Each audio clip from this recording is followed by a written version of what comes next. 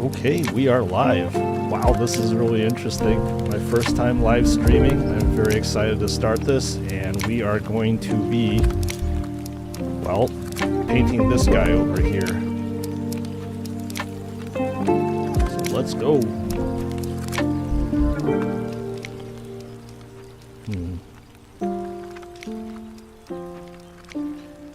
Now, it's really odd doing this right now because I'm not used to all this stuff in front of my face. It is really weird having a microphone, a camera here, lights everywhere. Speaking of which, forgot my streaming light. But yeah, this is really interesting. I don't know if I can actually like get used to it, but we'll see how it goes, and hopefully you all are able to see exactly what I'm painting and what I'm doing. So let's get started then. So where did I leave off with this model? Adjust this a little bit.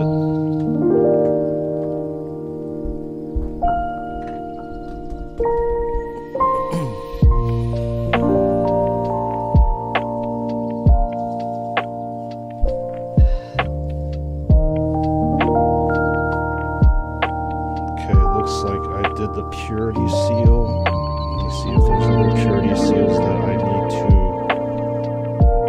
paint. Nope, it just appears to be that one purity seal. Any silver areas or bits. I kind of put this model down and didn't pick it back up. So, well, picking it up now.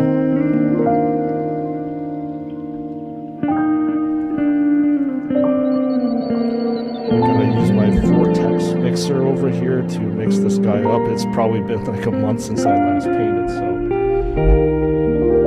the paint has settled.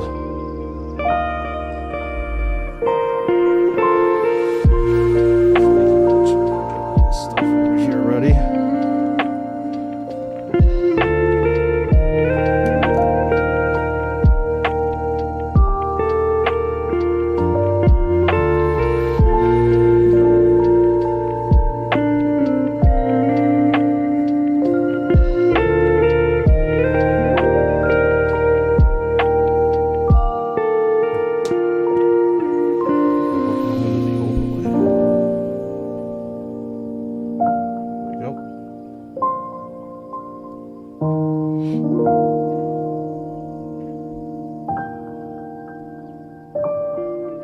So if there's anybody watching, feel free to jump in and talk to me.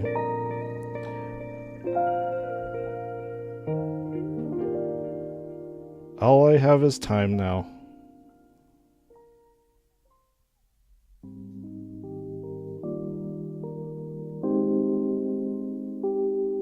You also have to let me know if you're able to see what I'm doing over here, if I need to migrate to a better camera so you can see the stuff up close. And also the audio levels too. I'm not 100% sure. You're gonna have to tell me if you're watching.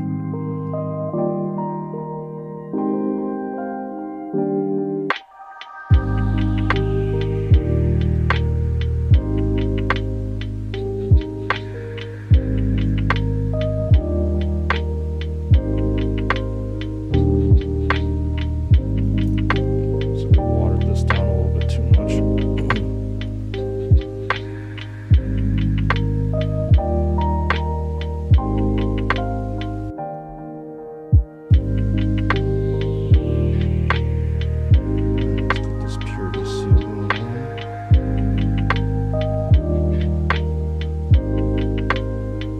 By habit a very, very slow painter, very methodical, but I still make messes. I suppose it's my ability to like clean up all this stuff afterwards that makes all my models clean.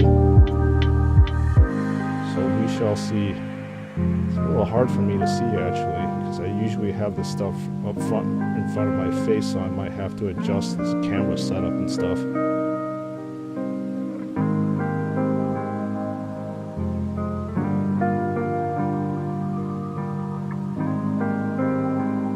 So I don't think I'm actually going to be doing too much like mind-boggling painting techniques over here. Just trying to get my Blood Angels Death Company painted up. I have so many models that I need to paint. It is unbelievable and kind of sad that I just allow this stuff to sit there. But hey, you know what?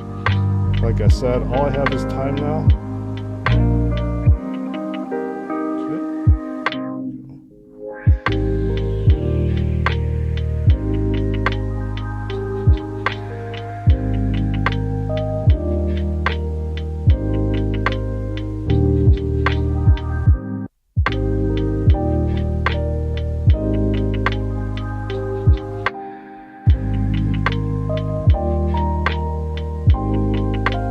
Watching, welcome on in.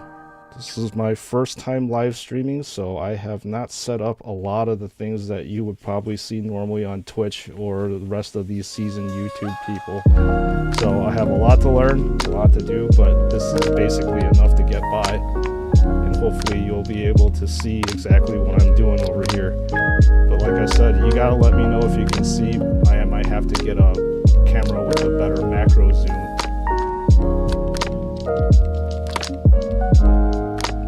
It's alright, we got the purity seal done, and I think, I don't know what's next. Actually, no, I missed this part over here.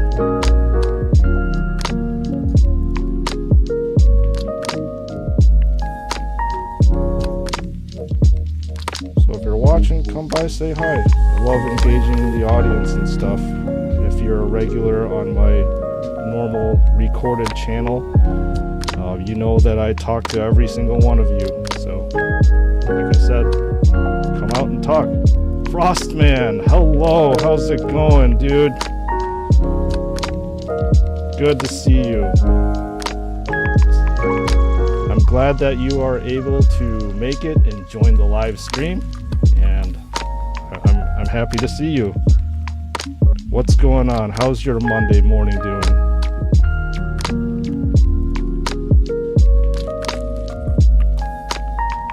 Hopefully it is good, and maybe you're at work, not at work.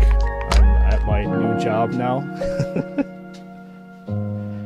I recently decided not to work full-time anymore and see exactly how this live streaming thing is going to go. See how it goes. So right now I'm going to use this Nuln oil to color up the backpack over here.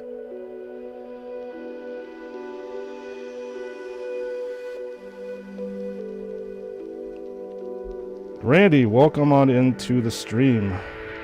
I'm sorry to hear that you're on your way to work and it sucks. Hopefully, you know, your Monday morning is going to be rather painless and smooth.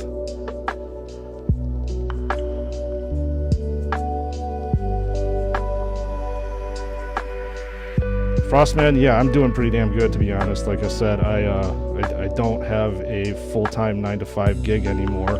I actually left my job last Friday, to be honest. So this is actually my first time, like I said, live streaming and doing all this stuff. You're at home with your baby doing daddy duties. Yeah, I know that. Being a dad is a really tough job. Really, really tough job. Running around, feeding the kids. Yeah, that's Don't ask me how I know. Let's just say that. Christopher McGee, welcome on into the stream. Thank you for joining. Thank you for your support. I love seeing my regulars here. This is extremely awesome and heartening to hear or see. And it's great to see you guys. Seriously. Awesome. Green Mandalorian, hi. Good morning. How's it going? How are things doing? Hope you're doing well. Hey, is the audio really good? You can hear me, or is it too loud? You gotta let me know, because like I said, I have to figure out how the stream is going. What color pattern are we going today? Well, I mean, I actually have one of these things painted up right now. I'll show you. So basically, obviously with a squad, you want this thing to completely match. So this is the exact color pattern that I'm going for. And yeah, this is what I want. This is what the squad is going to end up looking like. Frostman, thank you for letting me know the audio is good. Green Mandalorian, thank you so much as well. So yeah, this is exactly what I want in terms of what I want my Death Company figure to look like when I'm done with it. And we have a lot of figures to actually, well, paint up. So it's going to take me a little bit. Like I said, I am not the quickest painter. I am very, very slow. So we will see how this goes. Alright, so we've got that shaded up, and I think that I want to probably do my silver trick that I say all the time on my channel, which is to basically use Stormhost Silver over here for the lenses, and then coat it with this Blood Angels Red. This lovely vortex mixer on the side. Take my time, we got all day. Yeah. I'd like to get through this in a reasonable manner. It takes me about like roughly 3 to 4 hours to like get through one of these figures and stuff. So, which is actually really slow compared to what a few of my friends do it. They speed paint and they're done with it in like an hour or so, and I don't know how they do it, and it looks pretty damn good.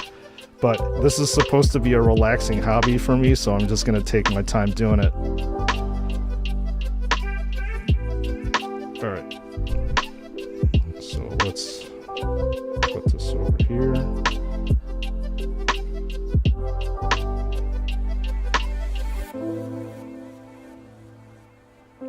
I already botched up the lines.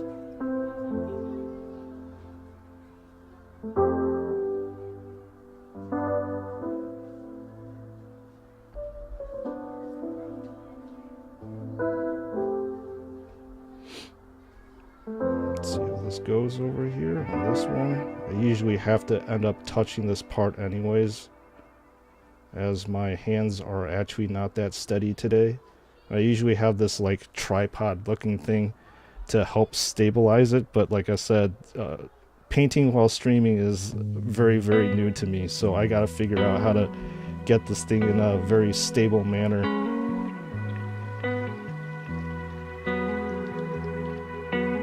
Let's see how this is. It's looking alright.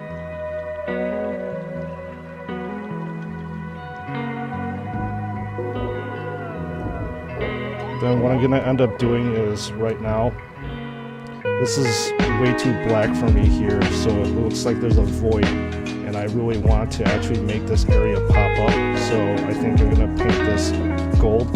And the thing is that, you know, you don't want this model to be really bland looking, but yet you don't really want to spend too much time on it either, because it's just a grunt model.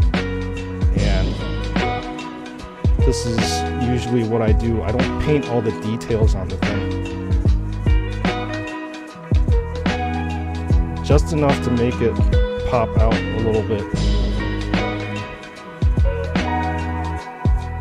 so that there's some differentiation with the black. Because like I've said before, the black is really, really boring. This to stand out. Then after I've done picking out these details, I'm going to move on to shading, and then probably doing some highlighting.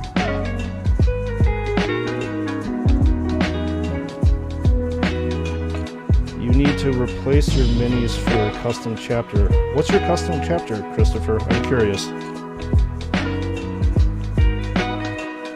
Is it based off of like what was the founding chapter? I'm curious. you don't mind me asking. Because my whole entire Primaris one is actually a successor chapter of the Raven Guard, which is obviously completely different from Blood Angels, as you can see over here. My whole entire Blood Angels army is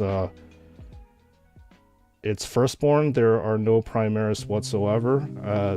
I just wanted to keep it that way because, well, when I grew up in the 90s, there were only firstborn Marines, so that's what I wanted my chapter to be, 100% firstborn. And then, you know, when I got back into Warhammer, it was like 2017 or something like that, when 8th edition came out, that's when I got introduced to Primaris, and I really didn't want to mix and match it, so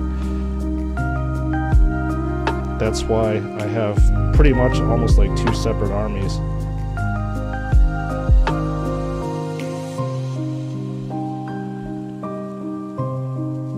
I think I have like close to about like 120 models painted, but like probably another 200 something that I need to paint. Alright, so let me see, I probably need to make this area pop out a little bit more. And my Retributor armor is getting a little bit dry. So I have to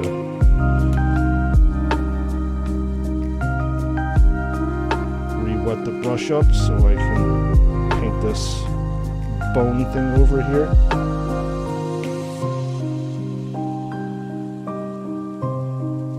I'm likely going to screw up around the teardrop area too, or the blood drop area, and I have to refix this.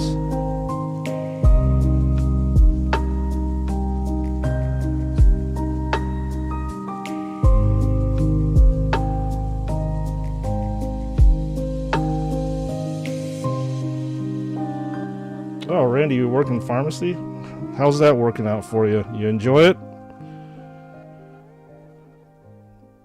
Strangely enough, I actually used to be in pharmacy as well. Clearly, it didn't work out very well for me.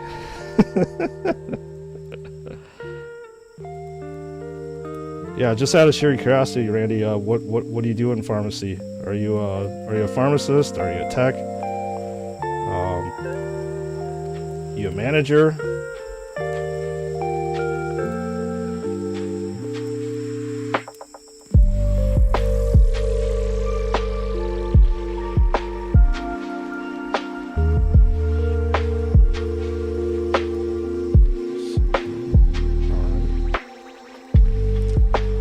Yeah, pharmacy is really interesting. Like, it's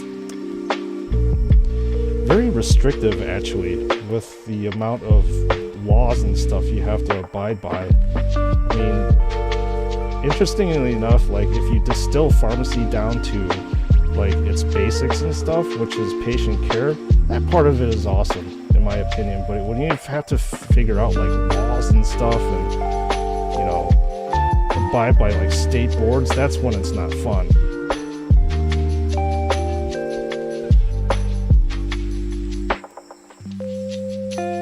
Manager working with Karens. Okay. Alright.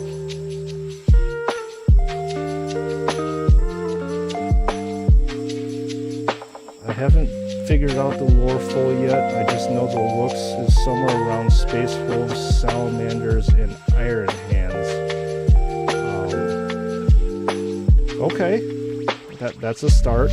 I mean, do you have a specific color scheme that you're going for on this one? I'm curious to see. That's almost like the basis of like a chapter. You know, you have to have like a really good color scheme to make things like really jump out and capture people's attention when you see it on the tabletop. So, like I said, I'm curious to see that. Those paintbrushes are so thin it must be useful for painting smaller things like details. Oh yeah, absolutely, Green Mandalorian. Very, very, very awesome paintbrushes I have here. Too bad I'm not sponsored by them. maybe at one day I will actually be sponsored by these guys. But I love these paintbrushes. Ever since I have been turned on to them, I have not looked back, because these paintbrushes are absolutely phenomenal, and they actually do get a heck of a lot smaller too. So you see this one is a 00 size, and you can get really nitty-gritty with your details over here. And that's what I usually paint my minis with. And obviously, because this is an infantry unit, you want to get this, you want to have a fine detail brush for that. I actually find that these regular like Citadel brushes that Games Workshop produces, I don't know, I'm not much of a fan of them. They're really expensive and they fray up really quickly, which just absolutely drives me nuts. Frostman. Funny enough, I used to sell medicine also. Were you like a pharmacy rep or something like that? Or I'm sorry, a drug rep? Because that's a tough job too, because you have to go to like these, you know, different doctors' offices and sell all these kind of medications, and like, yeah, for me, I was never a good person to try to convince people to like buy this and buy that, and I don't know. It's a whole entire different game there.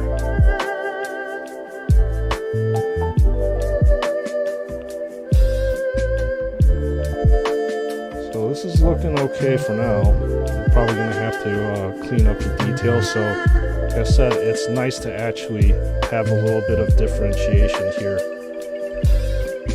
No, dude, I was an herbs man. Nice, very nice. You're in the greenery, huh? Nice.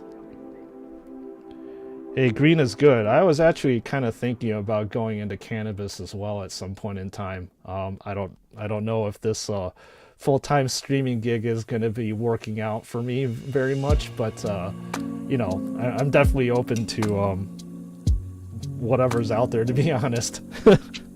Okay. Very cool.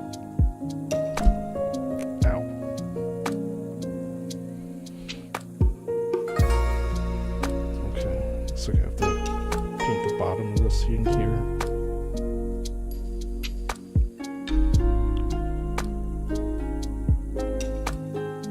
Sprues and stud strain. It better be sativa, man. I'm a huge fan of sativa. Obviously during the day, and indica to chill out and stuff. You know, weed is a very interesting thing. Like, I never thought at one point in time this stuff would be quote-unquote legal in like states and stuff, especially the state where I'm living in. It's actually legal, so it's nice to actually go into like a dispensary and get like you know, lab graded stuff where you can get like you can see what the THC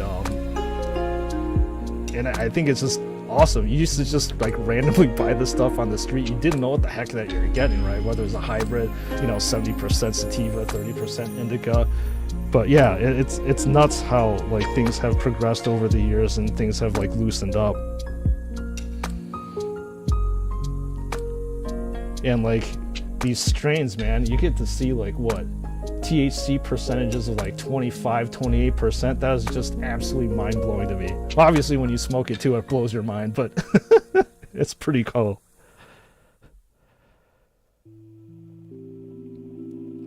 Okay, from what I can see here, I think we are pretty much done with the details. I usually don't like to paint like the backpack area here because you really don't see it. Most people always fixate on the front of the model, so you want to like focus in on your attention and your energy there.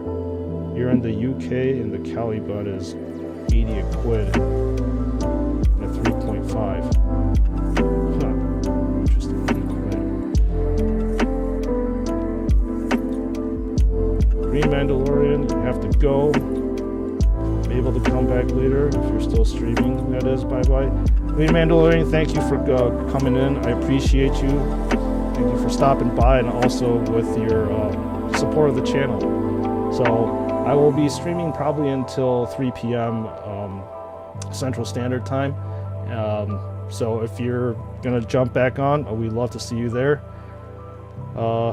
Chris, primary pearl white and black, but there'd be greens and other colors to have captains in general has some extra color. Okay, cool. So it's like almost like a Black Templars-ish type of color, if I'm assuming right. Oh, $80 for 3.5 grams over here. Okay.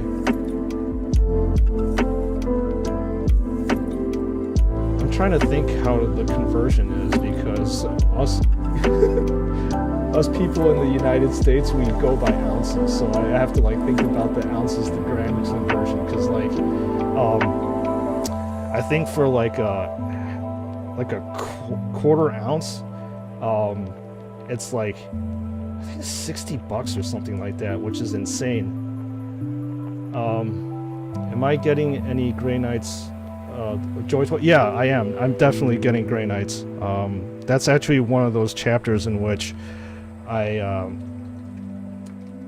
didn't really get into until later, but I am definitely going to be getting those. There's something badass about like, you know, Space Marines that are psychic in Terminator armor all the time. Yeah, they're super cool. So yeah, I am super gonna be getting them and look forward to that review whenever it comes.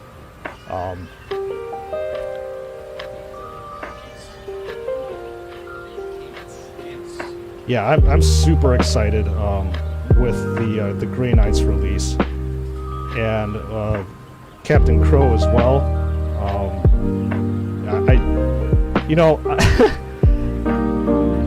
It's almost like a dream come true, literally. So I got into Warhammer, as you guys know, in the 90s, and this is literally all we had, these miniatures, and we didn't really have anything to like play with in like, I don't know, real size or whatever the heck you want to call it that's larger than this size. So like it's just, like I said, mind-blowing to me that somebody is actually producing it. Actually 3 companies, you know, Bandai, Joy Toy, as well as McFarlane, and it's really nice to see Games Workshop opening up their IP so that other people can, you know, mimic their stuff and make it, wow. Yeah, it's just fantastic. Those be my guys, but they aren't cheap. No. Yeah, that's the problem with Joy Toy stuff. It's definitely not cheap at all. As I've been, you know, saying in my videos, like, I think your cheapest one is like $40 maybe, but your more expensive stuff, like your infantry figures and your name figures, are probably like what, 70, 80, so that's kind of like cost prohibitive for a lot of people to buy. Yeah, but they're killing it though, Joy Toy. You could probably hear in my videos that I'm super biased towards them. But their action figures are totally solid. More like white scarves with black accents. Okay, cool. Very cool, Chris. At some point in time, I would like to see that.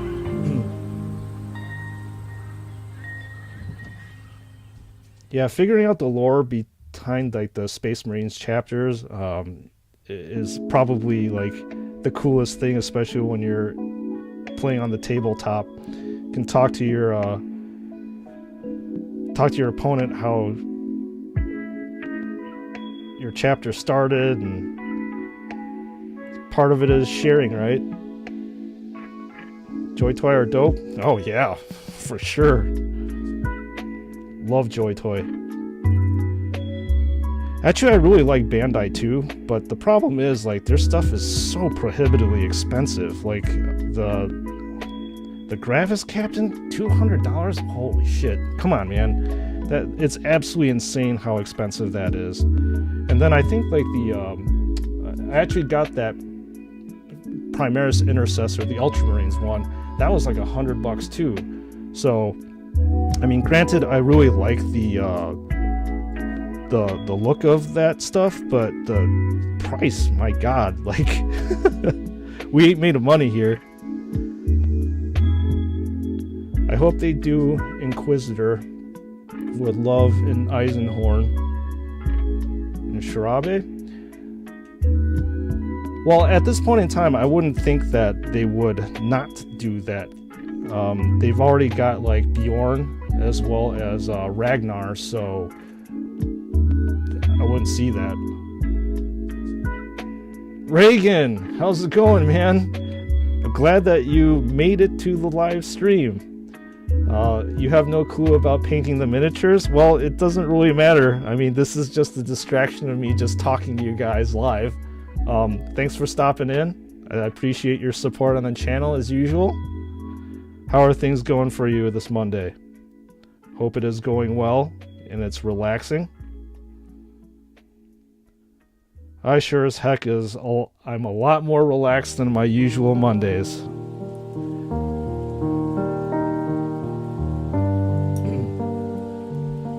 But yeah, like I said, like there shouldn't be any reason why Joy Toy wouldn't be doing any kind of special models. I would be like, if they did a Dante or they did a Mephiston, it's just hands down. I'm totally getting it.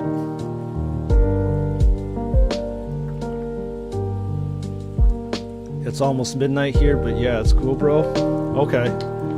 I'm guessing you're probably in the Asia area.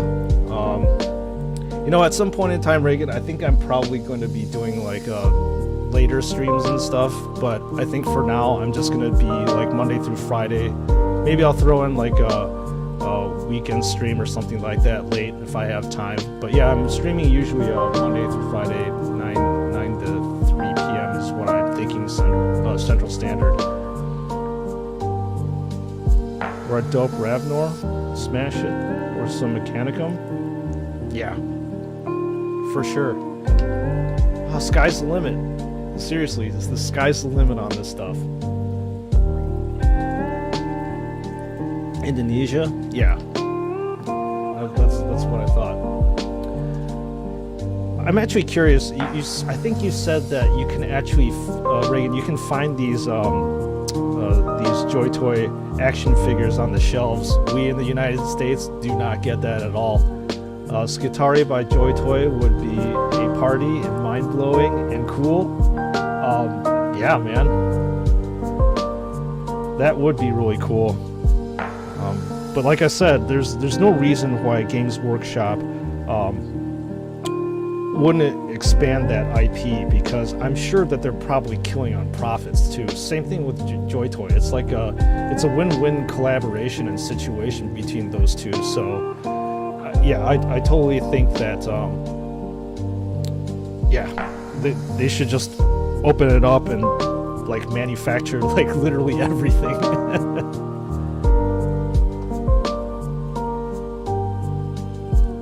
So we got the shading done for this loincloth area. I'm gonna move on to shading this extra stuff and then painting the lenses over here. And that's the plan. Take this wash.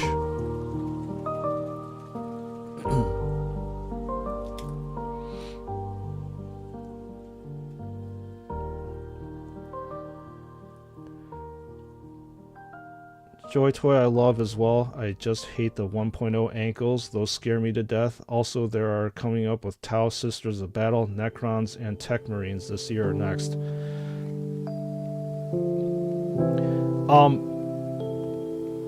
Yeah, I really hate those fucking 1.0 ankles. They are terrible. I've commented before that they especially with the blade guard, they are super top heavy, and they are extremely unstable with those 1.0 ankles, and I had such a hard time balancing those things.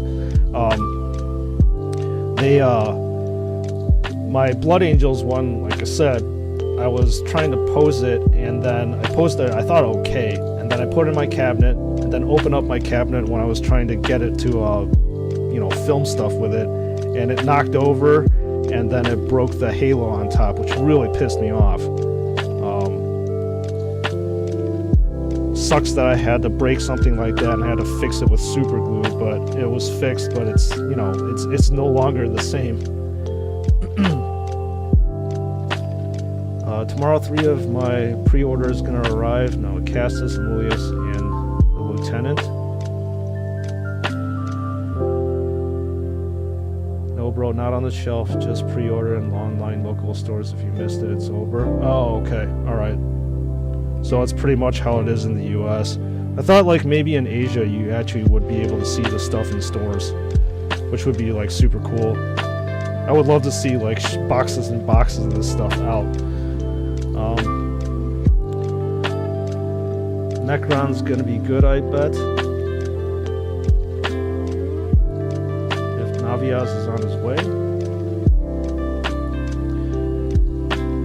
Yeah, Necrons are cool too. I think Necron started right when, that was around the 2nd edition. Yeah. There's something really like super cool about these guys. What was their main pyramid? The pyramid thing. What the heck do you call them? God, I'm totally blanking on what that thing's called. It would be insane if they actually did a model with that. It bothers me so much that I kind of want to look at that thing.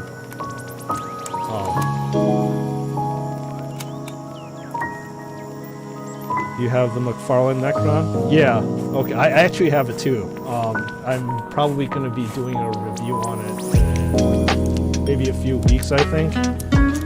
When the Joy Toy stuff decides to slow down.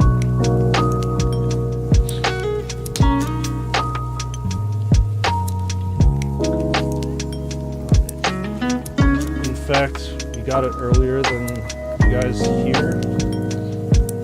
Some said we are kind of third priority market, that's why we got massive cuts on the Ultramarines Blade Guards last time. Oh, that really sucks to hear. Really? I don't really understand why, Asia would be a secondary market for all this stuff. I mean, everybody is a huge fan of this stuff, so I don't understand why they would cut production. Which is totally unfair. I totally do not understand that. But at least if you can just pre-order online, I think everybody's like, thrown in the same pool. Tyranid also. Yeah, the only Tyranid action figure out there is my McFarlane, I believe, right? That's the only one that I reviewed. That was actually a pretty cool one. It would be sweet if they did like a Blue Lord or a Hive Tyrant, or like or Carnifex, all those, yeah. I would lose my minis if Joy Toy was in the store. Probably mind if Joy Toy was in the store. I'd probably sleep in the store. You and me both. You and me both.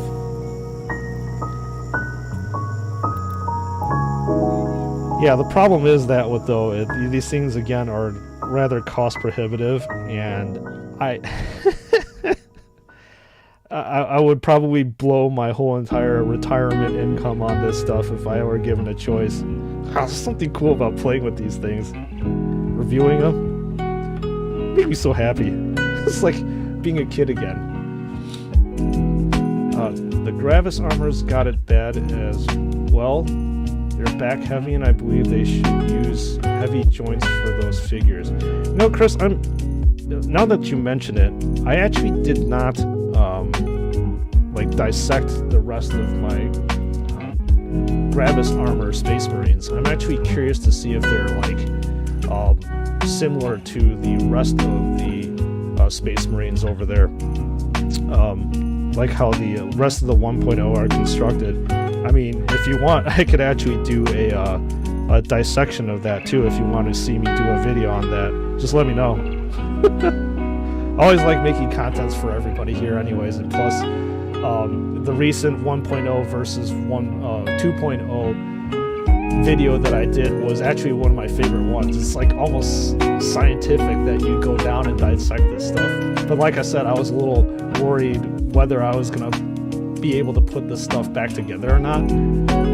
But thankfully I was, obviously. But yeah, let me know if you want to see that. That would be really interesting. Heard a rumor Joy Toy is doing Imperial Knights. Are you for real? Holy shit! I mean, your regular Imperial Knights are huge, so how the hell... Oh my god, that's gonna be like... what, like this big? That would be absolutely insane. Do a Hellhound Titan. Actually, yeah, that's probably like the only Titan that I know off the top of my head, but dude, that is... I would imagine that to be costing as much as like a Thunderhawk or something like that.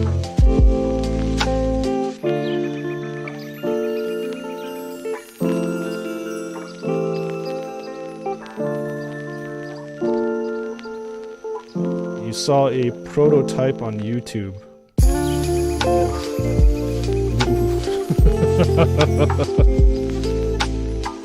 That would be sick. Holy crap.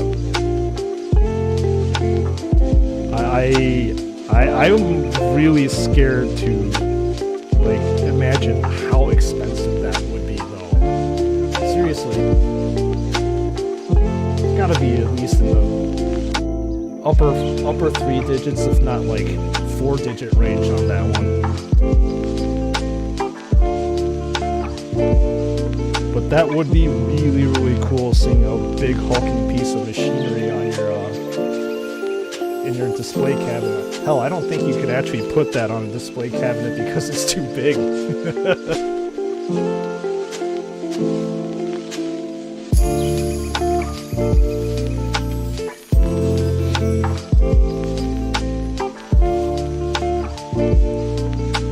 Hey Frostman, what other Joy Toy action figures do you have? I don't think I can afford that much plastic, plus the wife would murder. Yeah, you probably can't hide that very much. And yes, I think if you spend, like I said, 4 digits on that thing, it would be a little bit hard to convince the missus of your wise spending, right? Yeah, the ankles and all are the same. You took yours apart to customize just some parts as weaker. Okay. Yeah, like I said, like I didn't actually know how unstable those ankles were, or how small those connecting joints were, until I took it apart. You know, that's why I was having such a hard time, still have a hard time posing those things. Elliot, how's it going? I haven't heard or seen you from a while. It's good to see you. How you doing on this Monday morning?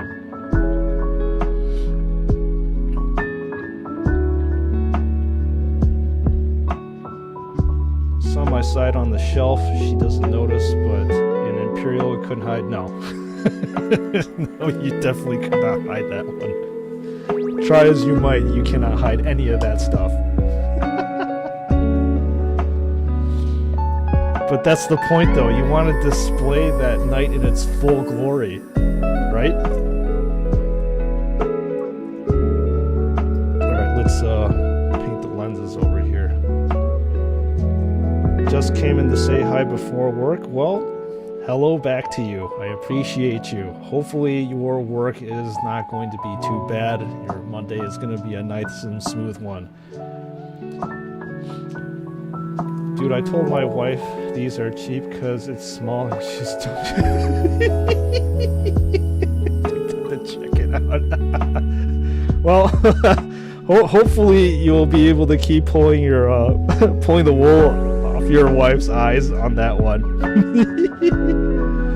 Yeah, you would think that, you know, the cost of this would probably be around like $20, just like the McFarlane ones, but unfortunately we all know that Joy Toy, I feel like sometimes they overprice their stuff, which is really irritating to me.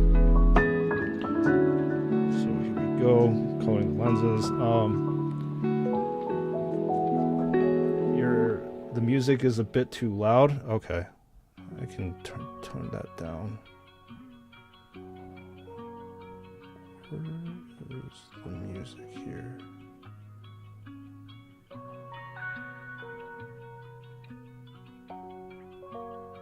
Hopefully that's better.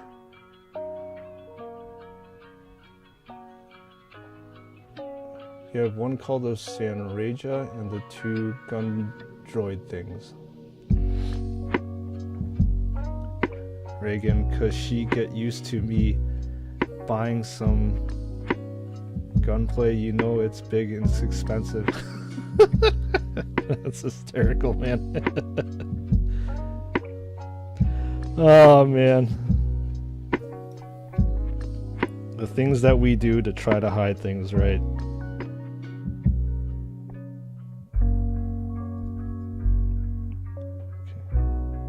So what I'm doing right now, just to let you know, is a thing that I always say on my videos. Like a simple technique that I wish Joy Toy did was, like I said, you do the base coat of a silver color with the lenses, and then you put like almost like a runny type of, you know, color on top of that, so it gives like more depth to it.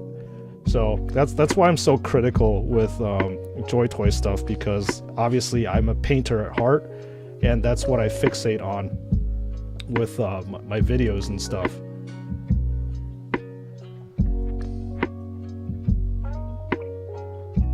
My wife is clued up. No, I can't figure. Well, I suppose you had a good run going, right?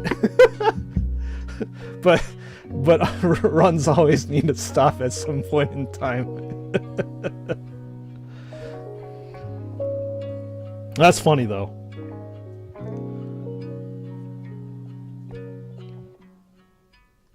I think we're good here.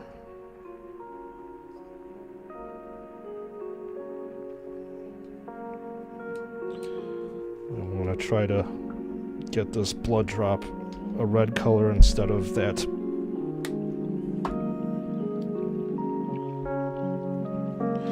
Instead of this Retributor Armor Gold.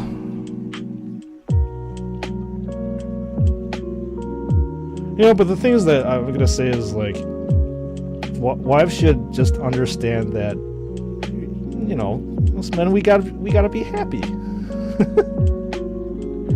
And the way to keep us happy is allow us to buy toys. Be strong, Brother Frost, the Emperor protects. Yes, indeed. Sable, look who's painting some minis. Nice wet palette. How are you doing? I suppose you're in Europe, I presume, right? So, how are you doing on this Monday afternoon for you? Thank you for stopping in the channel. I appreciate you, and I also appreciate you leaving all those messages. Hopefully your Monday is going well. I can say my Monday right now is going pretty damn well. This is weirdly enough like almost a dream come true, like live streaming. I watch a lot of YouTube and I watch a lot of Twitch, and it's weird that I'm actually like doing the thing that I'm watching now. So this is super cool.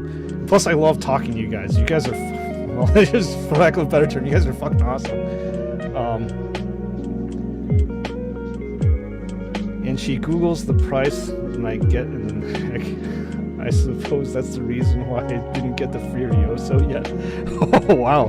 Okay, Frostman, your wife is really on top of things. Wow. So I can see why it's a little bit restrictive for you. But like I said, the wives should understand that the husbands need to be happy, and husbands have needs to be fulfilled. And that need is to get miniatures and action figures. I'm glad that they fixed the joints in the shoulder pad connection on 2.0. It's the only bad part because I feel like it may crack over time because of softer plastics. Yes, I totally agree with you on that one. I really like how the barbell joint on the 1.0 was better.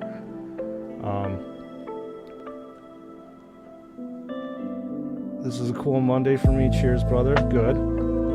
Bro, is that a Death Company you paint? What unit is it? Yes, it is a Death Company Marine.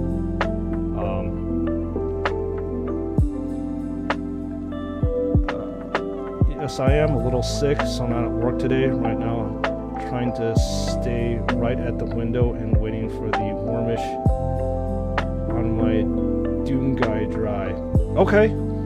I'm sorry to hear that you're sick. Hopefully, you will recover very, very quickly. So cool to see you work in real time. Yeah, it's like I said, it's like super weird. Like I said, I've always wanted to do this. I've been watching Twitch and I'm watching YouTube, the live stream stuff for like years, and this is really cool that I'm also able to engage with you all real time, and it's awesome. I love it. All jokes aside, she is very supportive of my addiction. Good. Like I said, we need to be happy, and we need to have our needs met.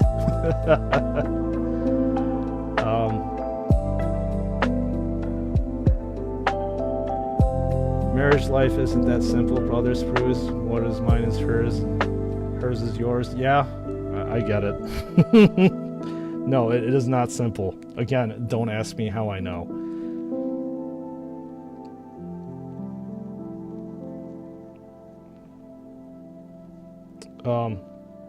So yeah, like I said, I'm going to be painting these guys. I've got like a squad of 5 of them I need to paint up. This is a nice dull mini over here. And it's going to take me some time to do it. Like I said, I've got literally nothing but time now, so I'm going to relax and enjoy it.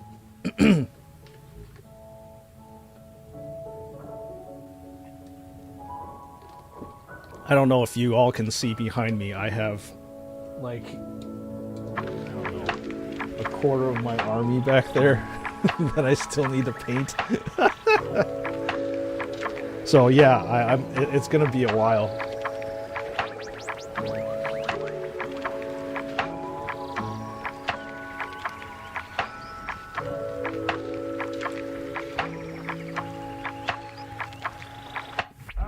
Didn't I have my son in one of my old vids? I believe I did. I don't really feature too much of my family on the channel, or at least on my regular videos, unless if you call my blood angels my sons, then yes, I do definitely feature all my sons of Sanguinius on the channel, as you see over here. What am I doing? Alright, here we go.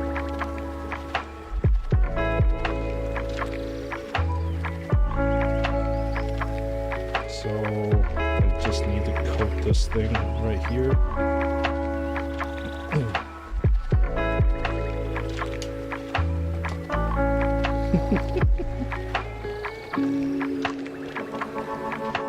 Yes, these blood angels are all my sons.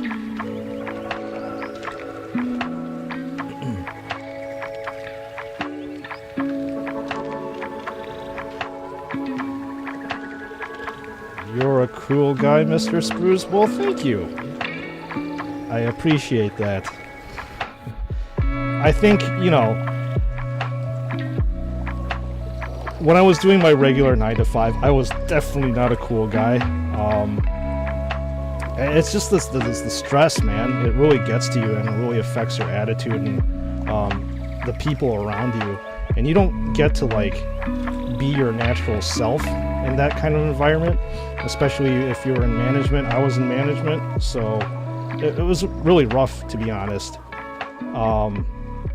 And then like coming to this type of environment, you're basically surrounded in, I'm in my man cave, obviously, and I'm surrounded by really cool people here, talking in the chat, as well as just doing the hobby that I love. So like that's probably why I seem cooler or something like that, just because of that.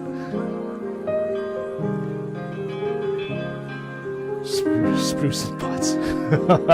Well, Frostman, maybe you can develop a strain that is specifically suited to me. Like I said, it's got to be 100% sativa, man. Sativa really makes my brain fly.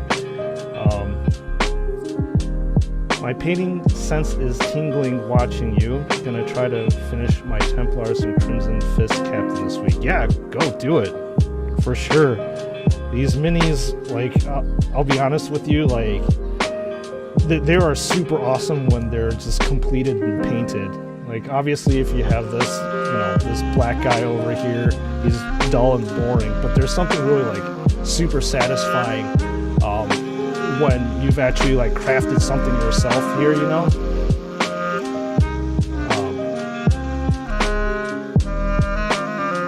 I was looking at what your name meant in Google Translator, but I didn't get what it meant. Oh, okay. All right. So I will explain to you what it means. So Sprues is actually what these guys come in, and I'll show you in a second. Let me grab a sprue.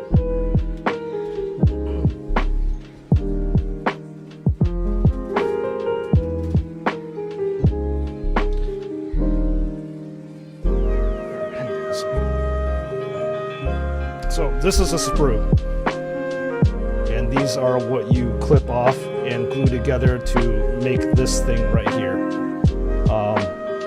So that's a sprue, so that's where the sprue comes from. And the studs part is Legos. I love Legos too, so I merged all that together, and a Lego stud literally is this thing right here. So that's the stud. Lego is very, very like protective of their IP, so you can't put like Legos, you have to like put like almost like euphemisms or something like that on it.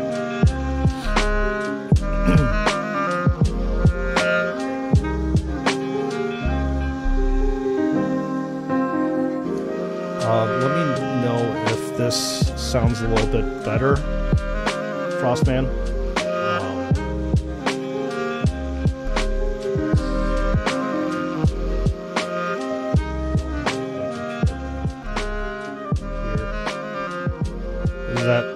Hopefully that should be better.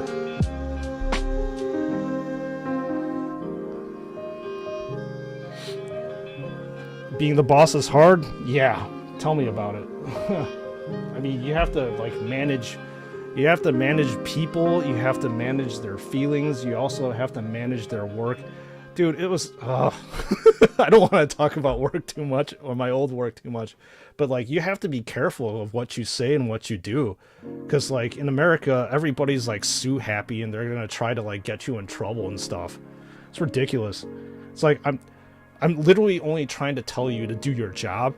I'm not picking on you or anything. I'm just saying you have to do your job. Like, oh, you're taking advantage of me, you're picking on me. It's ridiculous.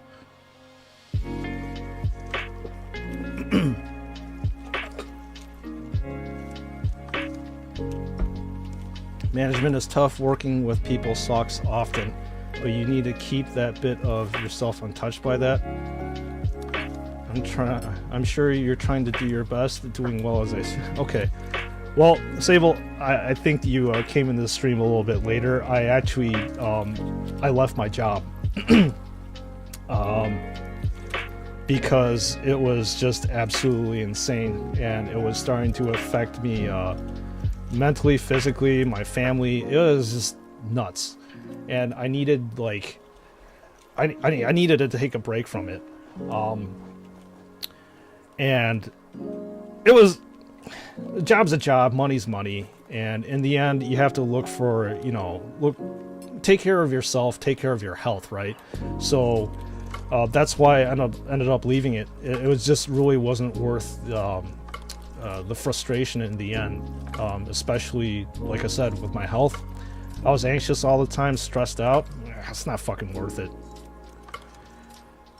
As you can see here, I am so much more relaxed in this environment.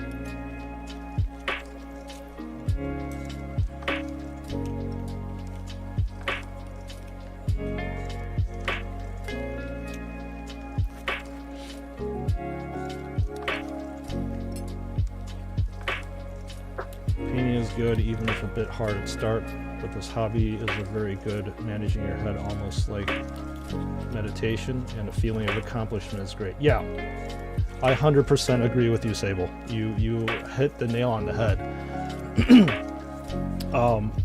So yeah, after work, I would basically come home and, you know, be pretty frustrated with things, but in the end, I would just come down here and I would just chill out and build Legos and paint, and it really takes my mind off of all the stress and the situation that's going on at work. This was and still is my safe haven, you know, some place to decompress and stuff. And so, like, right now, this is great. I couldn't imagine being any happier than doing this and talking to you all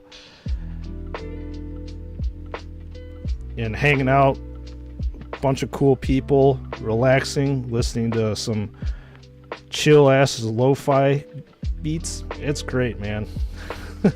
This is literally a Monday morning I'm never going to forget. The sprue is the leftover ejection from the casting. Yep, you got 100% correct. Wow, I don't know what to say. Sorry to hear that, I guess, but I hope this is for the best. Oh, dude, this is completely for the best. There's really nothing to say to me except congratulations. I feel so much better already doing this. I don't... Like, when I started my YouTube channel, that really helped me to put my mind in, like, a separate place. You all actually did help me a lot with all your engagement, all your comments that you left. I mean, it really did help me.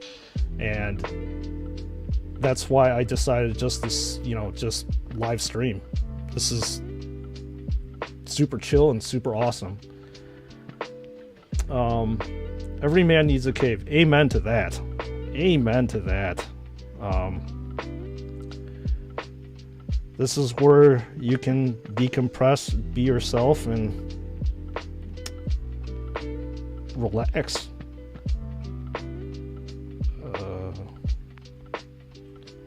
I am an impatient man. That's why I can't paint such detailed miniatures. That's why I enjoy Joy Toy Warhammer. It's like a dream come true. Yeah, I'll be honest with you, Reagan. This is not for everybody. I understand that. I used to actually not enjoy painting that much, mainly because of that reason. I was super impatient, but I think over time I was able to just appreciate, like, the quietness, almost the stillness when you're painting this stuff. And then, like I said before, there is a certain type of, like, fulfillment in the end that you've actually done something by yourself and by your hand, and this is completely painted by hand. So that's why I actually find a lot more fulfillment with painting than I do, like, reviewing the action figures. Don't get me wrong, I love reviewing the action figures, but this is, like, my true love here.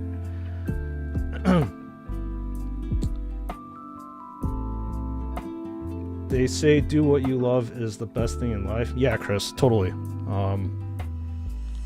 It just took me, you know, X amount of years to realize that And yeah, life really is too short, you know, to be super stressed about work. As far as I know, you only have this one life to live, and you should be happy doing it, doing the things that you love. And I am definitely doing a thing that I absolutely love.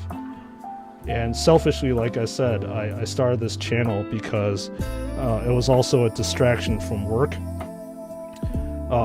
But I get to engage you all. Like, I didn't know any of you like months ago, but now I get the opportunity to chat with you all on stream, and it's pretty fucking awesome. I love it. Hey, no stress, battle brother, you got this. Anthony, what is good, my man? How are you doing on this Monday? Thank you for dropping in the stream. Thank you for your support of the channel. It is definitely much appreciated. Thanks for leaving those comments. I love talking with you all about Warhammer, life, anything under the sun. Surprised nobody has talked about food yet. That's also one of my passions. Fortunately, food is so friggin' expensive over here in the United States. You concentrate here. Oh man, it's so weird. I usually have this like right in front of my face, so this is a little bit hard for me to do. But I want for you guys to be able to see what I'm doing on camera, so I can't put this in front of my face.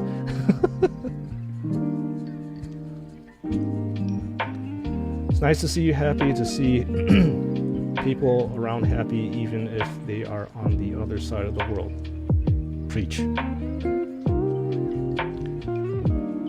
Yeah, mental health is interesting. Like, we don't talk about it that much, but it definitely it's important, super important. Do you love the taste of love is happiness? Yup. Completely agree with you on that one.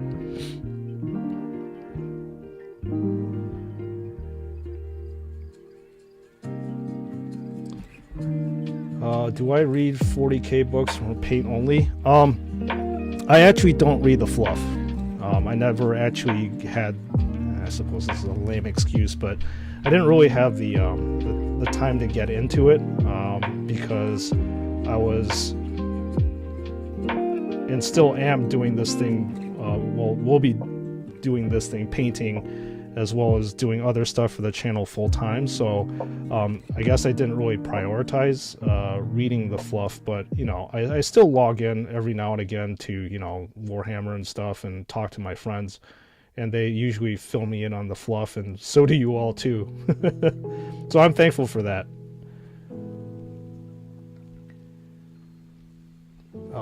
You just came home from work. Thanks for this live stream, brother. Hope you are doing well. Oh yeah, I am doing very, very well. Thank you for your comment.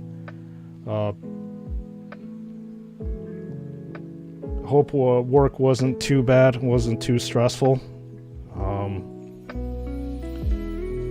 and that you hopefully are enjoying what you're doing at your job.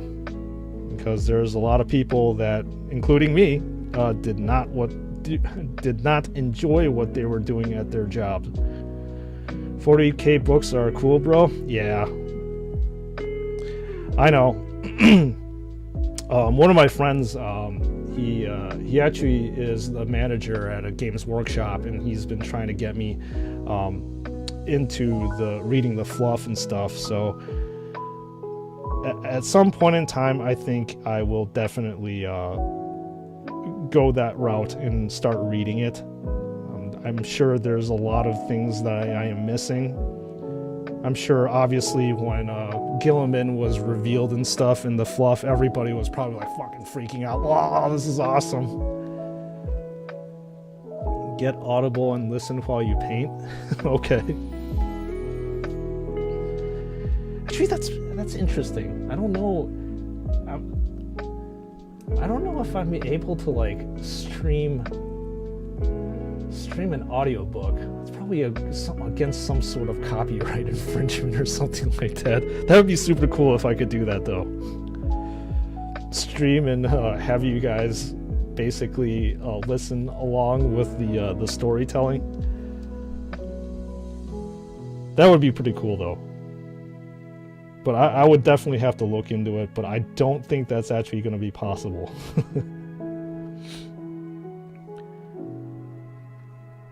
Am I going to be buying Castle and Crow from Joy Toy? Yes. Absolutely. I think the Grey Knights, like the lore and everything that's behind them is absolutely phenomenal. I was telling Frostman earlier that there is something cool about just, you know, psychic space marines and Terminator armor that basically melds almost like my two favorite things. I love psychers, but I love Terminator armor too, and meld them together. I'm actually surprised that I haven't actually plunked down and bought anything Grey Knights-ish, but I know that, well, I played 8th edition, and they were not so good in 8th edition. I have not yet played a single game of 9th edition, so I'm not too sure how good they are there.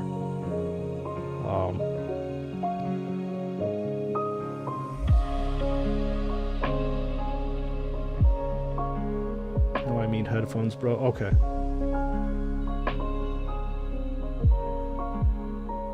It's like a wiki urban dictionary, especially for the board game. There's like 40k. Trust me, Audible is like $10 a month, and they get hundreds of 40k fluff. They got loads. It's great. Okay. I'll look into it then. Yeah, I can catch up with the fluff. Alright. Kind of focus it on this thing.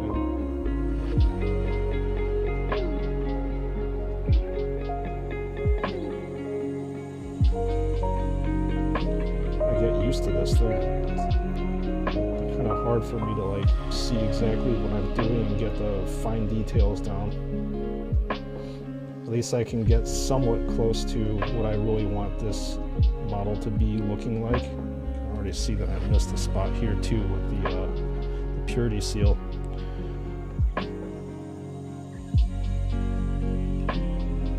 My palette's starting to get a little gunky too.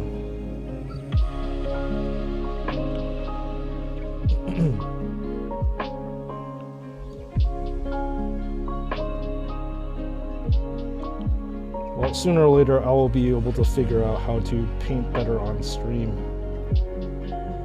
because I don't think I'm painting that well, or at least according to my own standards. This looks a little bit rough in my opinion.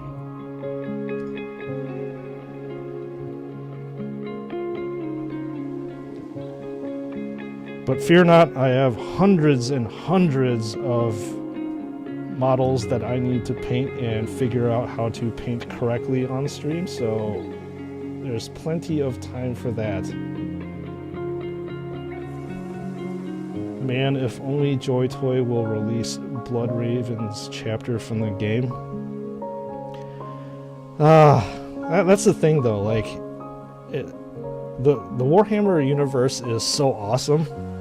And it's so expansive that I think it's kind of hard for some of these companies to try to figure out, you know, what, I just screwed up the lens. Anyways, which kind of chapter to pick, because I'm sure that this obviously costs a lot of money to make, and they probably don't want to make a wrong, like, decision when it comes to like a production run, you know.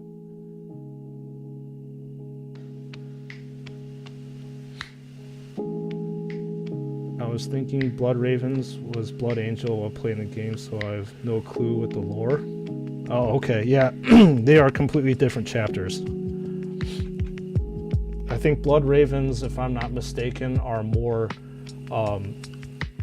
psychic focused than the Blood Angels are. The Blood Angels, lore-wise, are, as well as on the tabletop, a very aggressive, assaulty type of chapter. Foxcart Games, welcome on in. Hello, hello. How are you doing on this? Well, I don't know where you're from, but where I'm from, it is a Monday morning. Good to see you in here. Good to see you in chat. You think they'll ever do Primarchs? Oh my god.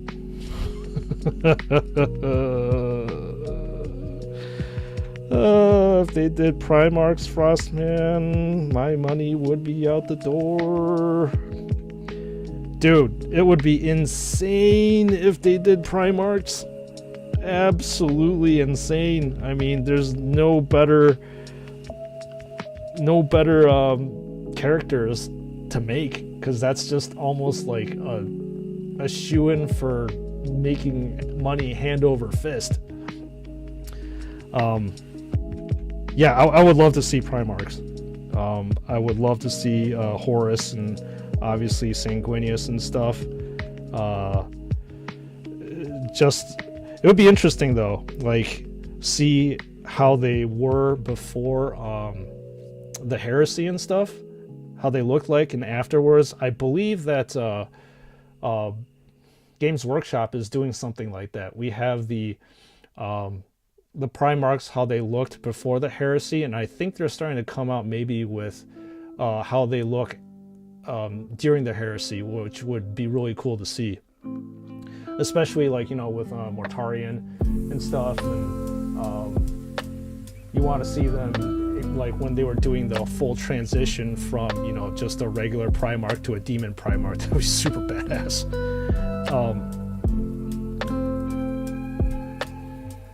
Blood Ravens are funny. They are infamous for stealing other chapters' artifacts, according to the meme. Okay, that I didn't know. It is Monday afternoon here in Wales. Alright, so you are across the pond. So it's probably like, what, 4, 5 o'clock, somewhere around there? Alright. Just getting off work, and glad that you are able to join this very chill stream here. What am I doing? I need one with... need a paintbrush with a little bit more detail. I was using an S series one, which is good, but I need something a little bit smaller. This is like probably my brush with the finest detail. And that's what I should have been doing before. I wasn't paying attention. You don't know about Primarchs, but according to rumors, they are going to make Imperial Knights. Yeah, Frostman was actually saying that too. Jesus, that would be insane. I just can't imagine the scale, the size and the scale of just doing an Imperial Knight. I've got a Knight Chaos Knight army. Nice. If you don't mind me asking, are they, oh god, I forgot the name of it. Did you make your own fluff with the Chaos Knights, or are they in, like, the specific chapters, or I forgot what it was called. This is where my lore, this is my lore screws up on me. Houses, I believe you call them houses, right? Or did you make your own house? I'm curious. Fingers crossed that Joy Toy will make the Primarchs. Yes, fingers crossed indeed. Hopefully I will have enough money saved up to invest in that. If they actually do make the Primarchs, I think that I might have to get, like, well, I have a lot of lack of self-control, so maybe I get all of them.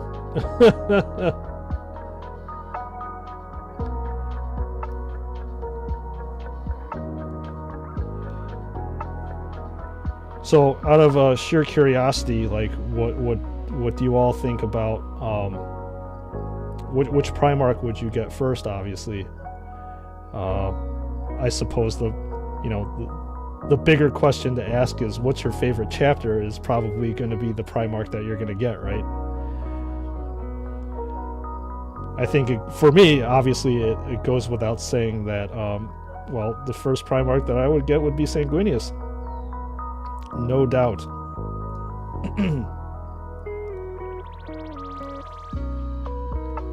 I made my own for most, however, I did have a go at some houses made by Games Workshop. Okay.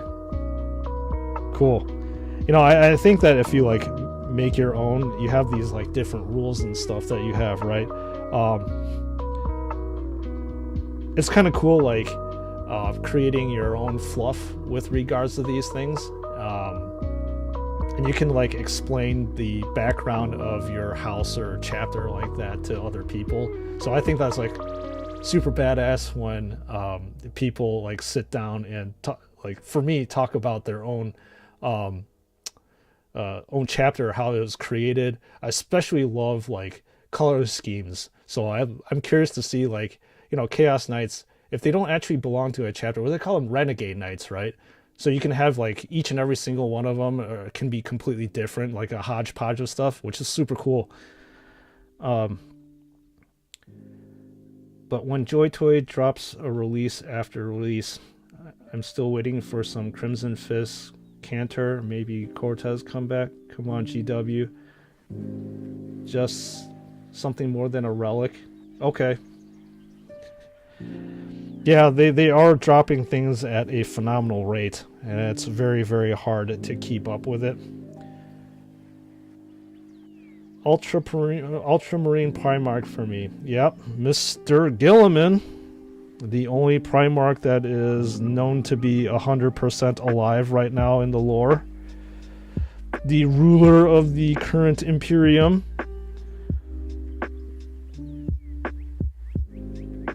Yeah, it'd be really cool to see how the rendition is. The other thing too is, like, I would love to see, like, in terms of, like, size and scale, how large the Primarchs would be compared to, you know, their Space Marine brethren. Would they be, like, you know, a head taller or a couple feet taller? It'd be super cool to see that. Obviously, that the size is not going to be, like, that insane, because, like, like the Demon Primarchs, for example, you know how they got warped literally by chaos, so they're going to look, like, crazy tall compared to their brethren and stuff. That's why, you know, Mortarion is like a gigantic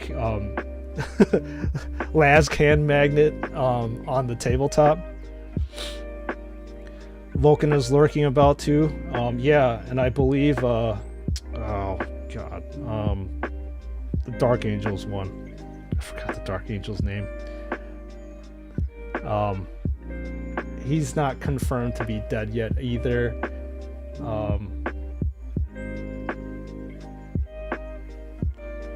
Maybe a 6-inch. I would love to see that, though. In the end, what would it actually look like?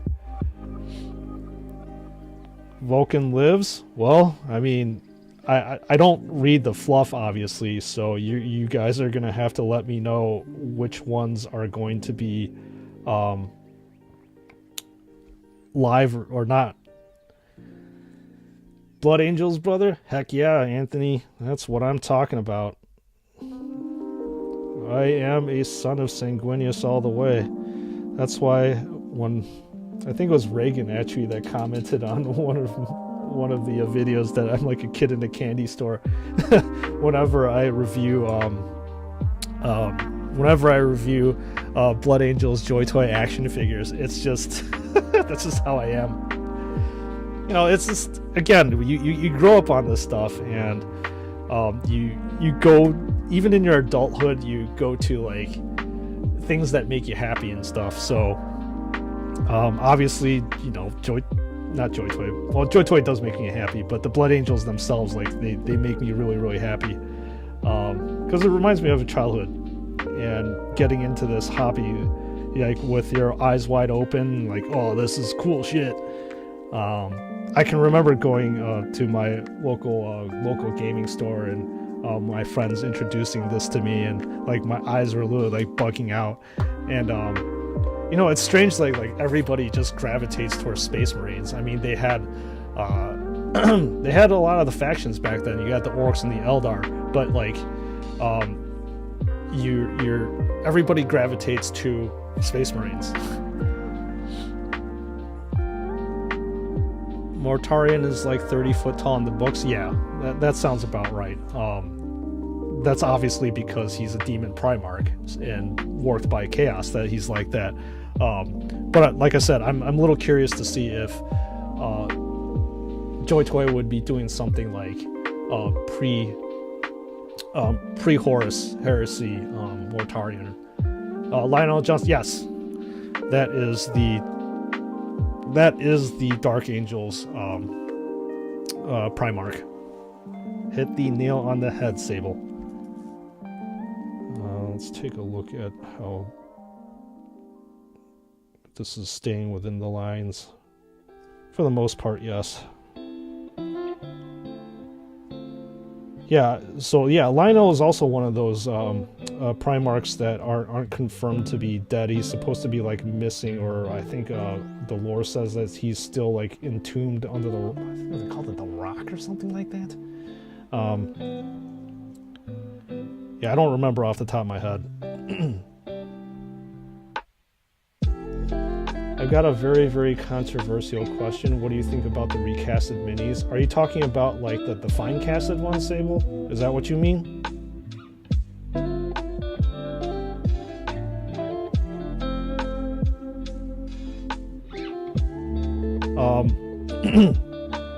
I mean, if you are talking about the fine casted minis, I'm not a fan. To be honest, I don't really like working with resin. It is a very different medium to sculpt and shape and stuff, and you have to be very, very careful with it. I personally have not had too much experience with it. I do actually have the fine casted Dante as well as Mephiston and Corbulo, but for some reason I don't really want to work with them. So they are unpainted and unloved. I actually have the Sanguinius one by Forge World sitting there, and I'm still very reluctant and hesitant to work with that stuff. Maybe at some point in time I think I'll try to work with Finecast, but for right now, like, I don't really understand why GW doesn't do more of these plastic type of models, because like the stuff that you can do with plastic nowadays is just absolutely friggin' phenomenal, and I don't understand why they don't convert these things to plastic. Yes, like them, particularly old miniatures. Yeah, so okay. Yeah, definitely that. I'm not a fan of Finecast at all. I never got into it. They're just really hard to work with, and like, you know that those things are based off of casts that are like 30, 40 years old. Like, I remember when Warhammer, it was all in metal, and they're still using that same metal cast 30, 40 years from now. I understand there's an overhead cost, but like, you know, come on. You guys make billions of dollars. Not billions, maybe millions of dollars. You guys definitely can afford to, you know, update your models, for God's sakes. Especially with like the famous ones. Do I play Warhammer 40k games too? I can't say that I actually do. The last one that I played was Inquisitor Martyr, and I thought that was an okay game. I didn't finish it. I just, for some reason, couldn't get into the whole entire mechanic, And then on the PS3, I played Space Marine, actually. I really, really enjoyed that game, and played that one until the end. There was another game, it was on mobile. It was on mobile. I can't remember what the name of that game is called, but it was like a turn-based one that I played that was just basically Space Marines too. So yeah, in a sense, yes, I do play video games that are Warhammer related, but most of the time I do not.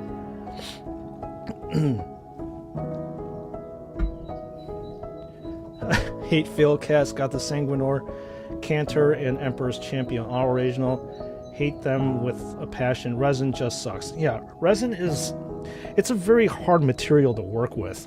You have to be careful with it, and all the flash and stuff. You got to, be careful of how like you prune things off and stuff. And it's not it's not a very easy material. You have to you can't just bend things back into shape. You have to dip it into hot water and then slowly reshape it, and then you have to put it in cold water and to make it solidified again. So it's an odd material to work with that I'm just not comfortable with it.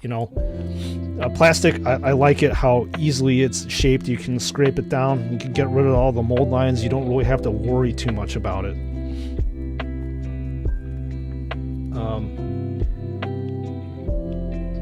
It was funny, instead of saying waiting for other players in online mode, it said waiting for brothers. Yeah, well, I mean, you got to be immersed into the whole entire game, right? The whole entire lore. I'm excited to see the unreleased Space Marine tuned games with Titus. Yeah.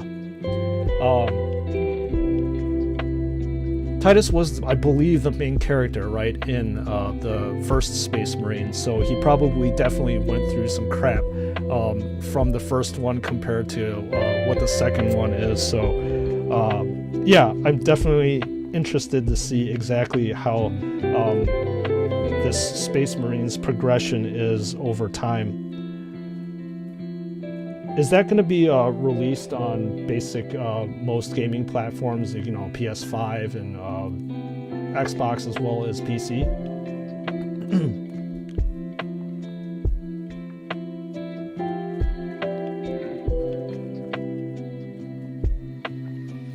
Yeah, I really would like to see that. Do you know when that's going to be released? I might have to earmark some money off for that. Brother Reagan, you and me both. It looks awesome. Can't wait for the release. Yeah, like I said, I'm curious to hear and know exactly when it's going to be released, so I can devote some time to play it. Hell, actually, you know what? I might actually get a video capture card, and maybe we can play it on stream. That would be pretty badass, right? I mean, obviously the channel is everything that's Warhammer related, and what's Warhammer related than a Warhammer game? So that might be a nice break from you seeing me failing to paint correctly here.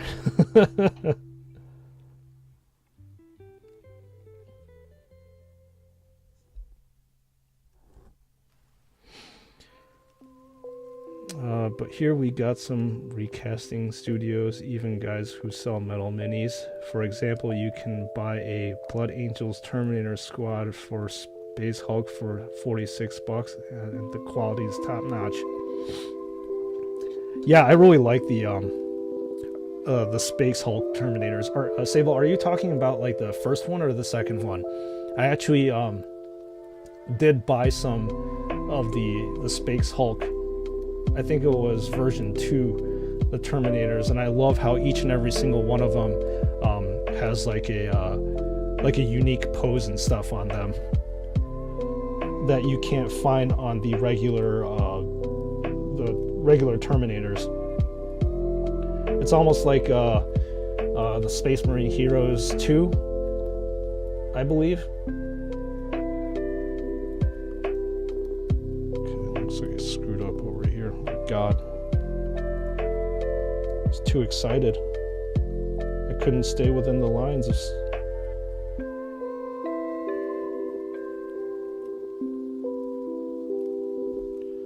There you go.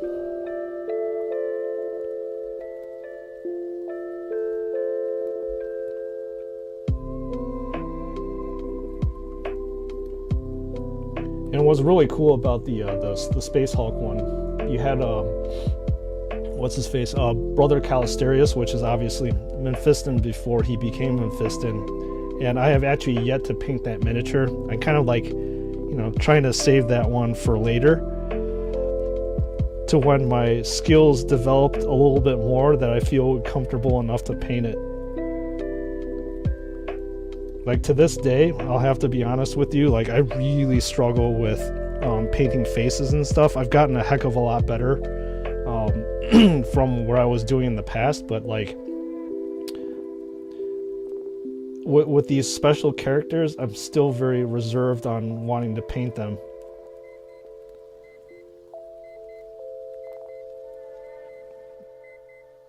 The second ones? Okay. Yeah, those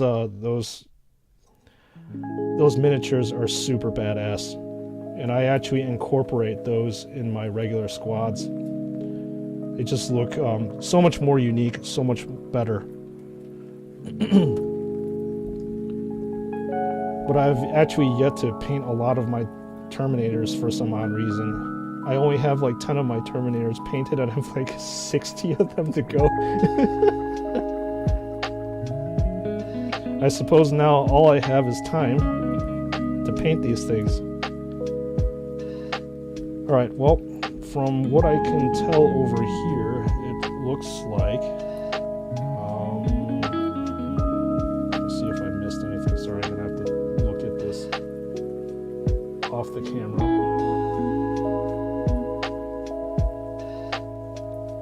Well, for the most part, I believe that the shading, the base coat is all done. I'm not really going to make this pop out a little bit more. I'm sure that off stream I'm probably going to have to like get this thing up close and personal and fix. Like this lens doesn't look quite right to me.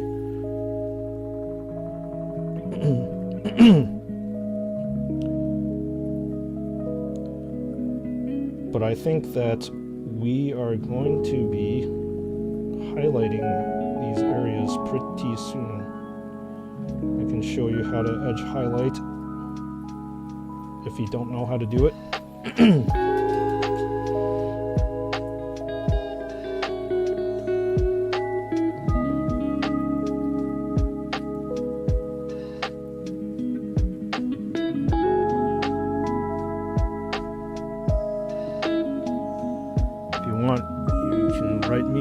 Send them to you. That would be in resin, but they are good, promise. All right, I'll take a look into it.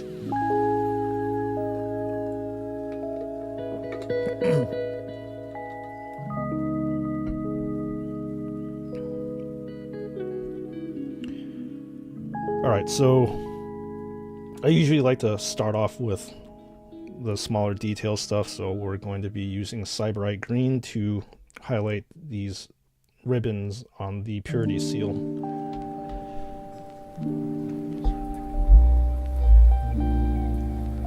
If you guys actually paint, I can't recommend a vortex mixer. These things are absolutely awesome. I love painting. I love mixing paints with them because it makes it so much easier, not sitting there for like minutes on end to try to get this paint evenly distributed in the pot.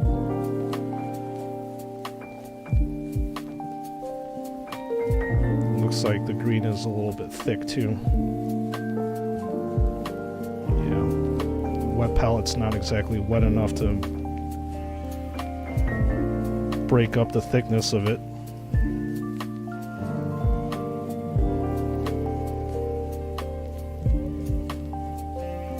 My brothers, you all should enjoy. Unfortunately, I have load shedding now at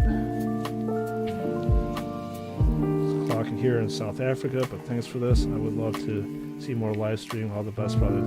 Anthony, thank you so much for joining in the stream. You are much appreciated. And thanks again for your continued support. Hope you have a good day. And I'll be here for the next 4 or 5 hours. If you want to jump on later, I ain't going anywhere.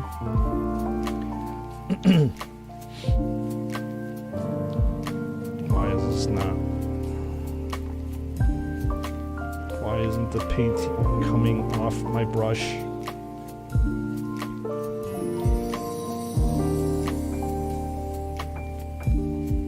So again, with the edge highlights, you kind of want to use the side of your brush, not exactly the tip of it. I've got about 148 unpainted minis, all in base colors. 60 primed, including Warlocks from Necromunda, Necrons, and some Age of Sigmar. Okay. I think that it's just inevitable that all Warhammer tabletop hobbyists have way too many miniatures to paint. We always get, like, for me, for example, I get a ton of miniatures and I just don't have the time to, like, build them. Like my Primaris army, I'll be honest with you, half of it's not even built. They're currently in their original boxes sitting there. You just get, like, absolutely giddy when these new models come out and you just want to buy them. My friend calls it plastic crack, and you just have to get that addiction. You have to get your fix, and that's usually what happens. Like every single new Primaris unit that comes out for Games Workshop, I'm like, oh, I know I shouldn't buy this, but I can't stop myself. I want to buy it. I'm so weak-willed. So I'm like, yep, I'm gonna buy it. I'm gonna give in. I know my weakness.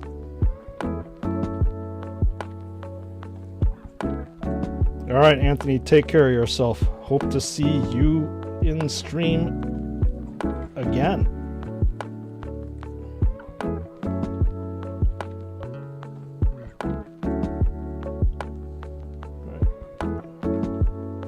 So hopefully you guys can all see the highlights that are coming out here. But yeah, the new stuff that Games Workshop is producing, I mean, is absolutely friggin' phenomenal. The poses, the sculpts, I mean, what was it? The anniversary model with the Emperor's Champion, with the orc, like him stabbing his sword down in the orc. I mean, that's insane. that model is just absolutely insane. It floors me how good that looks and how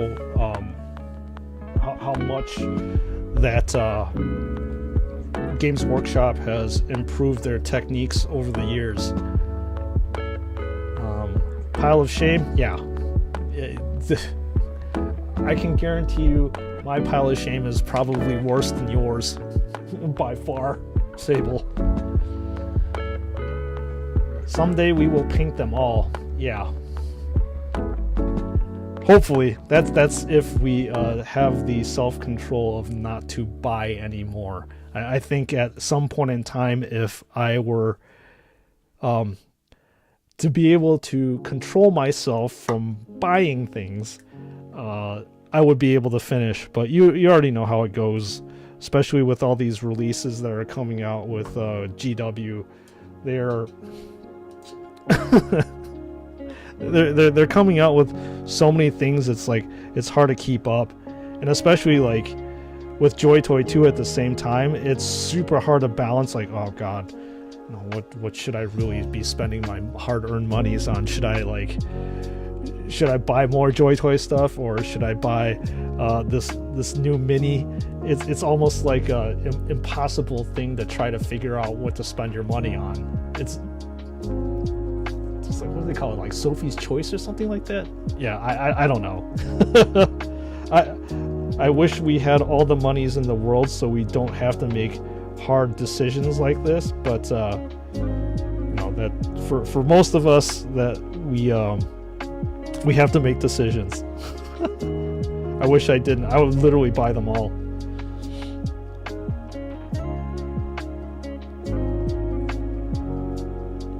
So I'm curious, like, what is there any Joy Toy action figure that's coming out in the next few months that you all are super looking forward to?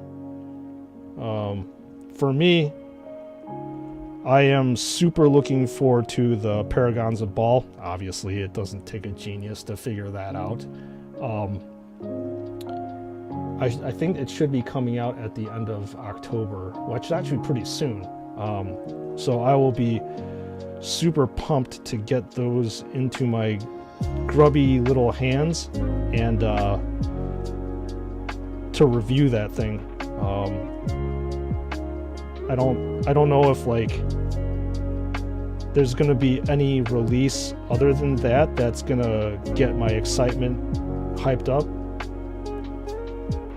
But it would be super cool to see if Joy Toy can actually get some more named unique character action figures out there. I would love to see that.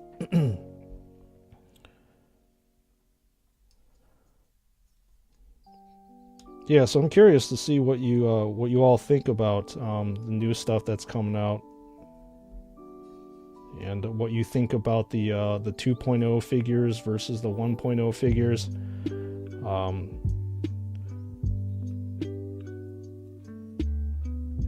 The 1.0 figures, well, early on stream I was just talking about it. I wasn't too much of a fan of those ankles. The balancing on those things was very hard to balance. And in fact, my Blood Angel's blade guard, because it was so top heavy, when I was opening up the cabinet, it fell and broke the halo on top. It really sucked. I had to fix it with super glue. This thing's getting gunky.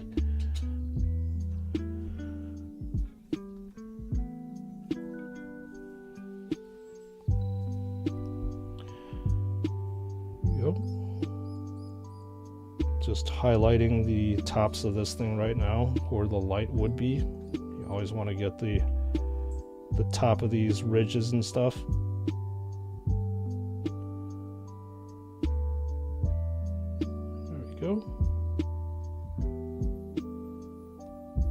It's looking pretty good right now from what I can tell. Wish I could just plant this in my face to see what's going on. But from afar it looks good. Hope it looks good on stream to y'all. You can see this part I probably need to extend the lens out a little bit more.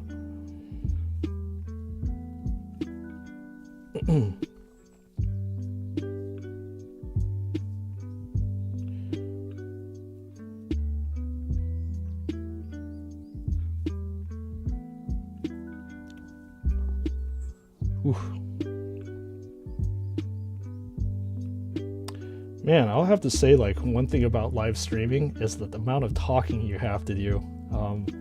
I had to drink a lot of water to keep up with you all and keep you entertained. Doing this off stream is actually quite easier because, like I said, you don't have to talk. You can concentrate on what's ahead of you. But yeah. Brother, is that a firstborn with a Darth Vader type mount? Yes. This is firstborn.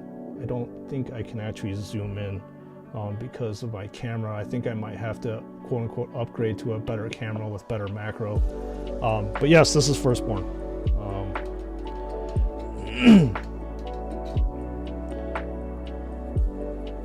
As I said before, all of my Blood Angel Space Marines that are miniatures, they are firstborn. It was a purposeful and intentional thing for me to like keep it that way.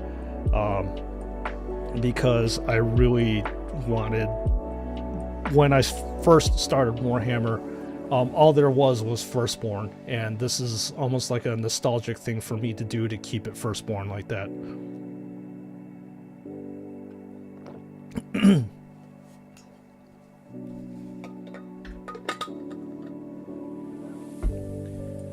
I really want one of the Paragons, that one with the Chalice and Crow. Crow is just all that I like from 40k in one figure, 6 sword, menacing head sculpt, banner, belt-fed bolter. Want. Yeah, that sword is super cool. Isn't it like isn't like flaming or something like that? It's got like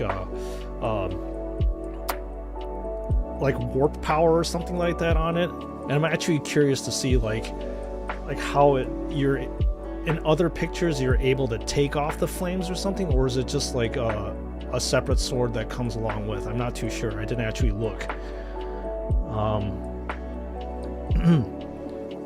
The one we have now is Joy Toy as the intercessor type, not that one. So yeah, the one I fell in love with 40k was the standard Ultramarine Firstborn, not the intercessor one. Okay. Yeah.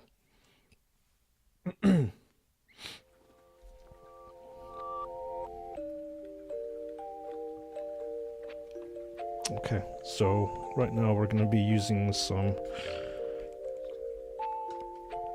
Mephiston Red to highlight this area here.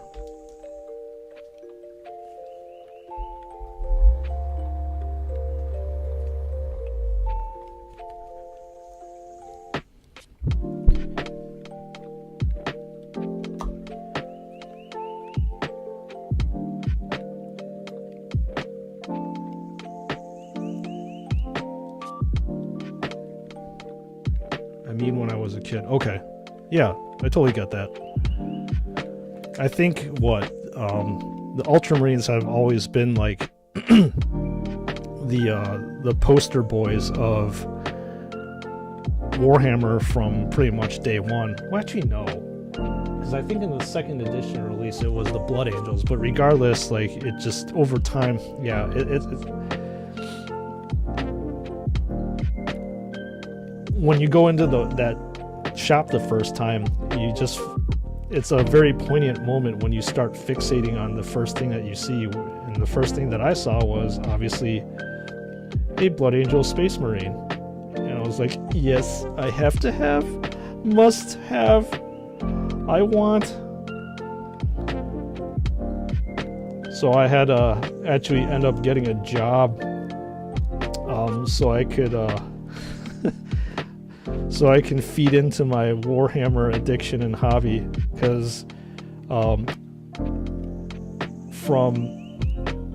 day one, these miniatures have always been expensive, and they have not gotten any cheaper as time went on. And I remember with my first paycheck, I ended up buying the Blood Angels. Well, they didn't have a Furioso Dreadnought back then, but I ended up buying a Blood Angels Dreadnought with my hard-earned dollars, and it was the with metal. So when you put it together, that thing had some heft, man. You know, one of those things in which I have regret in my life, there's not many things that I actually regret, was that I sold that stuff. I should never have sold my stuff, just like I sold my Legos too. Such a fucking bonehead move.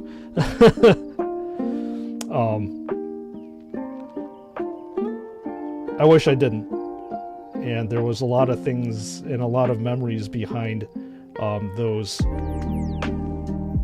figurines, especially when you paint yourself, that you lose and you're never going to be able to get back. And I miss that. I also miss the heft of those models. It's like painting this right now is all well, but like it doesn't feel like it has substance to it.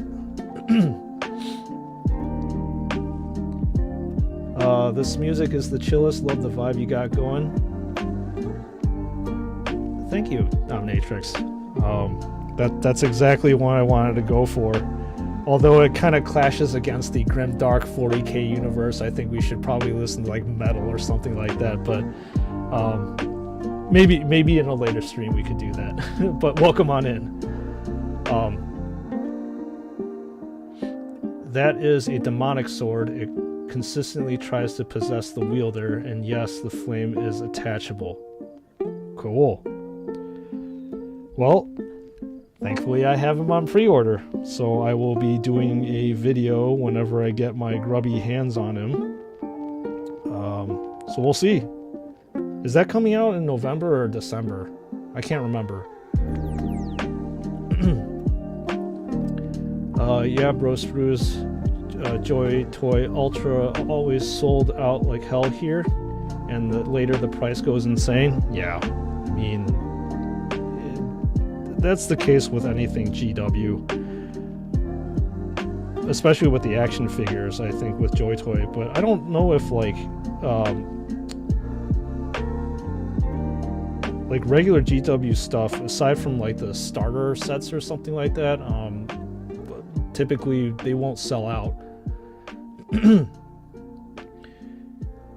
In first edition, the poster boys is the Crimson Fist with a cool Last Stand art. Oh, is that Rogue Trader or something like that? They and the Blood Angels were some of the first chapters that were created for 40k. Yeah, I think it was like Rogue Trader, if I'm not mistaken, was the I guess the name of that particular figure. I think it was like of the Crimson Fist guy with the, was that a beak helmet that he was holding like an orc head or severed orc head that was right in the middle of it. I'm still here, bro. Oh, good to see you back again, Frostman. I hope that your fatherly duties didn't keep you too long from the stream. But I know that fatherly duties are way, way more important than sitting here and chatting with a fellow Warhammer fanatic about just Warhammer life and other junk in general. December? Oh man, really? Dude, December is like, well, I know it's only like a month and a half away, but hey, but you know what? Say, well, we can think it's like Christmas, right?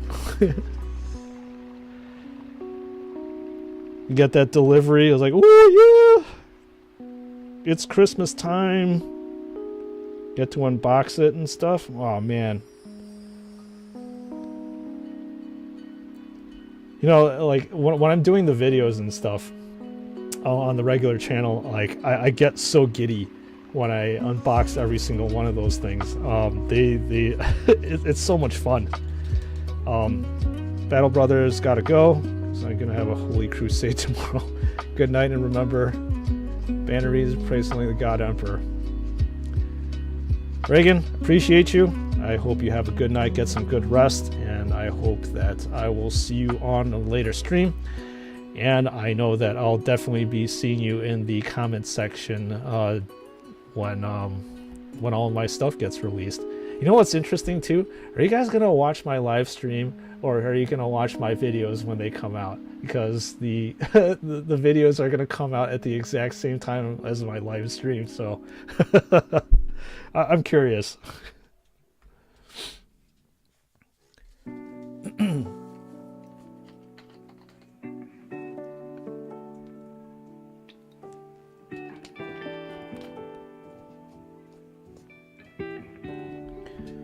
Yeah, everybody, I really appreciate you all hanging out and stuff.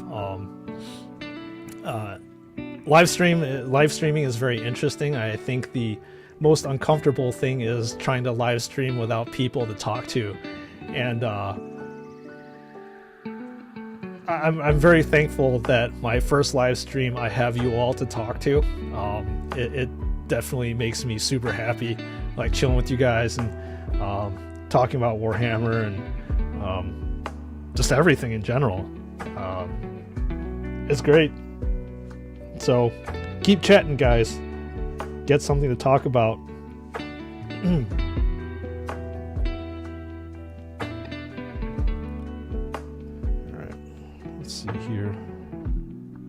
for the most part, the highlighting is probably done with the other painted bits. I have to edge highlight the armor now, which is going to take a little bit.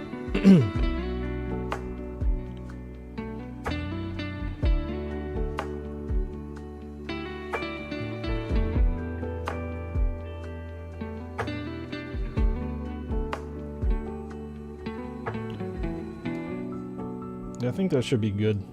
Alright. I mean, for all intents and purposes, if I was bored enough, I could just leave the model here as is, but like, the difference between this guy versus this guy is night and day. Obviously, even on camera, you can pick out the details a lot better. So, definitely going to edge highlight this. This is this is Dawnstone. Was it Dawnstone that I used? Shoot. I don't remember the grade that I used. I think it was Administratum. You know, it's been a little while since I last painted these guys. Well, let's compare after I'm done with it. Let's put the Administratum gray to see what's going on. See if it matches the other mini. If it doesn't, well, I have to re-go over it.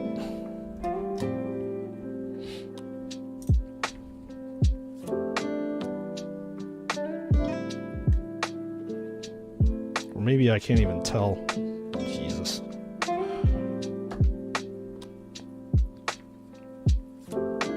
Oh, that's too watery.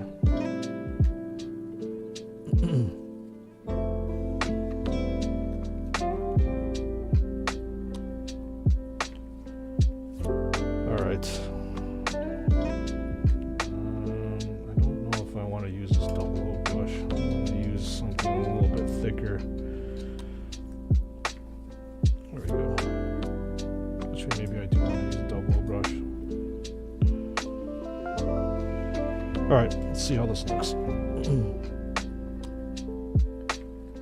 You're just rejoining the ankles on your Joy Toy?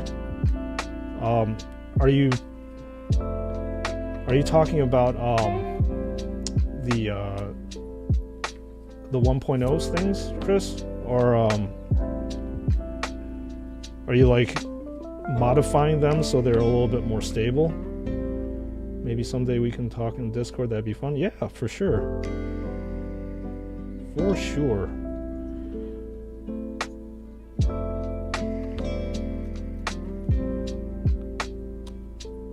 Yeah, those 1.0 figures, yeah, this, I think is too light.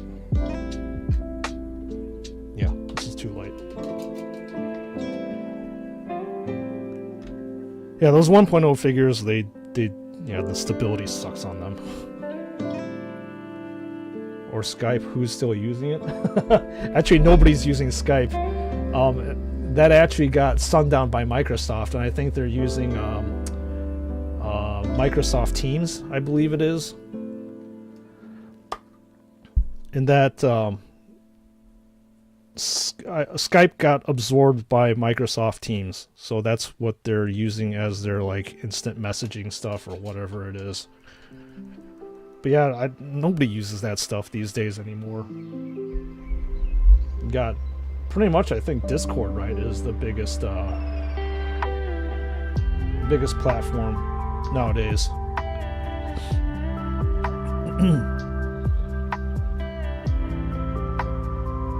Alright, this should be better.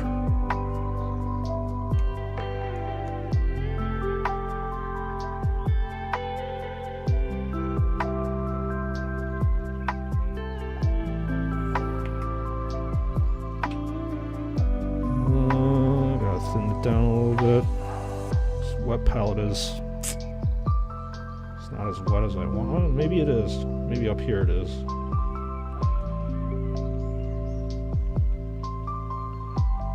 Alright.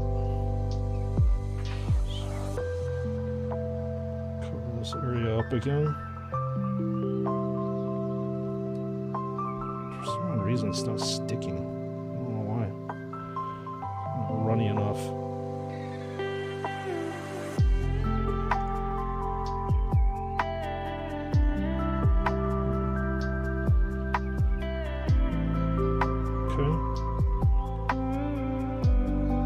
good. So I'm using the literally the edge of my brush to do this. I like these hard edges so you can get pretty clean and crisp lines here. And that's what I do.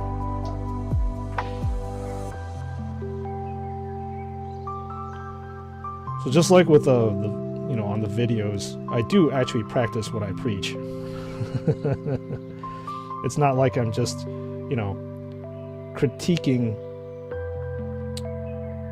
for no apparent reason.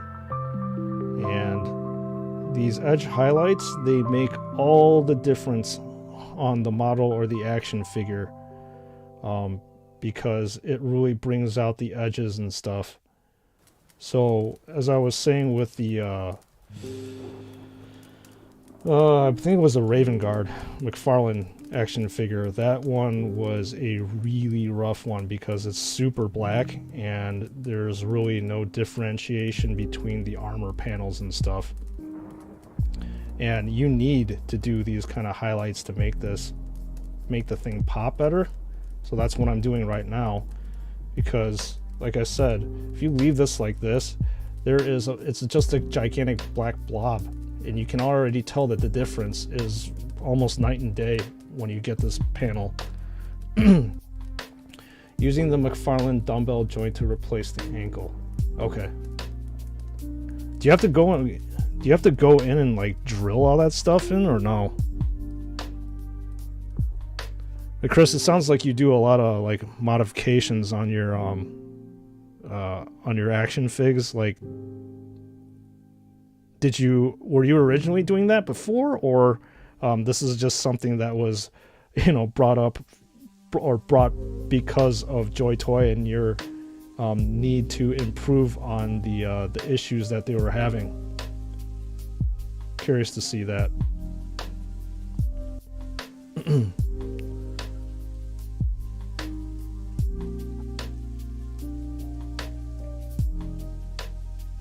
So yeah, highlighting the edges,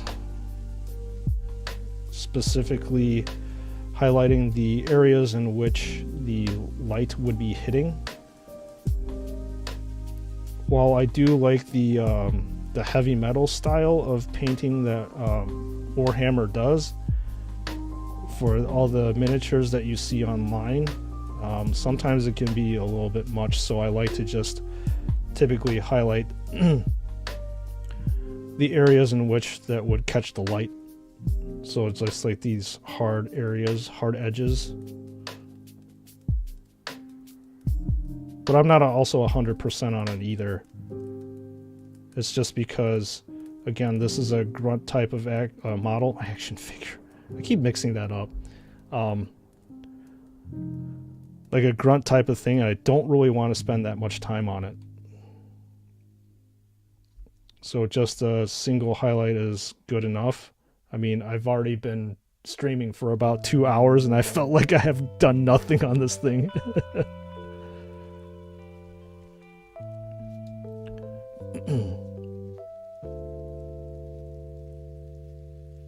But it's slowly coming along. Get these edges highlighted nicely.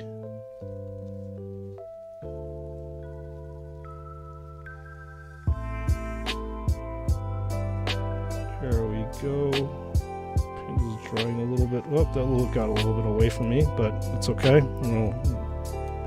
No harm, no foul. The nice thing about painting is that you can always go back and fix your mistakes.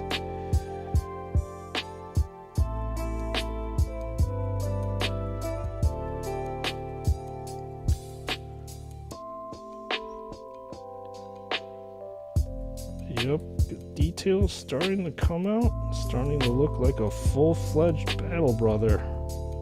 Excellent.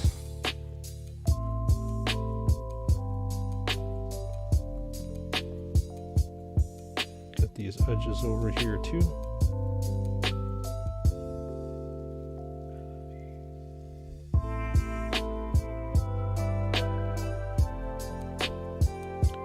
This edge also.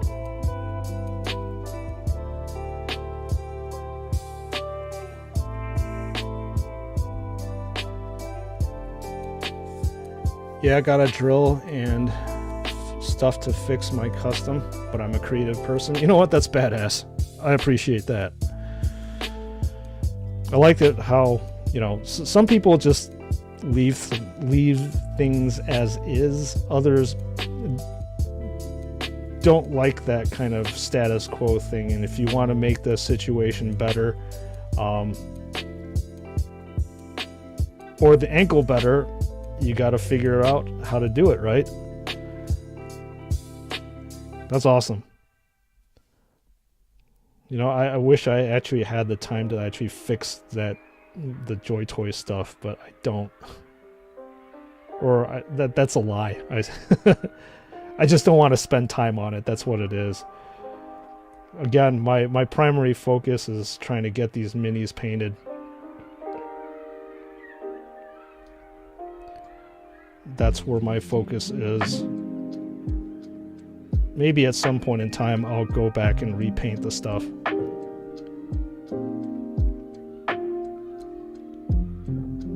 Yeah, Chris, it would be super cool actually if you like took pictures and stuff and about your work on how you fix the ankles and stuff. I would like to see that. That stuff is badass because we already know the 1.0 ankles are complete trash.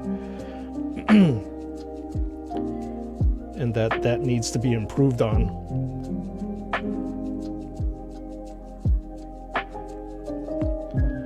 It's like a night and day difference. It's very hard to tip over to 2.0. It's not very hard to tip over to 2.0, but it's, again, a market difference over it.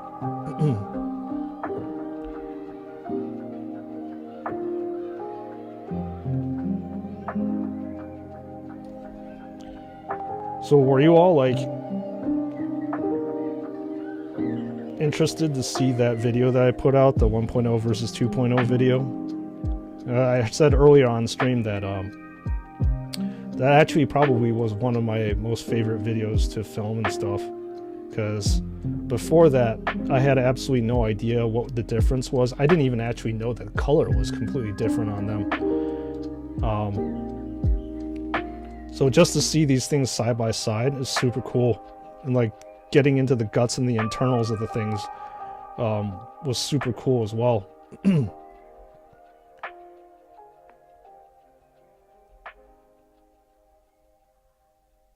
Go. It looks a little weird. Yeah, probably have to fix it a little bit later. Did forget to highlight the backpack or the jetpack, jump pack. Oh, it's a little heavy-handed. Oh, it's okay. Nothing like a good old Abaddon Black can't fix. Yeah, these edges are a little bit rough. Gonna have to fix that later. This mini is definitely coming along.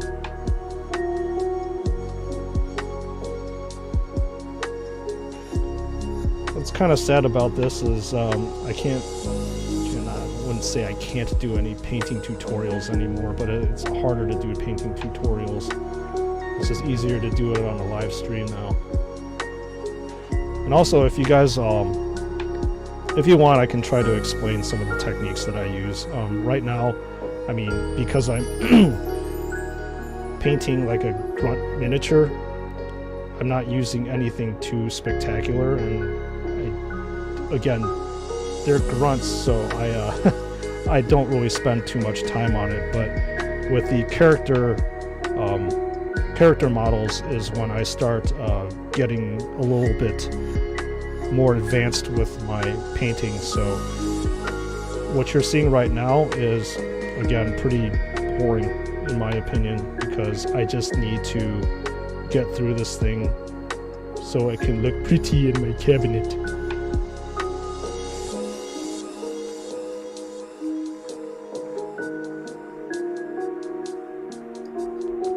And I think at some point in time we could probably do like a popular vote in chat and see if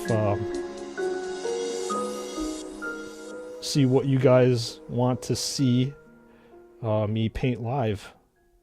I've got a bunch of stuff that I need to paint. Obviously the Terminators, I have veteran stuff, I have Land Raiders, I have Storm Ravens. I have so many things to paint. And for my Primera stuff, I have a ton of stuff to put together too. So I don't necessarily have to like be painting all the time on stream. If you want to have something different, I can do that. I was also thinking of probably putting together some of my Lego sets that I have neglected so far. So if you want to see that, I could definitely do that too. Nice thing about live streaming and having your own thing is that you can do your own thing. So it's all good.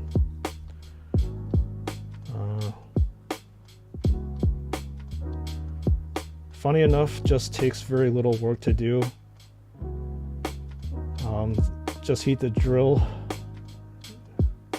and pop and maybe glue. Okay.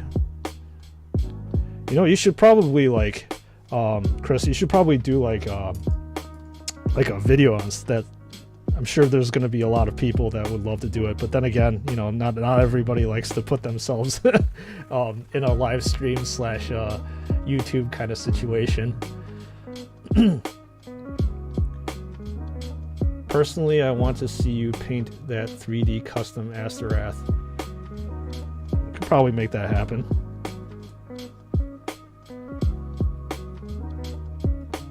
Alright, this is, I think, close to where I need it to be. Aside from the fact that, I don't know, some of these highlights do not look that good. I have to even it out. A little bit too thick in some areas and too thin in other areas.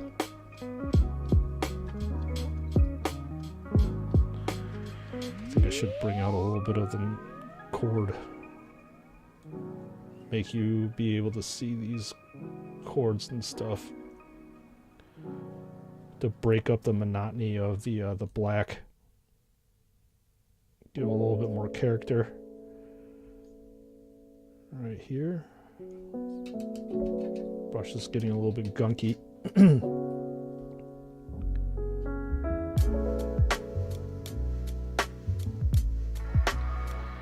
Yep, you know it, Frostman. We're going to be doing this painting for the whole entire stream. Hopefully I won't get carpal tunnel at the end of my streaming career.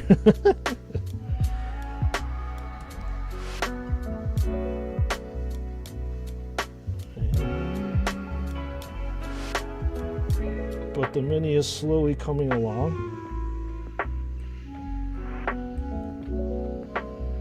I just need to probably clean up some of the highlights because it's a little bit chunky in some of these areas. There's actually a video on it. I didn't make it though. Okay. I suppose that really shouldn't surprise me. You can literally find everything on YouTube, right? Yeah, that's the beauty of these things. The internet these days. You can find everything. Everything is literally at the tip of your fingers. In fact, like I was on YouTube myself. I'm trying to figure out how to start live streams and connect this software together.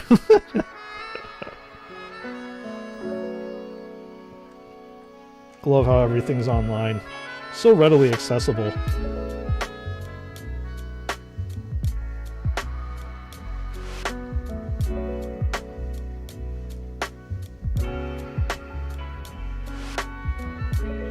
Go clean it up a little bit.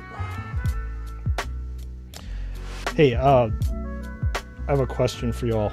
Like, I don't know if you're into collectible card games, but I'm pretty sure that you've heard of Magic the Gathering. They recently, as in like a couple weeks ago, actually maybe a week ago, released Jesus, this announcement just blew my mind, but like they released the Magic the Gathering Warhammer 40k collab. And I actually bought a box of these commander sets. So it's got like Necrons, Imperium, Tyranids, Chaos in it. And like, I'm actually curious to see if like you guys want to like see like an unboxing video on it.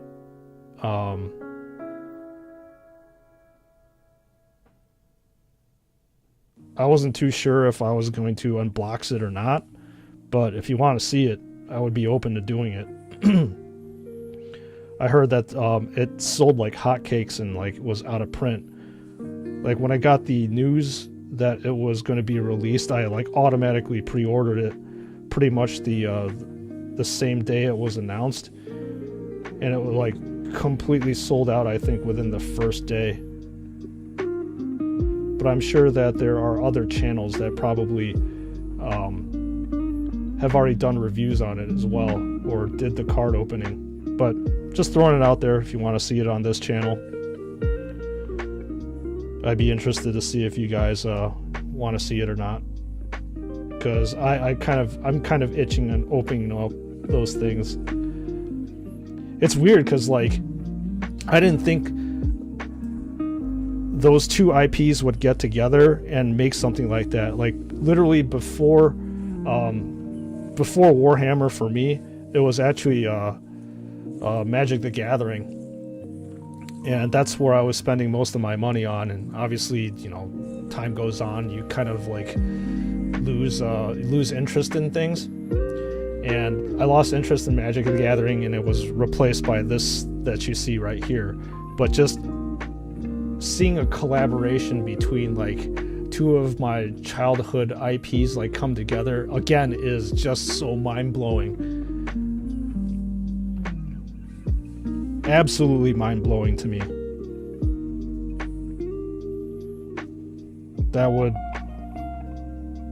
I just can't fathom it. Same thing, like I said, with the Joy Toy Warhammer action figures. Never in my years of life would I be able to imagine something like this happening. It's just, despite the world being in a little bit of chaos, it's definitely like a good time for us hobbyists, having all this stuff come together you never thought would come together.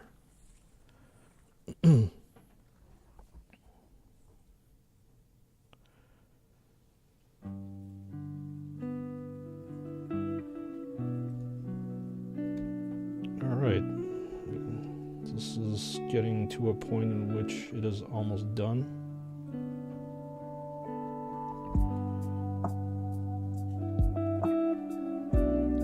Yeah, we are definitely almost done with the highlighting here.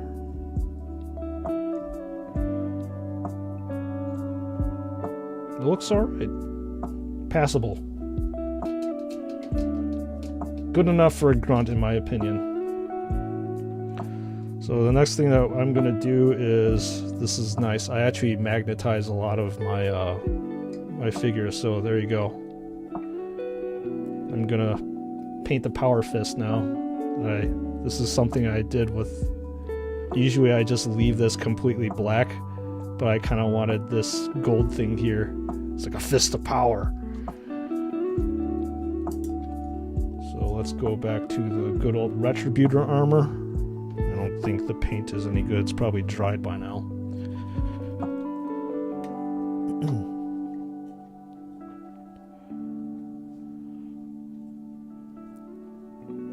And then we're gonna make another fist of power here.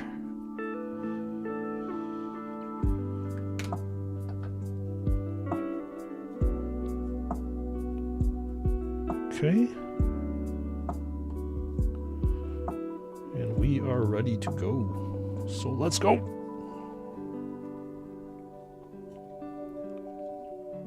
Let's see where I stopped painting that. Okay. Paint it over here.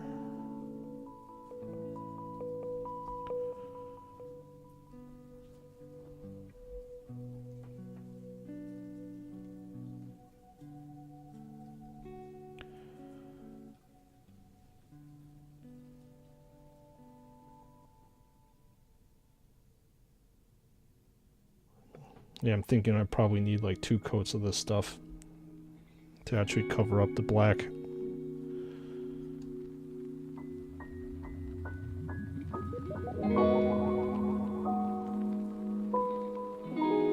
Alright.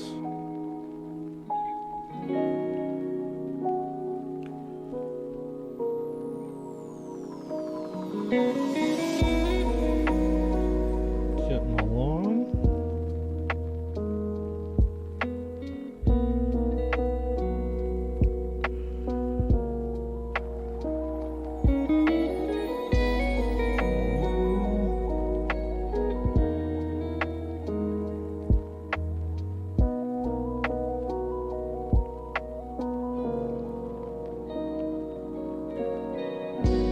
What's up, Frostman? What's yes, yes, yes?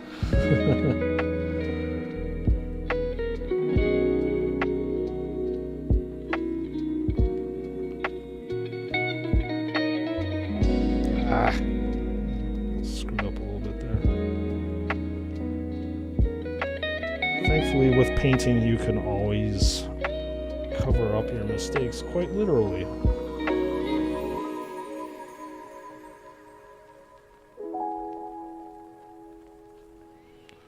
So cover up my mistakes later, I shall. Okay. Just nice differentiation over here. Don't want to paint this whole thing gold.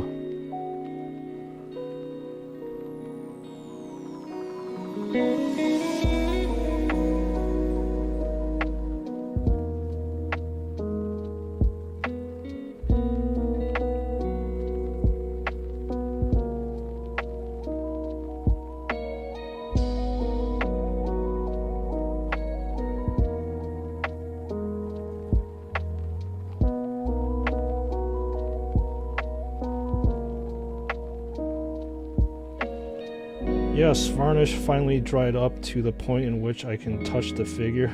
Freaking finally. Tomorrow will be done. Okay.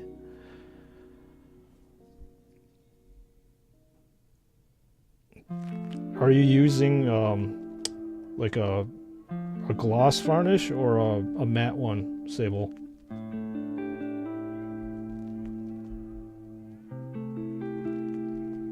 Because like with my GW stuff, I usually use the Monitorum one, which I believe is the matte.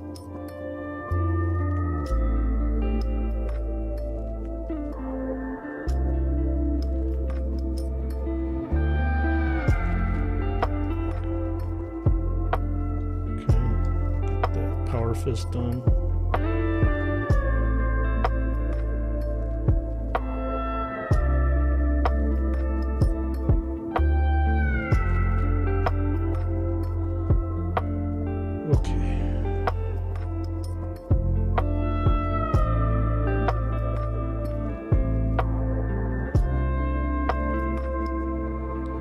Slowly coming along, get some nice differentiation between the fist and the rest of the power fist. I don't know if I actually painted the rest of this stuff to give a little bit more differentiation over here. But again, I don't really tend to use or spend a lot of time on regular infantry. Just enough to give it a little bit more character and detail. Matte one that helps smooth out the inks in the washes when using the spray. Okay. Yeah. That's exactly what I use.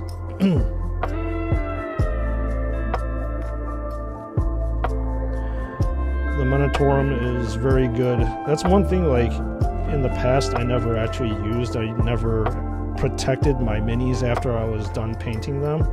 So I would start, like, developing paint chips and wear just through handling and stuff. I mean, nowadays, to be honest, like I don't even actually put the matte varnish on, mainly because I don't actually play the tabletop game anymore.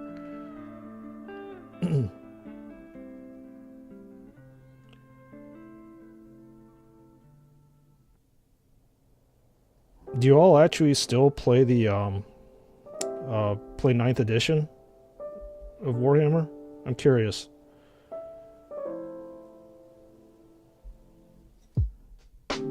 I had heard that ninth is starting to become like super bloated, like not lore wise, but like rules wise.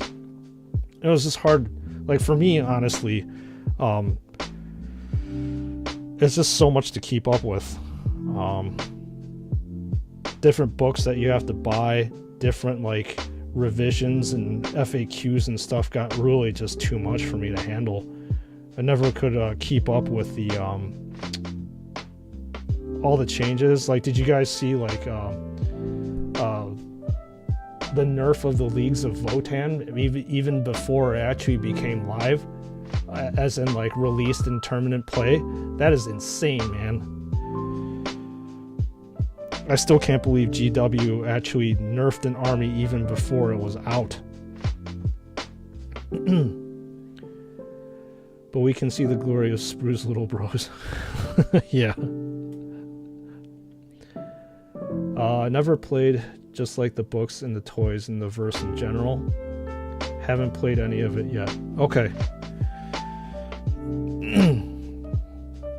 Yeah, that's what I thought. I mean, there's just too much rules bloat, and like it's hard to remember every single like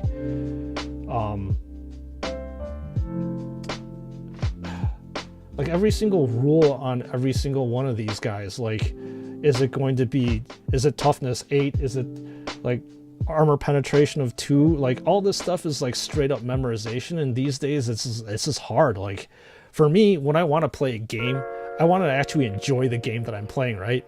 And it just became a slog because I couldn't enjoy it anymore.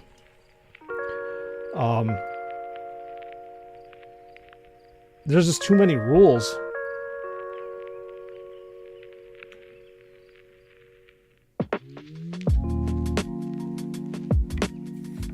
Can I ask everyone, how did you get into Warhammer 40k?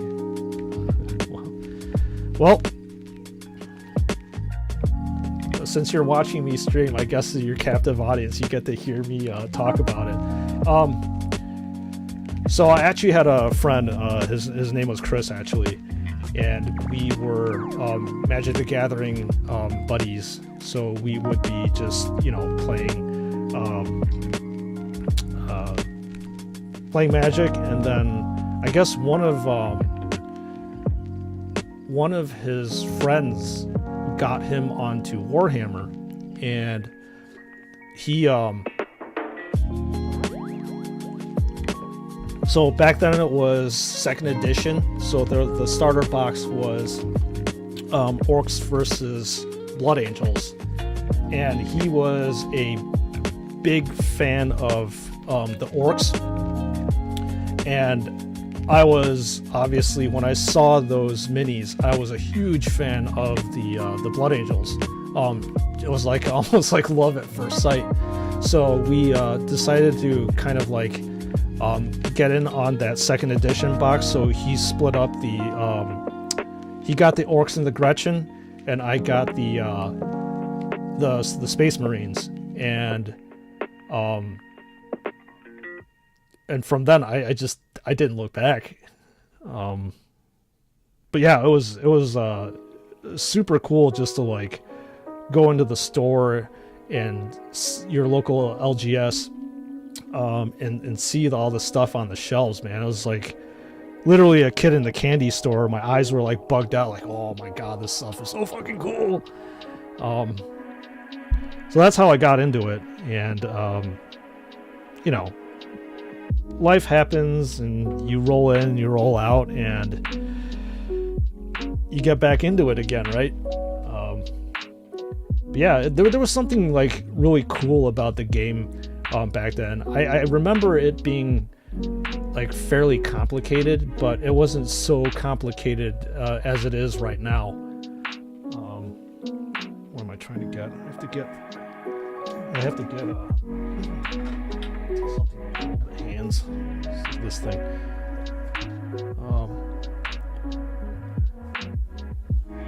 No, I dropped the ball after 8th, thinking about Heresy, but with regards to playing Necromunda is best. shame that kill team sucks. No more custom troops. Okay.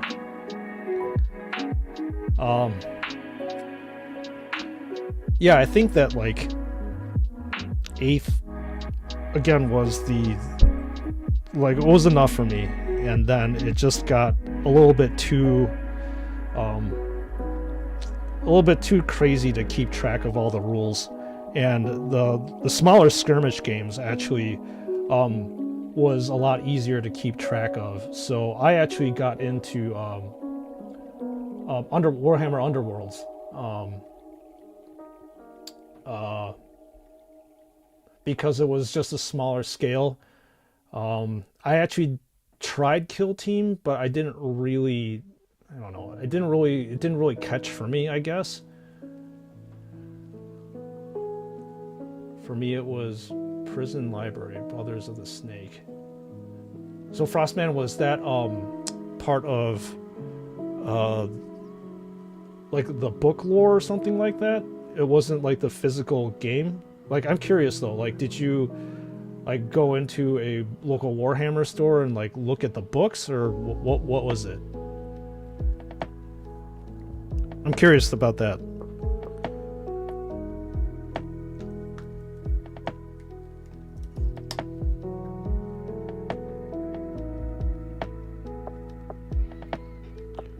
Alright, gonna use the same technique here on this blood tier, which is do an undercoat of the Stormhost Silver and do the, I guess, overcoat of this Blood Angel's red. I like it how the character is a little bit better, so I'm gonna do it here and here. And I think that's pretty much the only detail I'm gonna paint on this arm. And then obviously I'm gonna edge highlight the rest of this stuff gray, but I'm not gonna pick out any of the other details. Wait until I start painting one of my figures. My character figures are unique character figures. That's when everything goes down to an exhaustive detail. I was sucked into 40k when the first time I saw the painted Ultramarine army in store. After 10 years I started an army of Crimson Fists. When my friend brought me a box of aggressors from Germany. Cool. Very cool.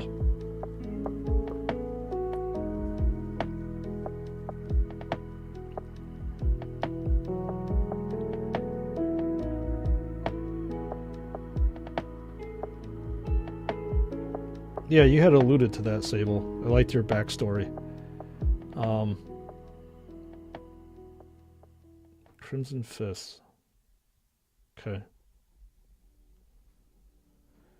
Was there a specific like model that really grabbed your attention, Sable, when you were at the store?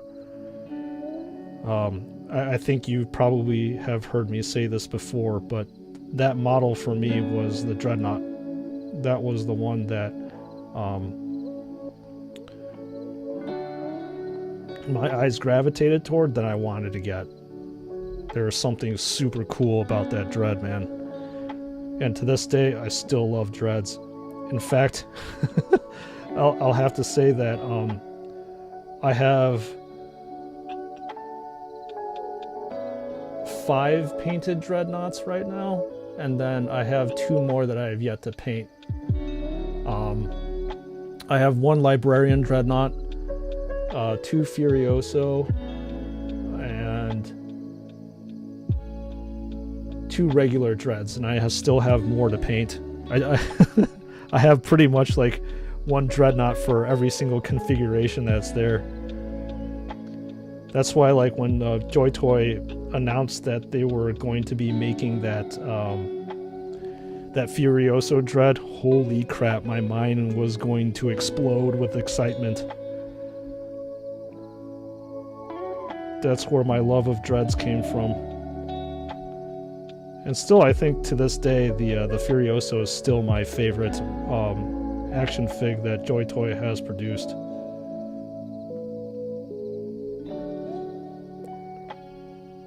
But in terms of like infantry, it's still got to be, I don't know, I think it's probably either Tomarone or the Blade Guard veteran. But as you heard me say before, the stability on the Blade Guard veteran is complete garbage. I can't stand that.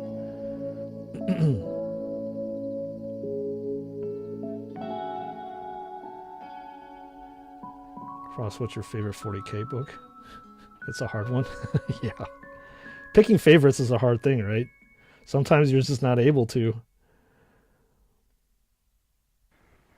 But isn't that how life is, though? Sometimes you can't pick your favorites. You just have to, like, pick them all. Why bother choosing, right? Just get them all.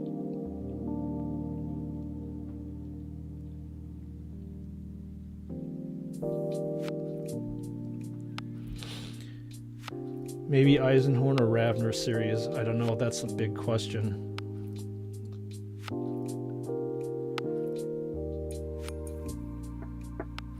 Answering your question, Sprues, I guess I was just awestruck by the look of the tactical squads. That was something, and then there was a Castaferum Dreadnought, yes. You know, that's interesting, look. Like, how come, I don't know if like, Europe, you call the Venerable Dreadnought a Castaferum Dreadnought. I found that kind of weird. I usually call it a Venerable Dreadnought over here.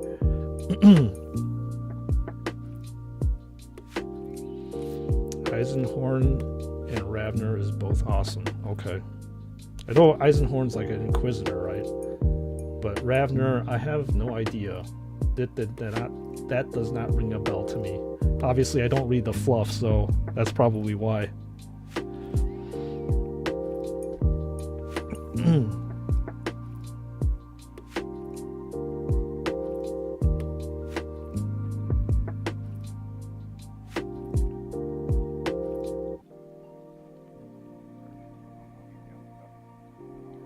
Book-wise, I think I prefer short stories. If it needs to be a book, I think it was The Soul Drinkers.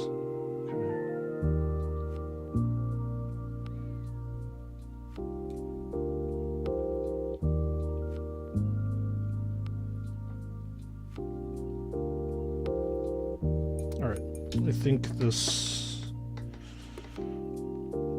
is fairly good, so time for the time for wash. Where's my Reichland flesh shade?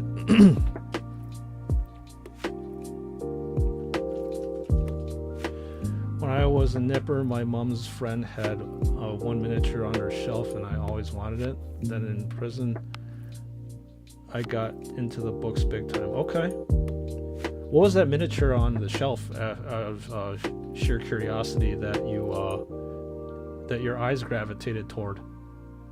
I'm curious.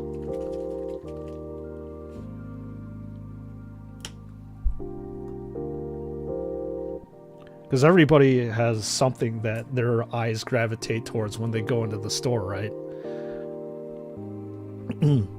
It's what you fixate on. You're like, oh yeah, this is cool. I have to have it.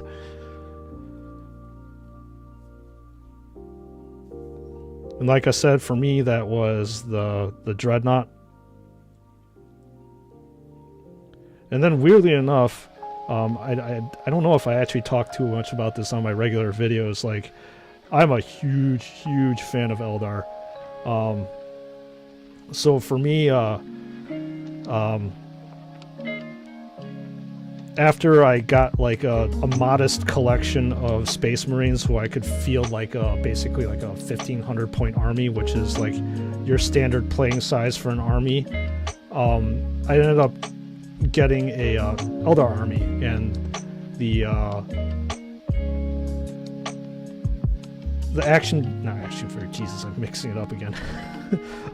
The miniature that really got my attention was the Avatar of Cain.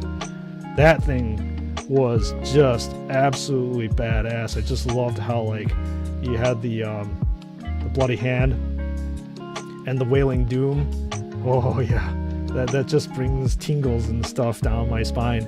So it's actually because of the Avatar of Cain miniature that I got into getting Eldar.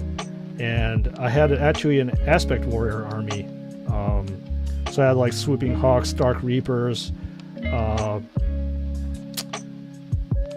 warp spiders, howling banshees, basically everything, striking scorpions, all the fire dragons, all the different aspects, and I love that army so much. Again, one of those things I should not have let go.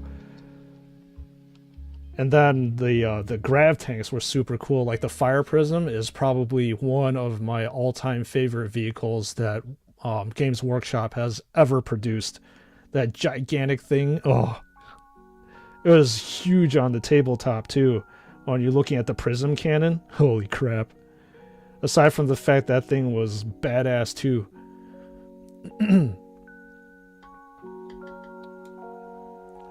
No Venerable Dreadnought is still Venerable Dreadnought here. I prefer using patterns just because there's so many different dreads. What do you think about the Deradeo platform? You know, it's interesting, Sable. I don't really... It looks weird, I think. Like, isn't the Deradeo mostly like the Horus Heresy type of background? I actually didn't, it looks weird. Like the Contemptor Dreadnoughts too look a little bit weird to me just because they're so like OG kind of stuff. So I don't know if I like truly appreciated it for what it was. But yeah, I can respect it. You don't have a hobby store in your town. Yeah, that's rough, Chris. Having a hobby store actually probably is better though. You can definitely save your hard-earned dollars. I have a Warhammer store probably like 10 or 15 minutes away from me, and I have to stay away from it. It's just way too... the access is way too addicting. You just want to be like, I need to save my money, but I can't. It's like the store's there. It's like a needless temptation to have there. Now that I'm thinking back on it, I'm sure it was a Chaos guy from Fantasy and not 40k. Okay. Very cool.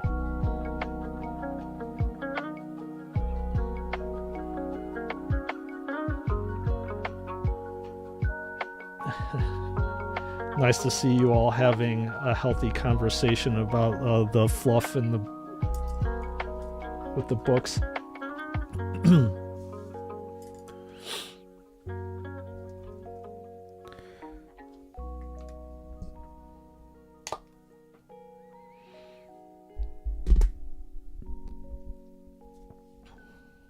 Man, having all the streaming equipment is definitely making painting very interesting.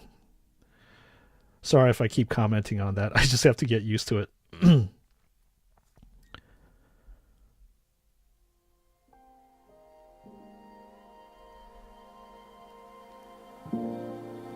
have to wait for the this coat to dry, as well as the shade on the Power Fist to dry, and then I have to touch up. I have to touch up the Power Fist, as well as the other areas, because I'm pretty sure that my unstable hands went out of the lines. But if I was Joy Toy, I would just have that as acceptable. I'm kidding. I'm not Joy Toy. That is not acceptable to me.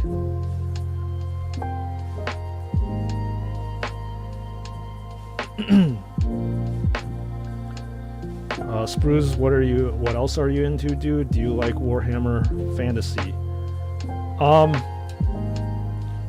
Well, I mean, I'm into a lot of different things. As you can see on my, I don't know if you can actually tell, but this is Gengar. So I actually am into Pokemon. I did grow up with it too. I'm an avid fan. I do play a lot of Pokemon Go. So I usually do that in my spare time. I really like. I've gravitated kind of back to collectible card games a little bit, but I do know that my priorities financially, I need to funnel into stuff. I can't be everywhere, you know. So most of it I funneled back basically into Warhammer as well as Legos, as you can see back there too. I'm big into Legos and Lego cars, specifically the expensive Technic stuff. I've always been a fan of cars too. I've always loved hypercars, supercars, modded cars, that kind of stuff. And I have to sell one of my cars because it's not being driven, but it's heavily modded, at least cosmetically. So I'm super into cars. And yeah, cars, Legos, Warhammer, I think that's pretty much it.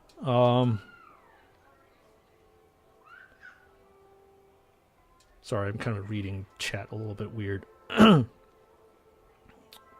Who is my best Pokemon? Well, my favorite Pokemon is Mewtwo. And my best Pokemon is Mewtwo in Pokemon Go. Dude hits like a truck, man.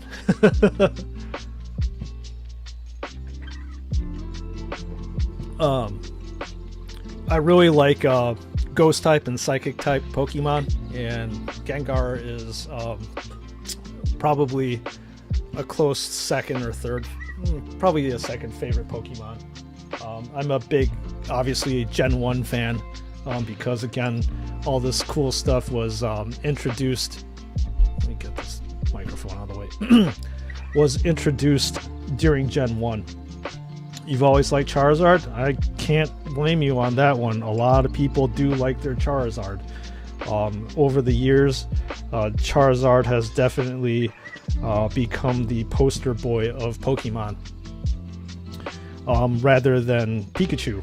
Pikachu used to be the poster boy or poster electric rat of Pokemon, but Charizard now has. So, good choice. Fire types are probably my third favorite type of Pokemon. Yeah, but there's something cool about these dragon type Pokemon too. Yeah, Charizard's badass. I cannot disagree with you on that one.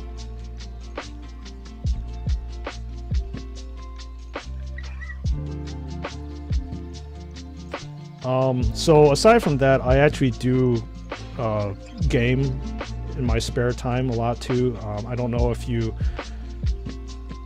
are into FromSoft games, but I've always loved playing FromSoft games.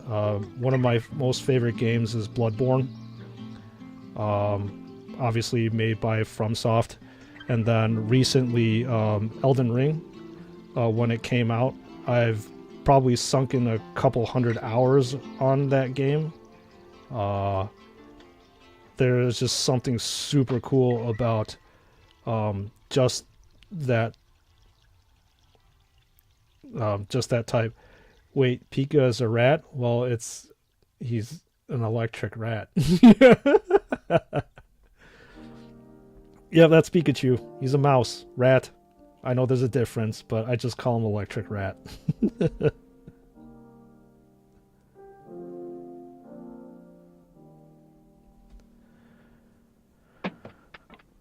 So yeah, anyways, talking about Elden Ring, I spend a lot of my time decompressing by playing that. Well, I don't know about decompressing. That's a lie. Any kind of FromSoft game is fairly challenging, and it will push your gaming abilities to its limits. And Elden Ring, especially Bloodborne, did that. But I'll have to say there's something weirdly satisfying about being able to survive longer and longer with a boss. You can read their movements, track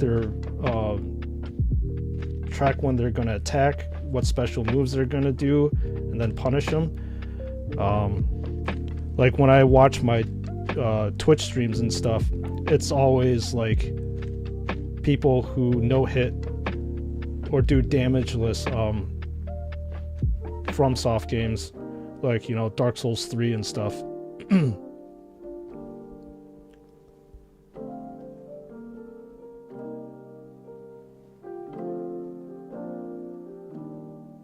So that's what I do to decompress.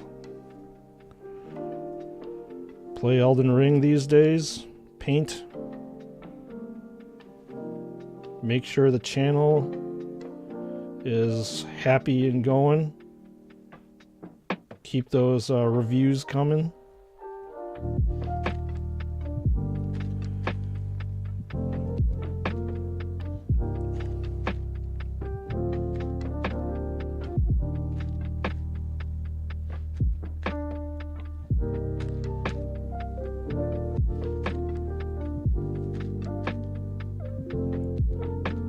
Yeah, just to maintain the channel too. I love doing this.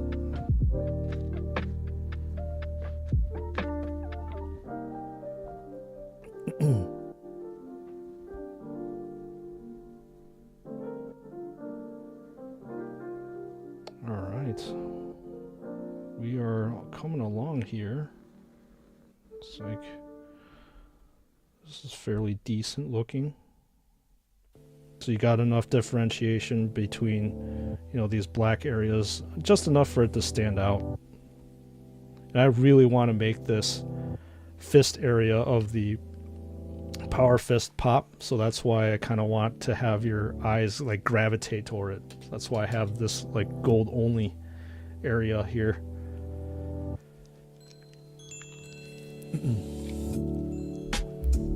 So time to highlight the fist to make sure it stands out. And I'm going to be doing a 2-stage highlight here because, like I said, I want it to stand out. So I'm going to do a first stage highlight of Auric Armor, and then at the highest points I'm going to do Stormhost Silver.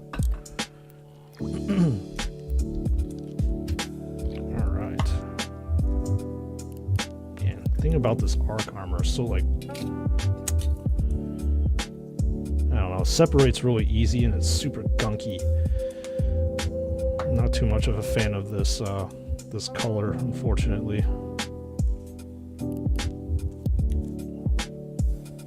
Super chill track.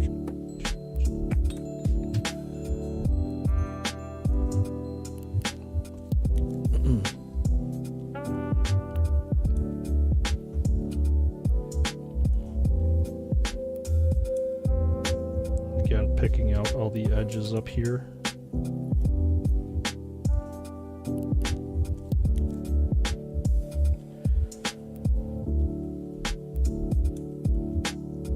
Making sure this fist stands out.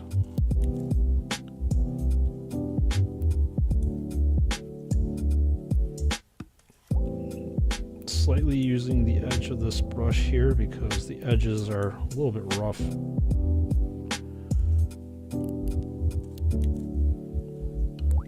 we go.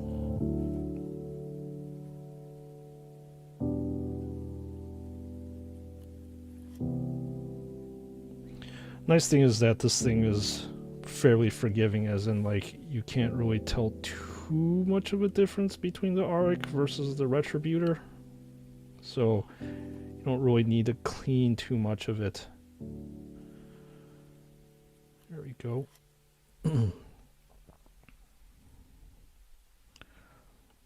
It's coming along.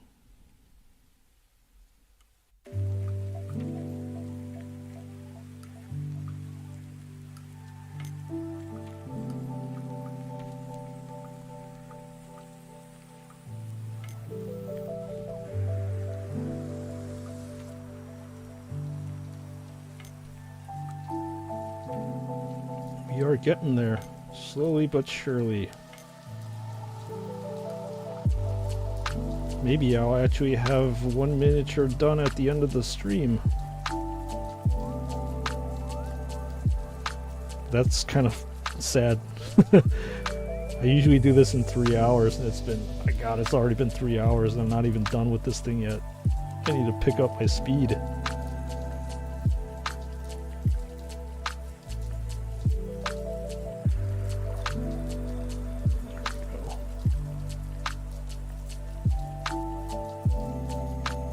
Personally, not a fan of gold, but I use it for detail work, candy color. I mean, I actually do like gold. It's just, I guess, what you're comfortable working with. I had heard like there's some people that aren't fans of working with red. And I'm like, really? I love working with red. It's one of the easiest colors to work with. But again, I think that just depends on like people's experiences and preferences, right? And obviously gold is a secondary color for Blood Angels, so I actually don't have a problem working on this too. You also have to be careful of like your color palette choices so it doesn't like clash or something like that. And I think that my color palette choices are okay. I don't know if you guys saw my my Blade Guard Veteran / Emperor's Champion one, but I think that, you know, that model looks pretty good. I made the gold work. But I guess over time you just get used to working on it. Like for me, I would think like working with yellow, for example, is kind of hard to work on. But if you're talking about working with yellow with the Imperial Fist guy, you're like, the Imperial Fist guy is like, what the heck are you talking about? Yellow's the easiest thing to work on. I don't know what you're talking about. So it's just all about how comfortable you are with the base colors and paints.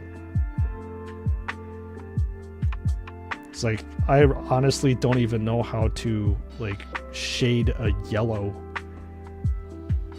Like, what wash would you use? Casadora yellow? I don't know. Okay, anyway, I'm going to now pick up the highest points of this fist. So we can give it that extra pop since this guy has his fists raised into the air. And you only want to pick up the highest areas here. You got to be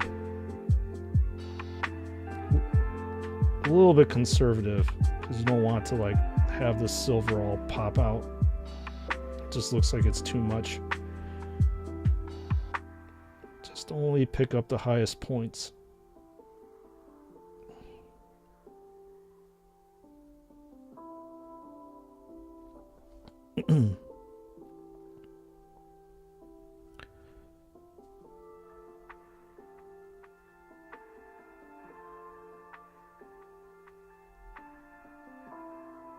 And picking up the highest points, I shall. Okay, let's see how this would look on the model.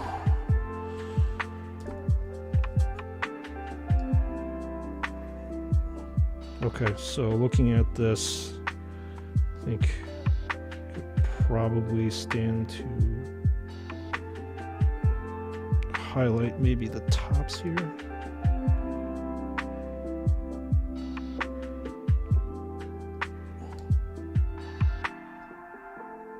Don't know if you can tell it on stream.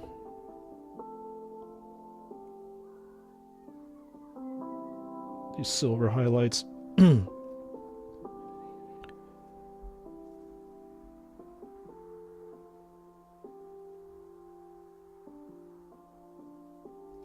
There we go.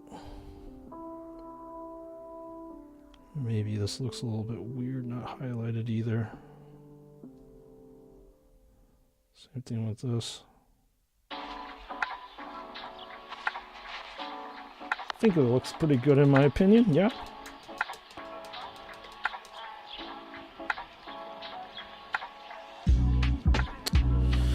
Alright, time to highlight with gray. I don't need that strong gray with Dawnstone.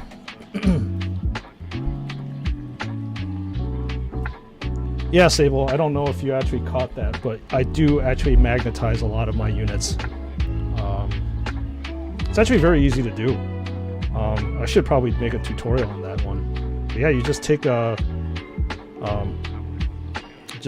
hand screwdriver. I think GW actually just obviously came out with an overpriced one. It's like $35 for them, which is ridiculous. But yeah, you can use a hand drill. Drill this in, make sure that you got your polarities to match, and ta-da! There you go. And you can also swap this stuff in and out. So if I was bored enough, I can give this guy twin, even though you can't do this in game, but you can have twin power fists.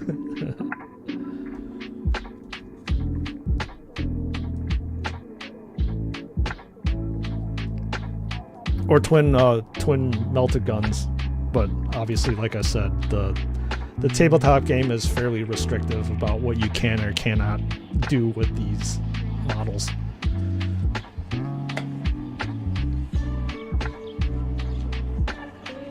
Oh, this is super gooey.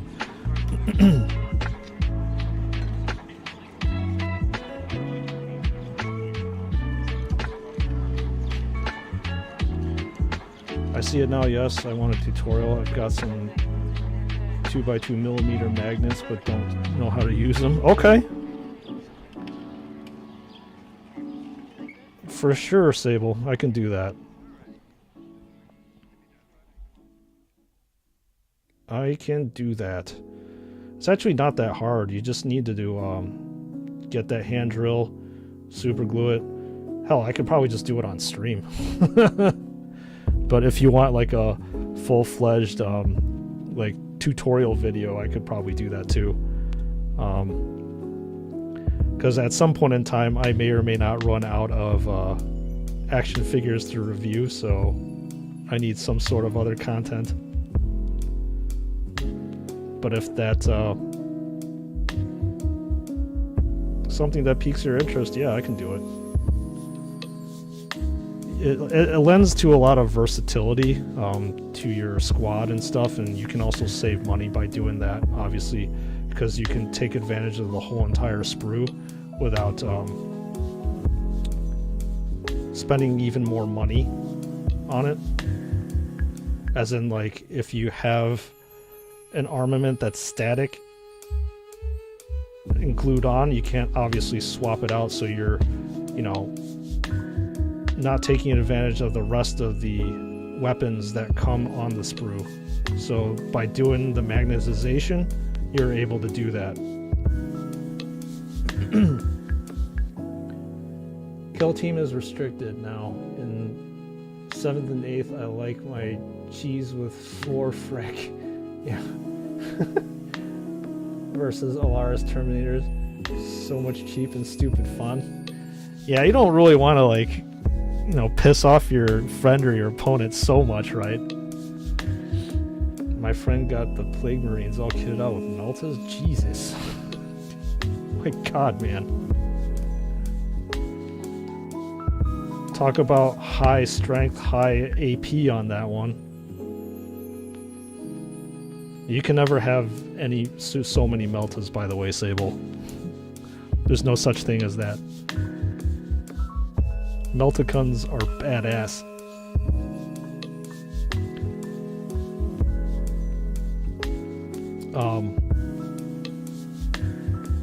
I don't know, like, what is your favorite gun in the Warhammer 40k universe?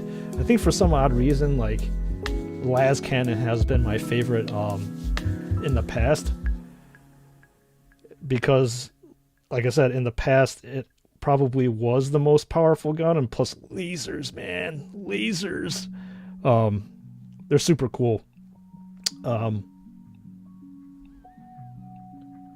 But there's something to be said about well, you saw my review with the heavy onslaught Gatling cannon. Oh my God. Churn out death. Spitting death. Oh God, this is a little rough. You know that was fun? Yeah, I'm sure it was fun. Basically incinerate everything on the board.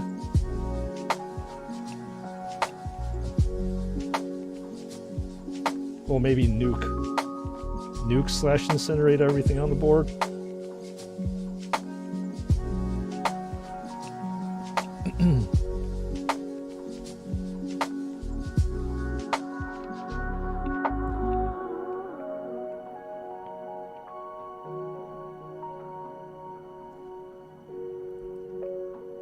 Alright. Man, I got a little bit too heavy-handed with the highlighting here.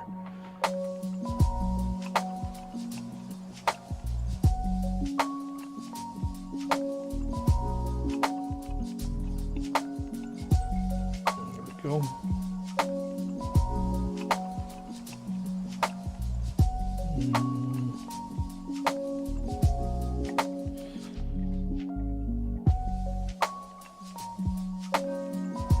I need to highlight these winged edges up here. Oh shoot, that one.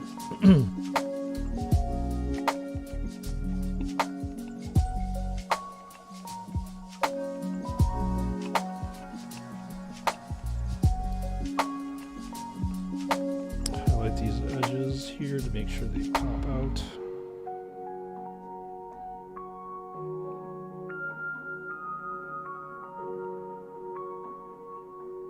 There we go. Just need to clean up the edges. Oh my god, it is lunchtime. My favorite is the Godwin Pattern Bolter. If we're thinking about damage, I think autocannon, that thud thud thud in my head, and when I roll the dice for it, and the heavy bolter, of course. Okay. Now you're talking about the old school weapons too, huh? Alright. Yeah, autocannon is super old school.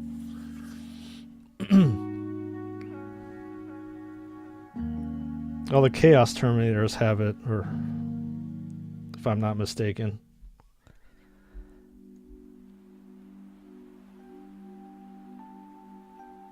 There you go. Got to clean up my heavy-handedness here. Too much chunky highlights is bad too.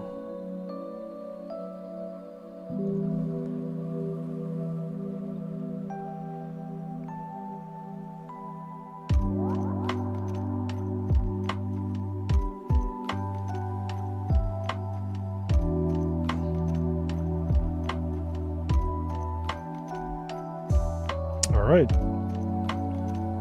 I think this is pretty good. Have obviously, you know, we were just talking about melt-a-gun. Yeah, here you go, Sable. Got a melt-a-gun here that I need to paint. So we will do that. What is this? Uh-oh. For some reason I got this part red.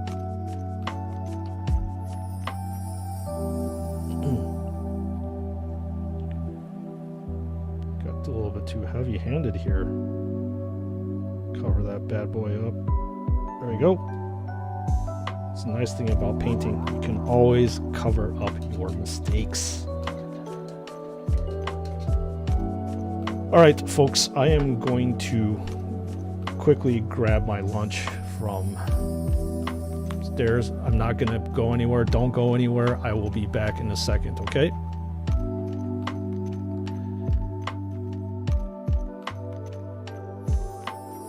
I'll be back. I'll be right back.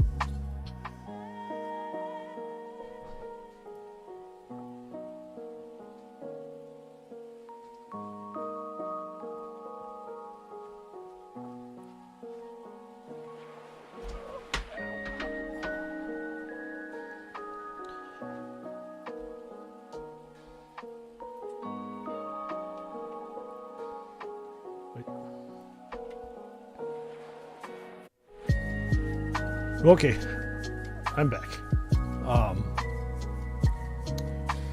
Looks like I missed a lot. That one miniature of Chaos Marine, start collecting Shadow Spear sets, even I'm loyal to the bone. I must say that my Heresy cousin's looking good. My new model is superb. Yeah.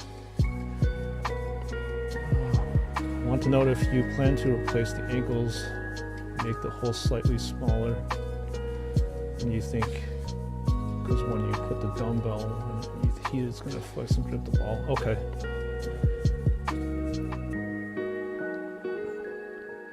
Oh, there's a cool green Lamborghini, bright lime color. Yeah, that's the Lamborghini Technic Cian. It's actually it's actually lit up, or I can light it up. Hang on.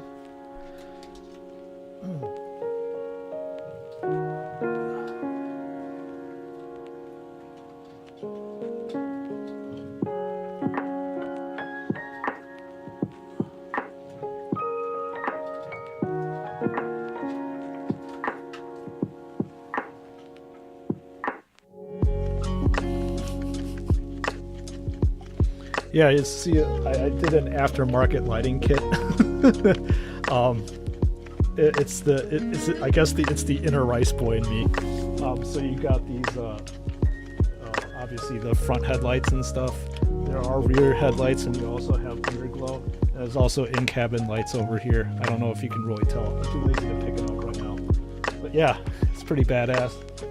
Actually, to be honest, I completely forgot to put in my streaming lights.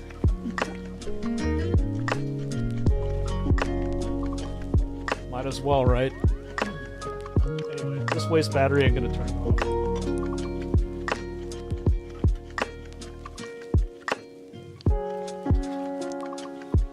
But my streaming lights do not. I don't remember where I put my lights for that. There we go. I don't know if you can actually tell it's too bright.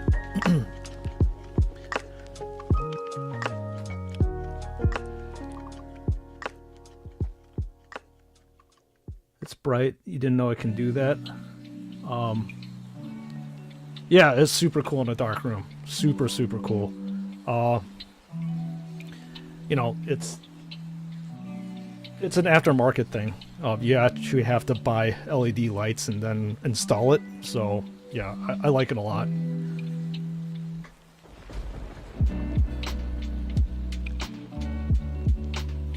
All right, I'm gonna eat, but your typical Asian meal. I'm not gonna put myself on camera. It looks a little weird watching me eat.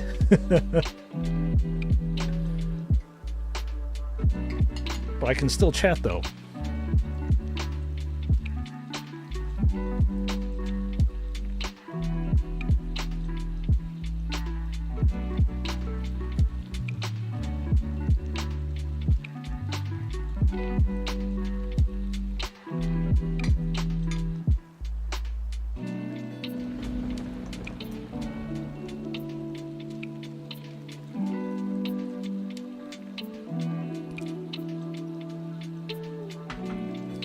I am enjoying my meal, Sable.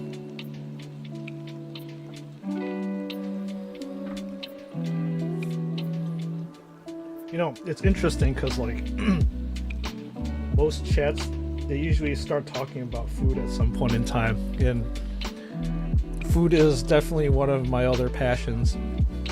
Back when it was actually cheap. It's definitely not cheap nowadays either.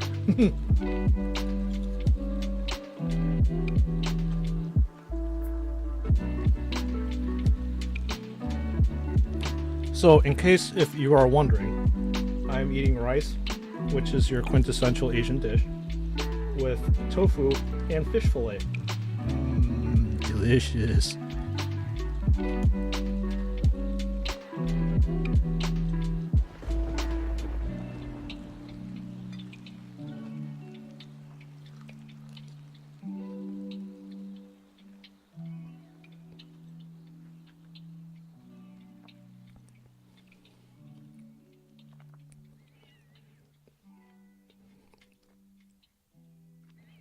Welcome back, Dominatrix. My meal, like I said, it's rice with fish fillet and tofu.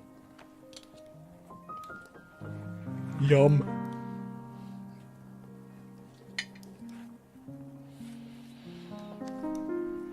Eating is definitely one of my favorite passions. Before it was cost prohibitive to do so.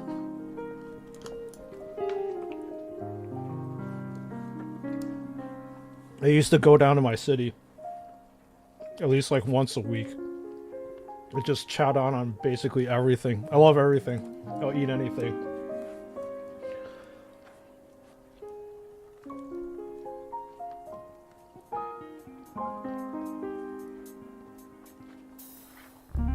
When I was 13, I used to eat two sweets called Frosties all the time. They're like hard fruit pastels, cola flavor. Damn, Frost, man, that sounds good. I have a sweet tooth mostly for like junky, fruity candies and stuff. So I don't know if you guys have like Skittles or Sour Patch Kids in the EU or the UK, but they're basically like cheap fruity candies and they're sour. Oh my god, I will blow through that stuff like crazy.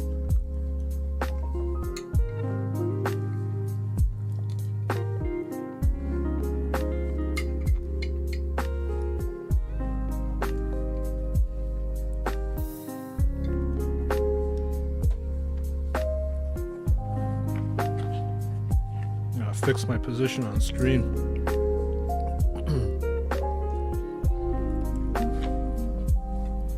Almost done, everybody. I'm so hungry, I'm like wolfing everything down.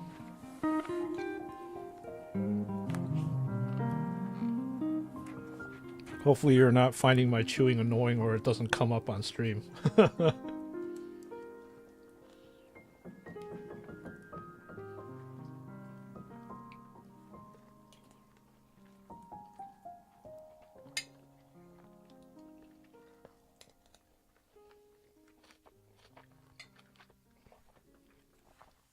Yeah, Frostman is actually posing a very interesting question. What does Sable Bubble mean?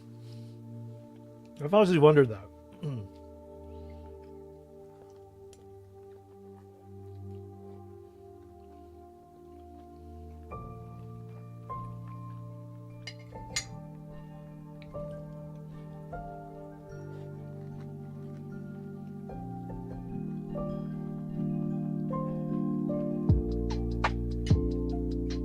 It's always interesting to hear what people's screen names are and what kind of significance you have with it.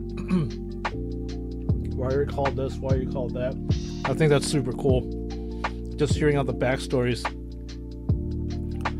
Don't forget to hydrate since you're doing a lot of talking. Oh my god, yeah. That's one thing that at my old job that I didn't really have to do unless if I was training people, you know? Yeah, I'm constantly having like dry mouth now because of all the talking that I have to do.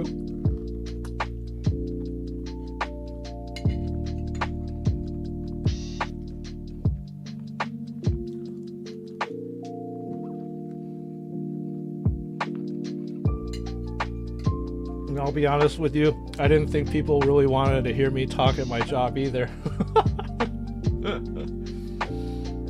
Because I used to actually be a manager at my old place, and usually when I come up to a person and start talking to them, they're like, what did I do? What was wrong? Thankfully, I don't have to do that anymore.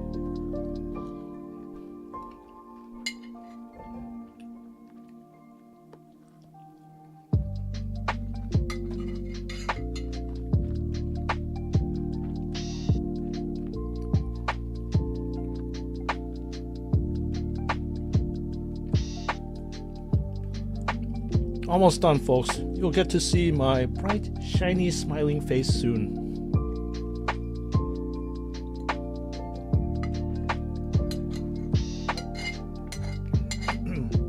And actually start painting, rather than seeing a rather boring palette.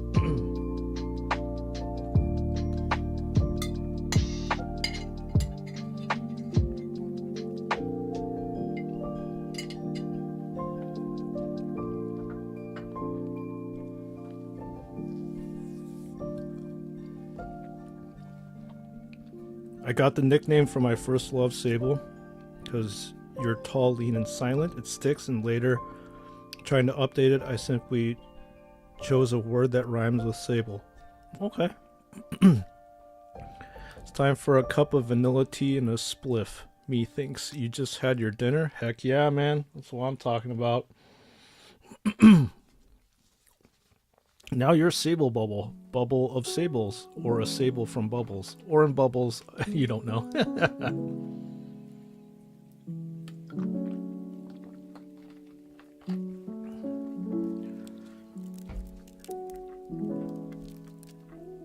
I'm back.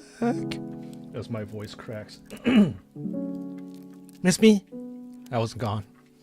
Alright, I gotta find a place to put my dishes. And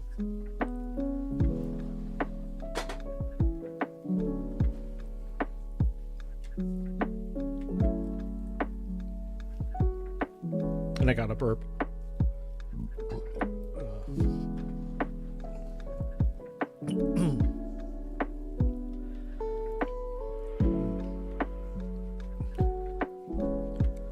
Ah, good shit. Love food.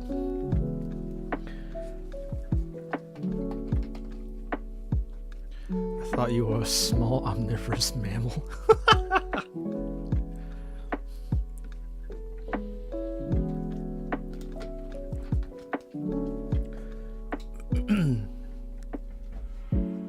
Spliff is like a joint. Something you smoke magic herbs out of. Magic herbs. Hey Frostman, is it legal over there? As in, like, it's not regulated? Like over here, it's weird because like marijuana is like in the state that I live in. It's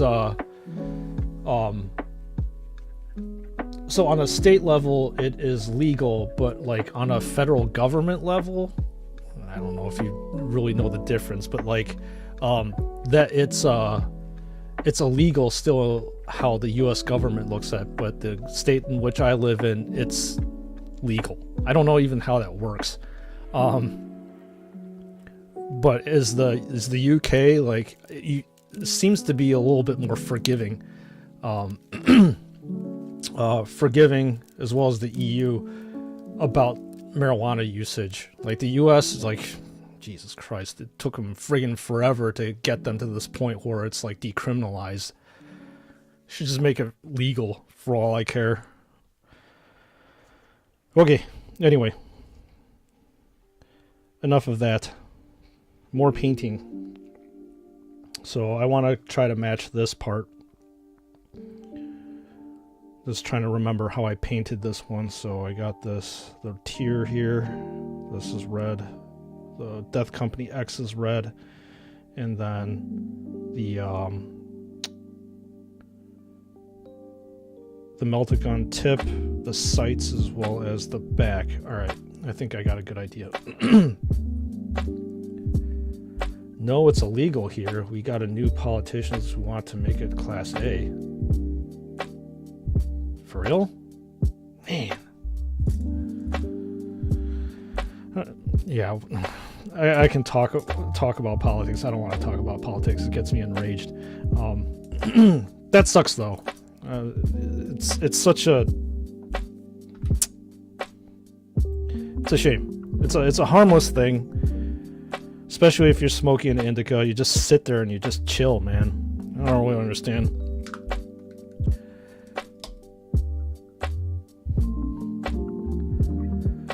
Forum PTO calendar. That's a very interesting name, by the way. Man, you missed out on pharmacy week.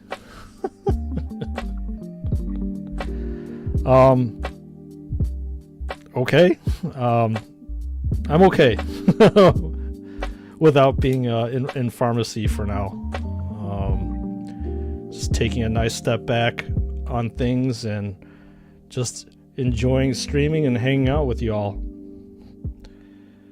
Don't need to go back into pharmacy. Oh, she's hardcore for life. For weed?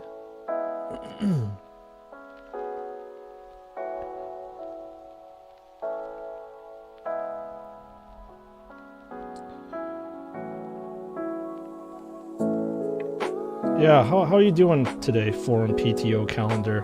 How things going for you? Are you enjoying your Monday, wherever you're from? Hopefully you shouldn't be too inundated with work. I sure as heck am not. I'm doing what I love. This is definitely not work to me. Sitting here streaming with you all, talking about different things, Warhammer related. Life's good.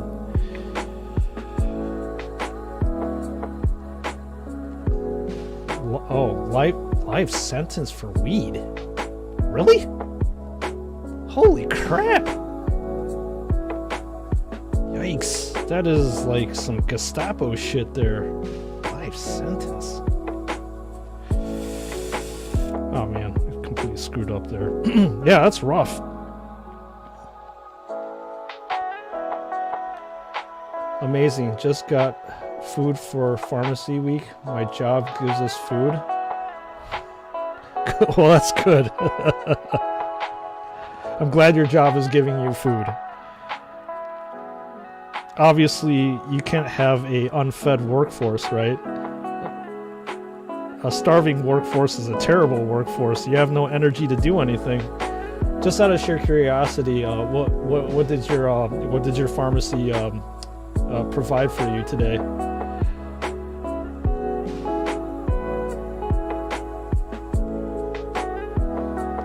And don't tell me it's like gonna be your regular stuff like pizza or like or what is it that we have over here? I don't know where you're from, but would it be like sandwiches or sub sandwiches? No, American. Dude, Frost, that is insane. Sorry, you gotta deal with that, man. Yeah. It's just a harmless plant, you know. It just blows my mind that people are gonna like go that extreme for a literal harmless plant. It's a magic plant. Absolutely ridiculous that you need to be pushing for life in prison for that. It was bullshit, man. Ugh. I can't even imagine what you're going through.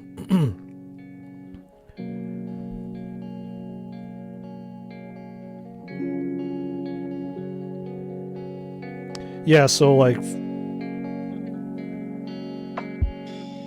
chicken, fish with asparagus, pasta, salad, French bread, and cookies. Wow, that's quite a spread. Holy shit. That's actually quite a lot better than what I would expect. I think my old pharmacy, when I used to work, it would just be like pizzas all the time. Not that I'm complaining though. It's nice that your workplace is feeding you that kind of stuff.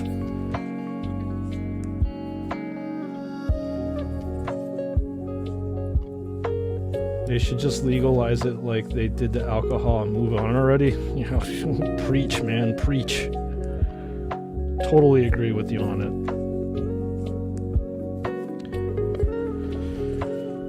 Such a magic, harmless little plant. It takes you to special little places. Yeah, PTO eating like a king? Heck yeah, man. Jeez. It sounds like that food is some like catered shit. Lilly Pharmaceutical. Oh, there you go. Yeah, Eli Lilly. If you don't know, for the rest of the people in the chat, they're a very large pharmaceutical company with lots of money. So there you go. Well, that's good that your workplace was able to get Lilly to sponsor your meal. You fancy person, you.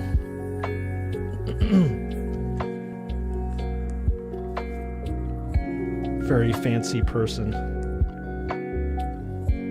Man, it's making me a little bit hungry again. the heck? I just ate too.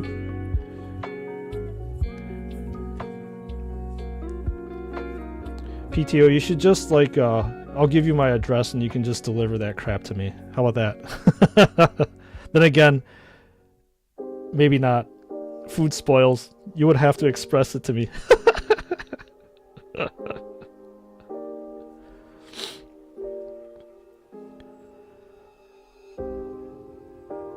Alright. So if I'm not mistaken, because it's pharmacy week, it should be meals provided for the whole entire week, right? That's what I'm thinking. Because, like I said, the place where I used to work at, they did that. So for the whole entire week, they would get these people to cater out to us, and then we would just have random stuff. And to Frost, I wish a good chill and relax. Yeah. You got it?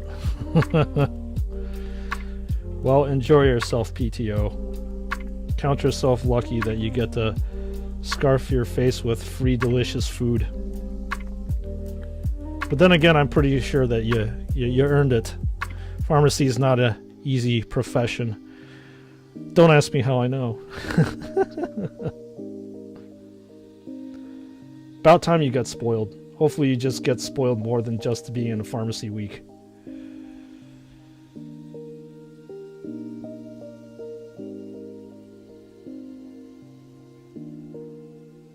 There we go.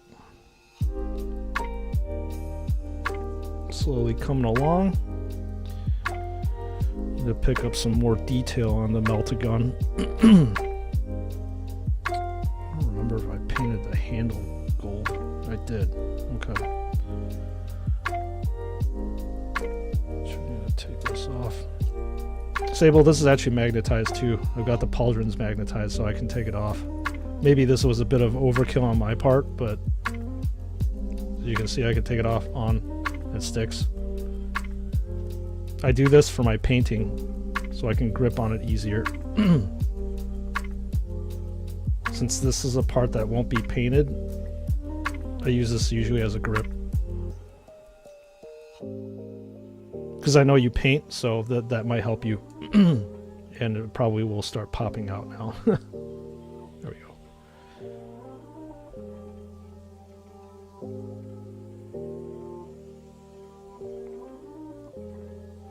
Yep, even the pauldrons.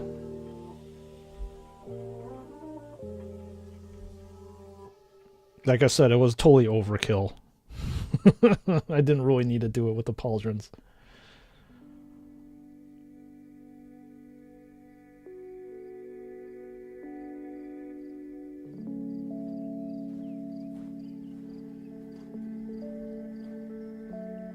Mad lad? Yeah, I'm a mad lad.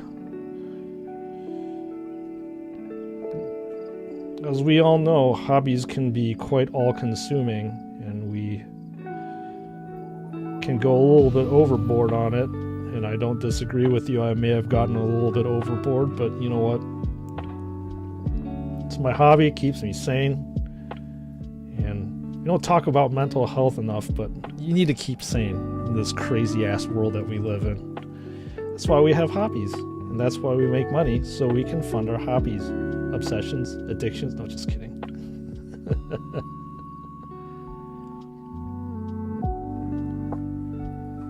So we are coming along here, slowly but surely. This is actually, again, more slow than I would typically like to paint. I should have been done with this stupid figure a long time ago. But you know what? I'm just gonna blame you, chat, for slowing me down. No, just kidding. I am kidding. I appreciate each and every single one of you, as well as the lurkers, keeping me company, or else I'd be alone, doing this alone in my basement, without any company. But I have you guys, and that makes me happy.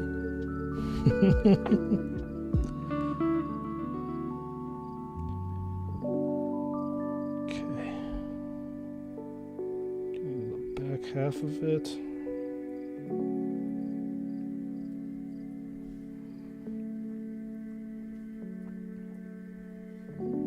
Frostman, what did you end up eating for dinner? Out of sheer curiosity. Love talking about food. I can talk about food literally ad nauseum.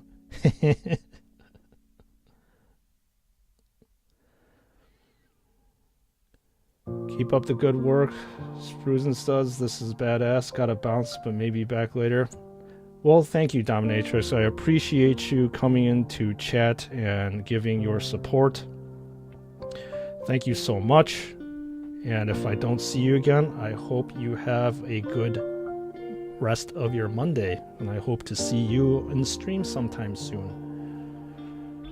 Thanks for keeping me company. Much appreciated.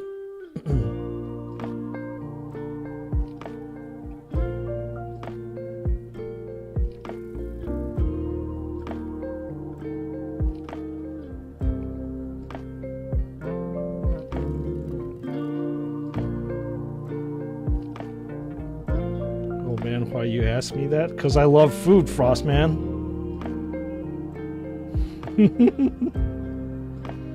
Had a burger and fries? Heck yeah, man. That's your that's your standard American fare. Nothing like a good old burgers and fries, man.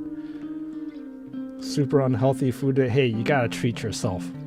You can't afford to be healthy all the time. Where's the fun in that? All good, dude.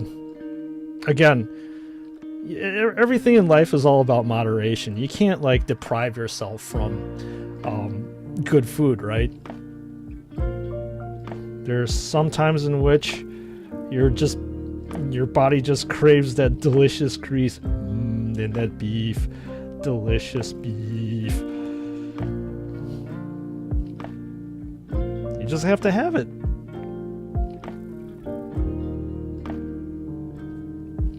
And you only have this one life to live, as I have said before. Treat yourself.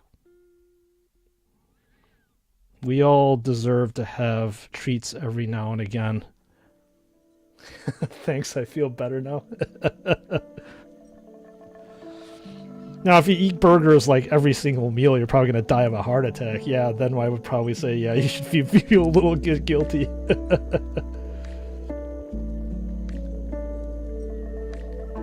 We got a burger house here. It's called Between the Buns. Nice.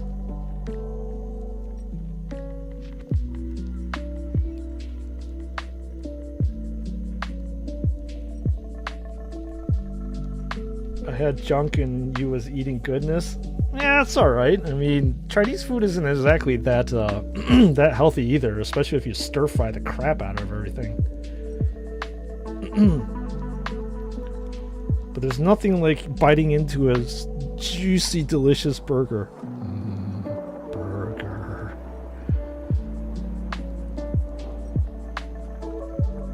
Burger. You are going there every last day of the month? Nice. What do you usually get over there, Sable? What kind of burger? I can tell you my favorite burger. It's not actually from any place, but the burger has to be medium rare, and then I have to have lettuce, tomato, and then the biggest thing for me is a runny, sunny side up egg on the burger. I have to have that. And as you're biting in, like the yolk explodes and like gets all over the burger. It's so fucking good. Man, I'm hungry now. Damn it.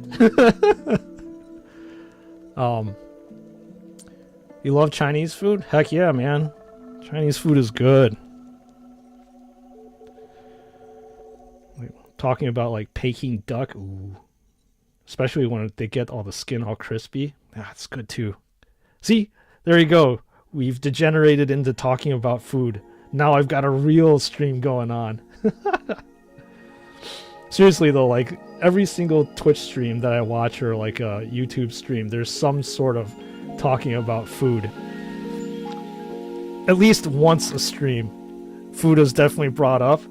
But yeah, food is one of many joys and passions in life, and it should be, everybody should be eating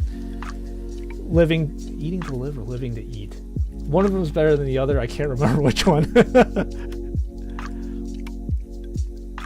Egg burger? That's what I'm talking about, dude. That's what I'm talking about. So yeah, that's how I prefer my burger. Crispy seaweed, yes. I mean, there's only one way to have seaweed, right? It's got to be crispy. It sure as hell cannot be soggy. Ugh, soggy seaweed is gross. Dumplings. Man, you're hitting all the high points, Frost. All the high points. Yeah, dumplings are sick. Especially soup dumplings. I don't know if you have like this place called Ding Tai Fung near you, but like it's only on the west coast of California, and then it's all basically around the Pacific coast and stuff. They have seriously the best soup dumplings I've ever had in my life. Just thinking about it makes me want to like up and leave and eat some of that stuff. Shit's so good. Like every time I go out to California, I always want to go there, and I swear to God, I murder those dumplings.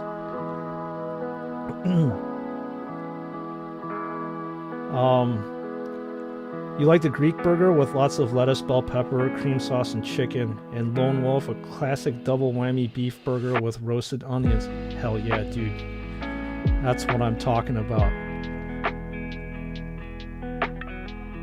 Oh, the dumplings, the stuff, yes. What about Vietnamese food? Pho bao is awesome. Yeah.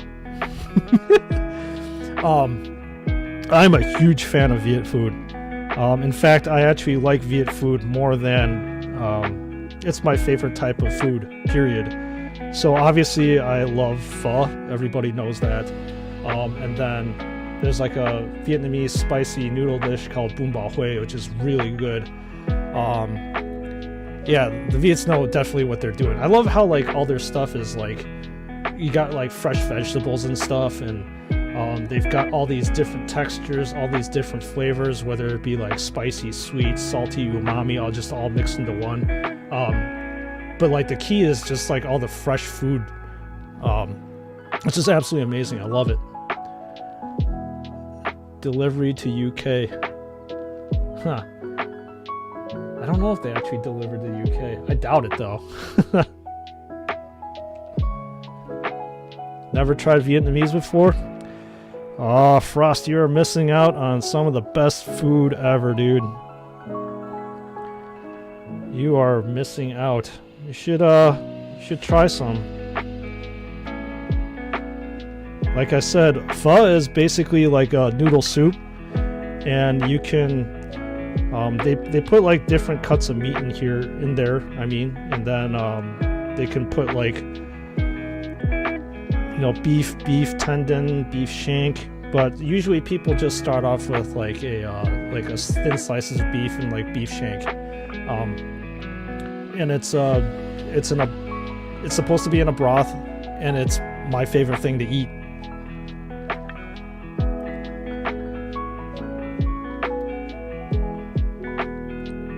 When I was working at my pharmacy, there was a bunch of Viet restaurants around that area, and I would have pho at least once a week, maybe 2 times a week. Yeah, I'm a huge fan of it. My family members all know that I have to have my fix. Too bad where I live right now, there is no legitimate pho restaurants, and I have to travel basically 30 minutes to get into my city to get a good bowl. And obviously, because I am streaming right now, I can't exactly go.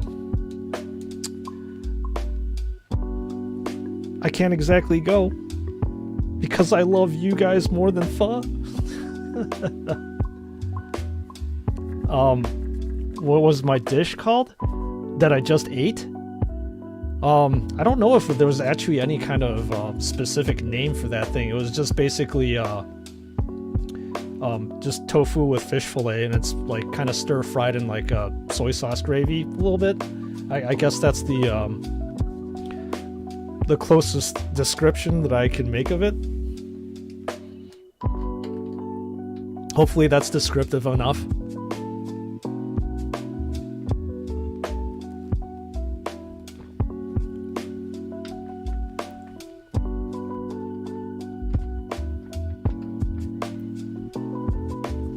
Yeah, I'm thinking like when I'm eating on stream and stuff, it's going to be pretty fast. It's not going to be anything fancy. Maybe a sandwich or something like that.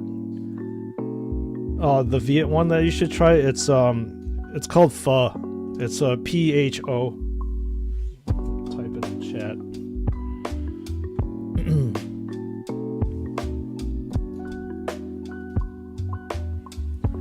There you go.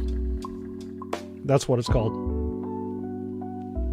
You can obviously Google it and see the pictures and stuff, but it's definitely worth your time in trying, without a doubt. Yep, pho.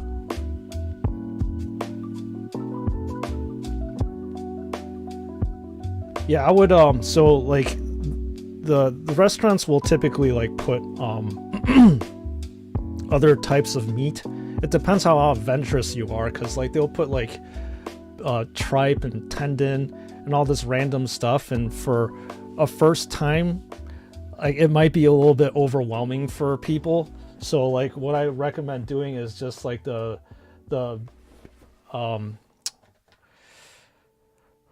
beef, I think it's the brisket part, or like the thin slices of beef. That's what I would typically do. Nothing too adventurous. Pho ball is great. So that's beef pho, just to let you know. And they also got little spring rolls. It's a rice paper roll with stuffing. It's crunchy, sweet, and spicy. The mango with a beef is surprising combo. Okay. Yeah, the Viet spring rolls are good too. I mean, they're super light and refreshing. They also are crispy and crunchy and good.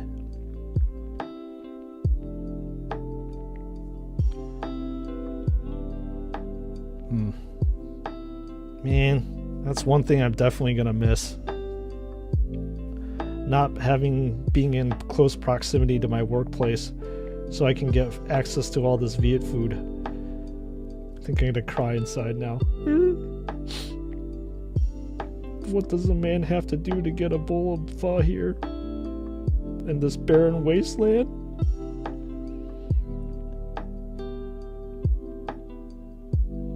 Sprues, how are you painting those red stripes atop the jump pack so clear? Well, Sable, just like I'm painting the X right now, it's just, I suppose, a steady hand and literally staying within the lines. So like, obviously I make mistakes too. So let me get the paint off of this thing so I can point to you. Like I'll bleed off, especially here in these areas and stuff, but I will then take Abaddon Black and kind of like cover it up over here. So like my painting skills are again above average, mainly because I'm able to like cover up the mistakes that I'm making on the, I was gonna say action figure. I'm so used to doing action figure reviews. The miniature. So that's how I do it. It's just, like I said, a combination of also these, look at these, the tips of these brushes too are insane. I really wish that this brush company would sponsor me. Maybe, maybe if I get popular enough with my streams, I can get sponsored. But regardless, that's also another key to my success, is just having these brushes by far are fucking phenomenal. I've had these for a year, and these are keeping their tip like that, and they don't really take that much extra care aside from that soap that you use to like kind of sharpen the tip up. But regardless, this is probably the reason why my stuff looks so good, is just because of the brushes. So the company is Artis Opus, and they are a UK based company, so you should hopefully be able to get some stuff, but their stuff also costs as a premium. So USD, it's about maybe around $18 to $20 a brush, but these things are awesome. They need to pay me now. Artis Opus, if you're hearing me, sponsor me. But yeah, that's the reason why I get really clean lines, is just because of probably a little bit of skill, and definitely because of the brushes. Back then, when I had crappy brushes, I wouldn't be able to do this kind of detail at all.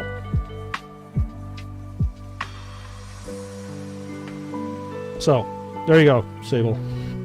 Hopefully that helps. And then they use, what was it? Kolinsky Sable, which is like the best, I suppose, horsehair. 20-pound a brush. I believe, yeah, the pound is like, is it 1-to-1 with USD? Yeah, it is expensive.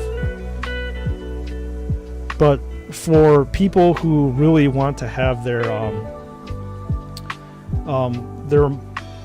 models really stand out and look good, yeah, this is typically the amount of money that they would spend on it. And because I'm going to be doing this on stream, I don't mind paying that kind of money, because it's just, I've used a lot of brushes in my lifetime, and they all suck compared to this brand.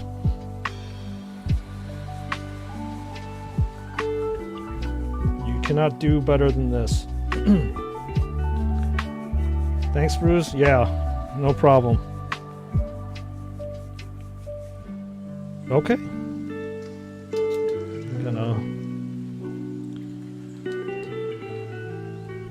gonna shade this Melt-A-Gun here. Like these brushes, for example, they're not cheap either. They're like $10 USD, roughly. And they fall apart and fray up like crazy.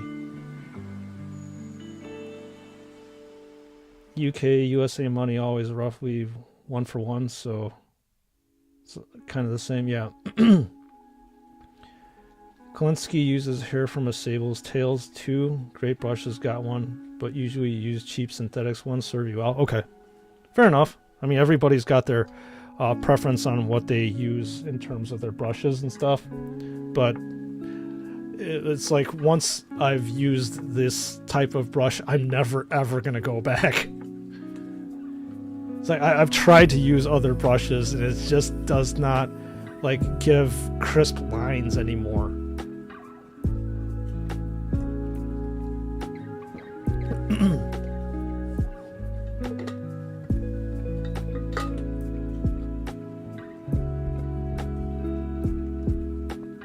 Alright, shade time. And I also have to paint this tier.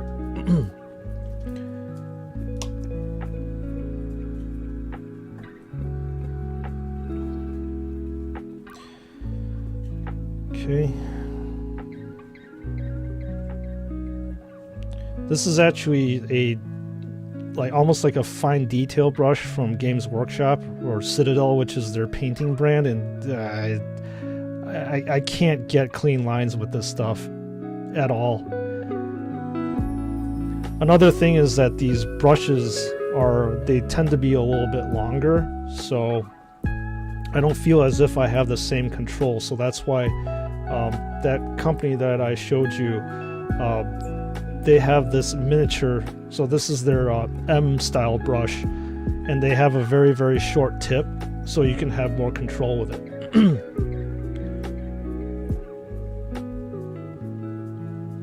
I prefer synthetic ones for the control of paint and easy cleaning. Okay.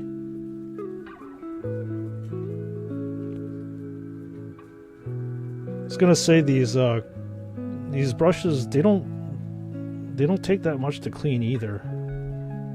At all. They're very, very easy to clean, and even after cleaning, they hold their tip very well. I mean, just for example, this GW brush, if it gets dried, it just completely frays, while this other brand, when it dries, it just retains its tip. It's insane.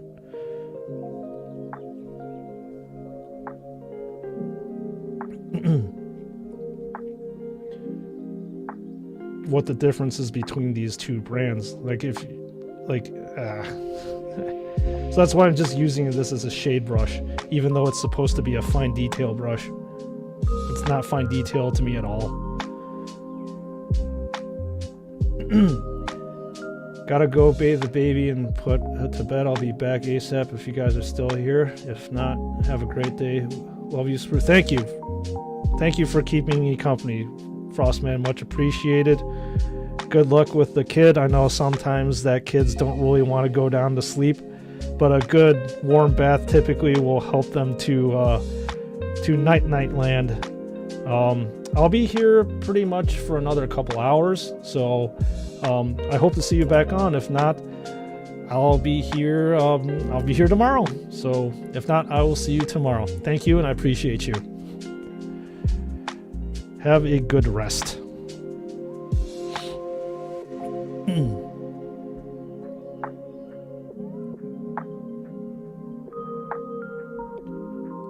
So we're getting there.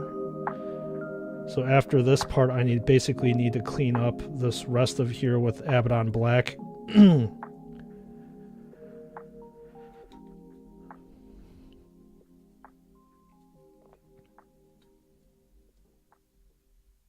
And while I'm at it, I can just paint this part with the contrast.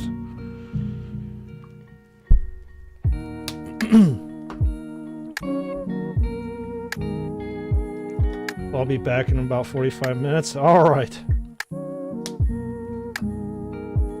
See you then, and I hope that your baby will be counting sheep very soon. Appreciate you.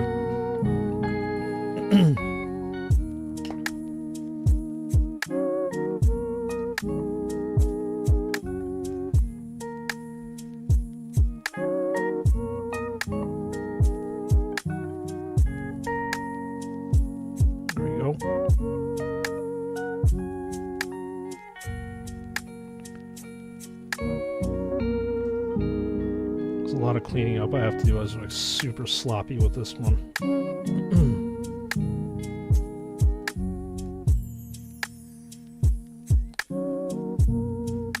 I have a feeling that probably when I'm off stream, I'm probably going to have to take a look a little bit more carefully and probably clean up some things on this, because obviously I have this at like a couple feet away from me. Usually I'm like staring at this in front of my face. That's how I usually get my details cleaner.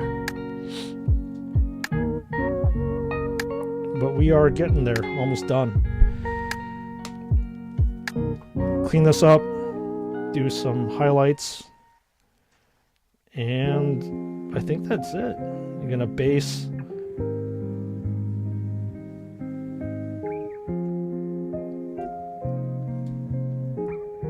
Sprues and Studs family is cool. Big up, you guys. Thank you. Thank you. This community so far has been pretty damn cool.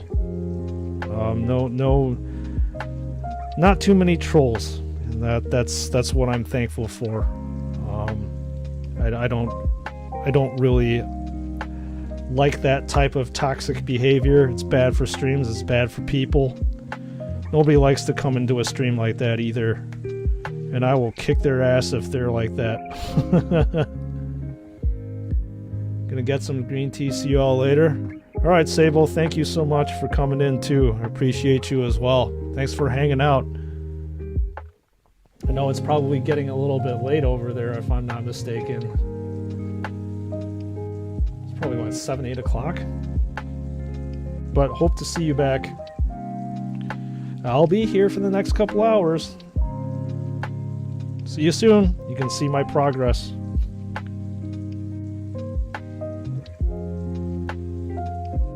Or lack thereof.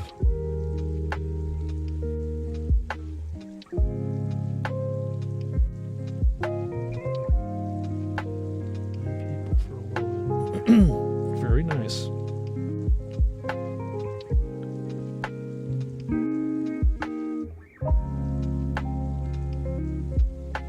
It's so quiet now. The people have left me.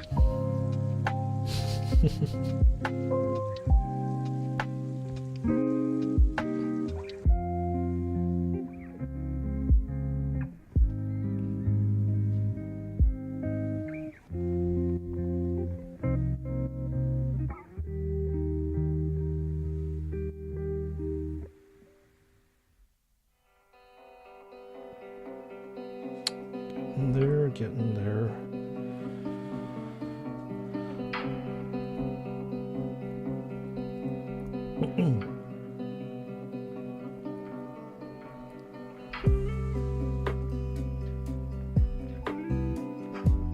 Anthony, welcome back. How are you? Stream got a little bit quiet. Frost and Sable jumped off for a little bit. I thought I was gonna be alone. So alone. But then you came back and saved the day.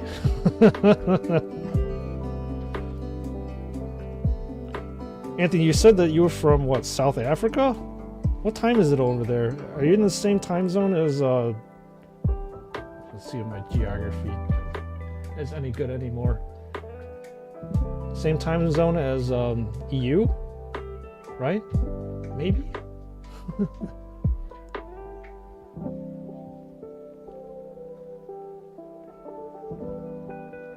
Still here just doing some Joy Toy work? Heck yeah. Thanks for hanging out, Chris. Appreciate you. You're just gonna hear me droning droning on in the background as you do some work. Hey Chris, what's your favorite Joy Toy action figure that has come out, and what are you looking forward to? Just curious. Yeah, it's now 8:13. Okay. So the night is young for you. You can chill out at this stream after work. I appreciate that. As I know there are thousands of other streams that you can be watching, but you chose mine. Thanks.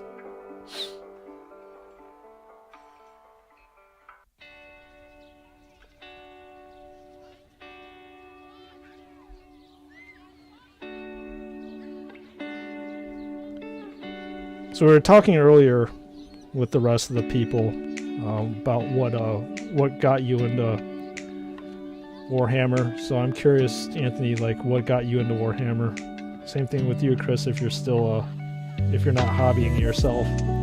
I always like to hear people's origin stories. What got them hooked on this stuff? This super expensive hobby that won't let go.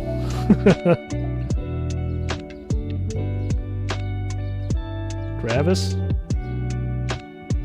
As in, you got into it because of Gravis armor, or you're working on Gravis armor?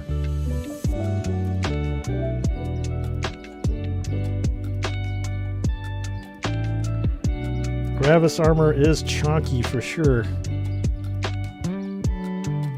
Nothing with that extra toughness in the game that helps you out a little bit. That extra bulk.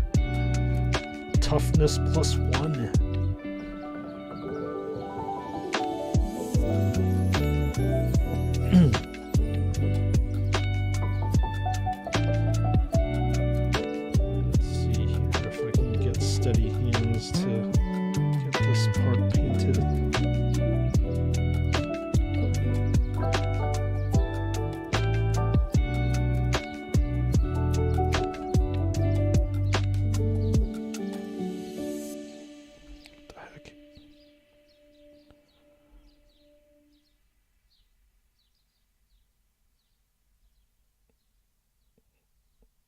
Melta gun is looking pretty good now.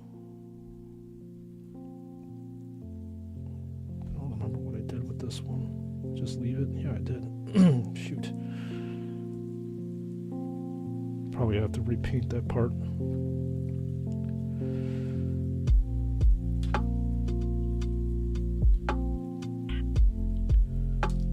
Oops. Oh well.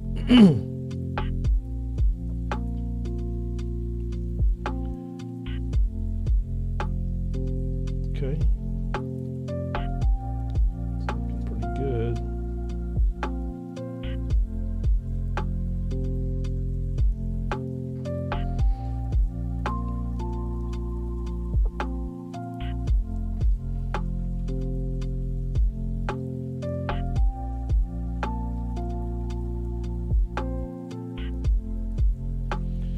Slow and steady as she goes.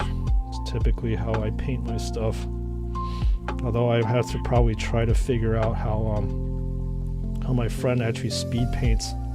I don't know how he's able to paint all this stuff in like a few hours when it takes me a few hours to actually just paint one. Hey, no, brother. Love your content. Yeah, I was in my teens when I first saw Blood Angels, and from there it was a done deal. Yeah. That sounds very familiar. Coming from a Blood Angels lover myself. Yeah, once it gets a hold of you, it sinks your teeth and doesn't let go. Favorite 40k armor I fully got into because of my fiance, but been in the hobby for about 2 to 3 years now. Okay, nice. So fairly recently. So it was the Gravis armor that got you into it, huh? Really? Interesting. I've always been like more of a Phobos armor fan. There's something about that lighter, stealthier type of armor that I love. Hence why my Primaris chapter is actually Raven Guard successor chapter. But very cool. Very, very cool. Anthony, you got a favorite unit for the Blood Angels? Or favorite Blood Angels action figure that got released out?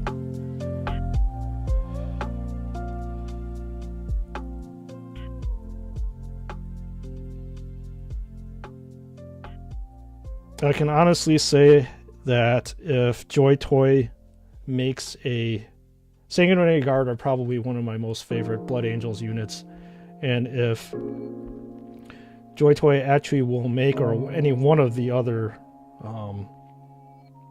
toy manufacturers or action figure manufacturers will make one of those things, I will be spending money, stupid money, to get that. Love Sanguinary Guard. They're so sweet.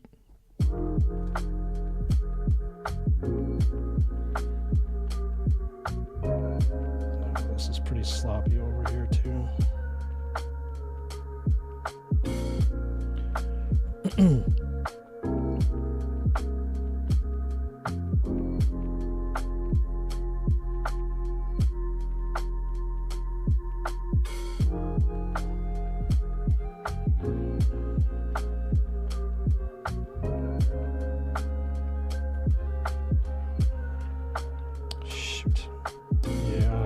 Slipped a little bit over there.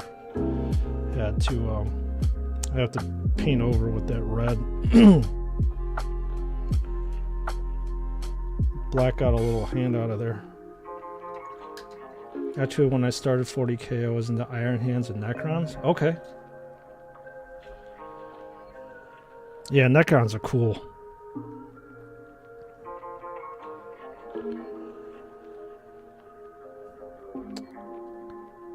What do you call them? Flesh tears, Jesus. What is that unit? Flayed ones. Yeah, those units are super crazy.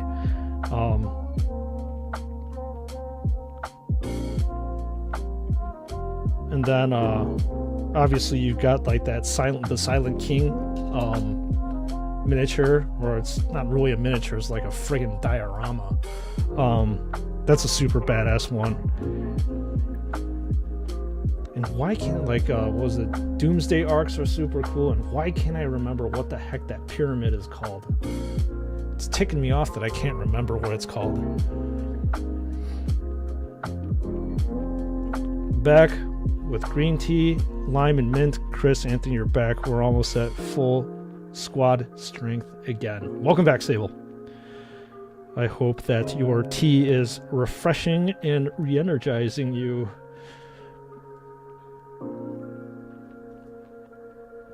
To hang out with me for another about hour and a half, roughly.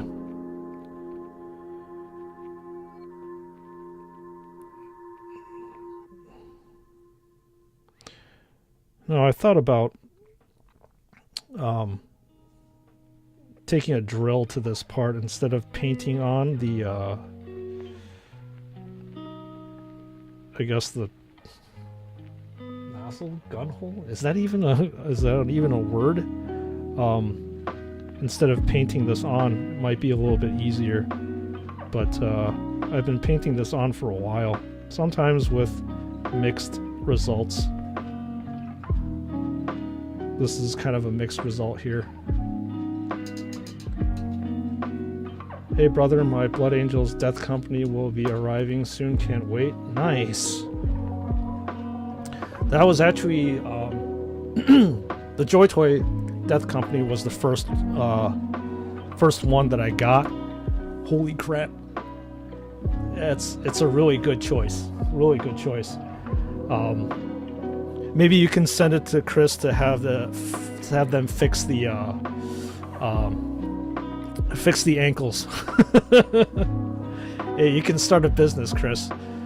We can send our Joy Toy action figures to you, and you can fix it at a nominal price, so it can balance better.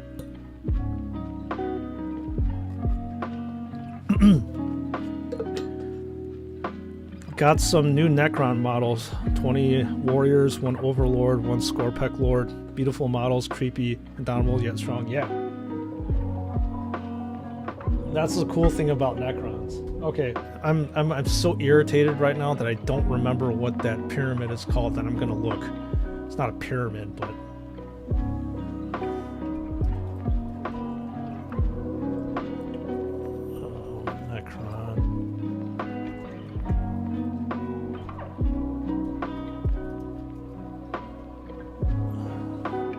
Monolith. There, Jesus Christ. Necron Monolith. Yeah, I love the Necron Monolith. I love that, like, gigantic gem that sits on top. Oops, sorry. The gigantic gem that sits on top is so badass, and, like, I don't know if you guys play the old school Dawn of War game. But, like, just... which is like almost like a StarCraft type game if you don't know. It's an old game though, but yeah, I used to actually play Necrons in that game, and just having that monolith come by and having basically like the gigantic energy surges come out from that gigantic gem. Oh man, that's so cool to see.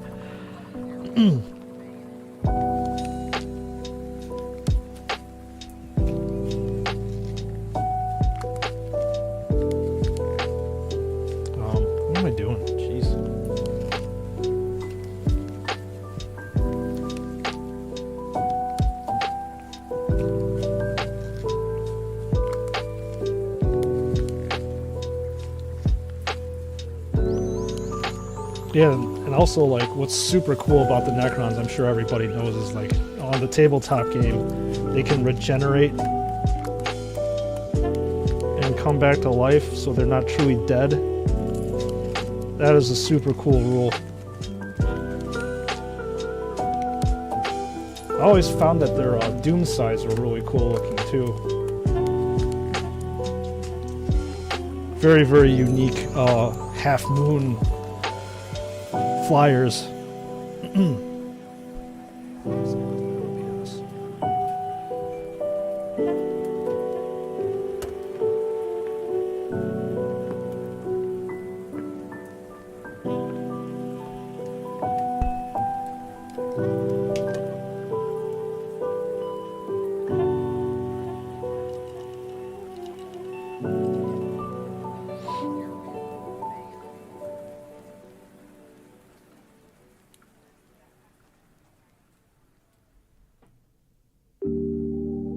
Alright, good enough.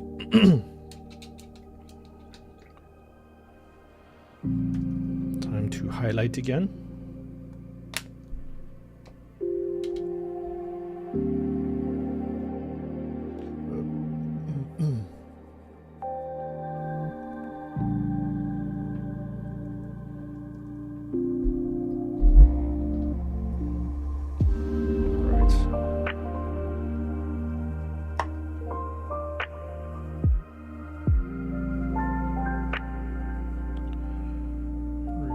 Brush the paint on my brush. Here we go.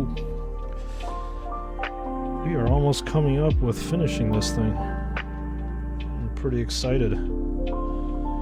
Although I'm not exactly sure about the paint quality on this one. I can't say it's actually my best, but definitely will do. It's what fixing things off stream will be. Ah, crap. I was a little heavy-handed there.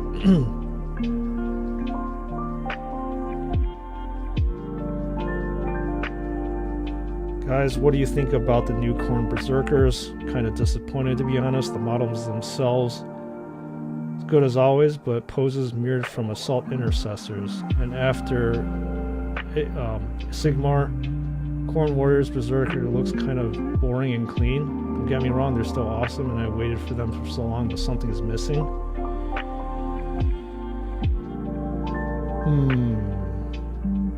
Maybe you'll sell your models one day. Yeah.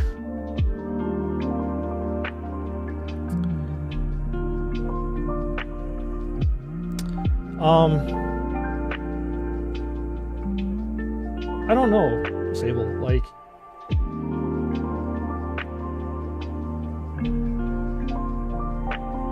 I get the feeling that the Berserkers always looked a little bit...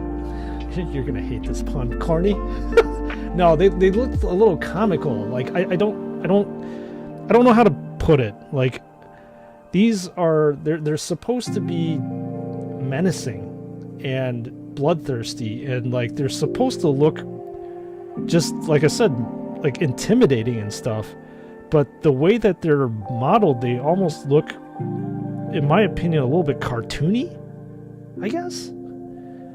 They don't seem to have like a very large impact. Like, you know, when you're looking at a Necron model, for example, it looks properly sinister, right? And that there's something super creepy about them. And the Berserkers just lack that oomph. You know what I'm talking about? They don't look proper. They don't. Yeah, I just don't like how they look. They just don't look intimidating enough. And you should be intimidated when, you know, you see a Khorne Berserker, period. Like, they're the craziest and one of the most fearsome, if not the best assault unit that the 40k universe should be. But it's hard to, like, feel intimidated by a cartoonish looking thing.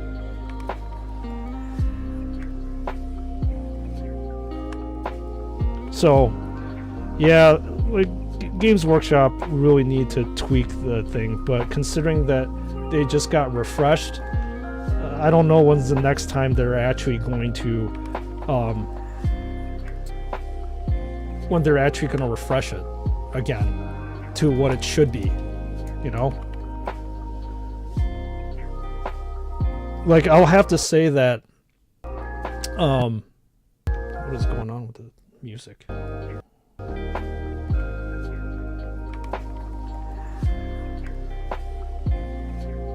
What's that? It was going in and out for a second. But yeah, I lost my train of thought. Which seems to happen a lot on stream.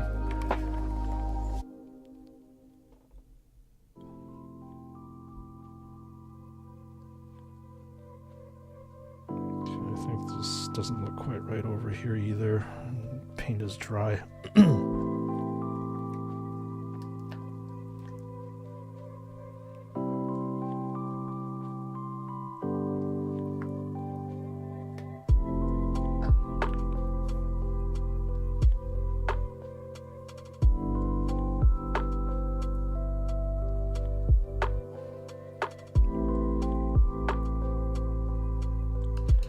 I'm looking at the Khorne Blood Warriors from Sigmar, I got that heavy armored Murder Skulls machine feel. I don't get that with the new Berserker models.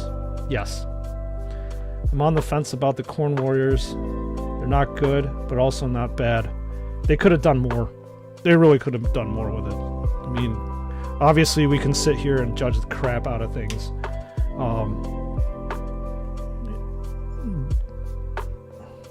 I suppose we should be generally appreciative that the models were updated. But yeah, they could have done more.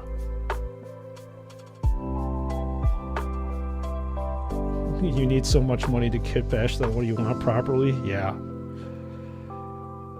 So what do you think about doing, Sable? Like, are you going to take some...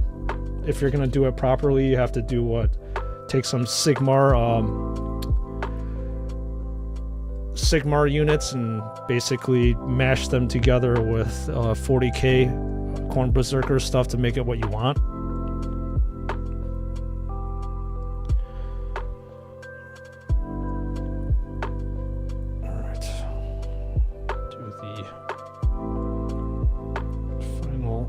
Highlight area.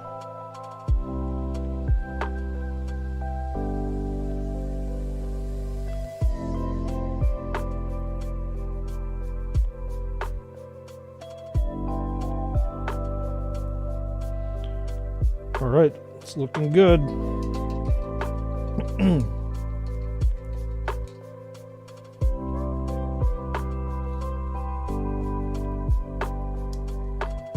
This on over here, and all we need to do now is to basically highlight the areas in which are the highest points, and this is about as good as it's gonna get. Then we get the base, which will be another different thing to watch me do.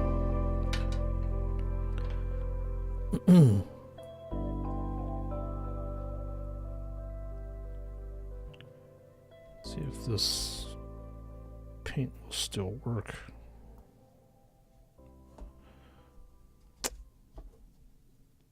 Yeah, it's too runny.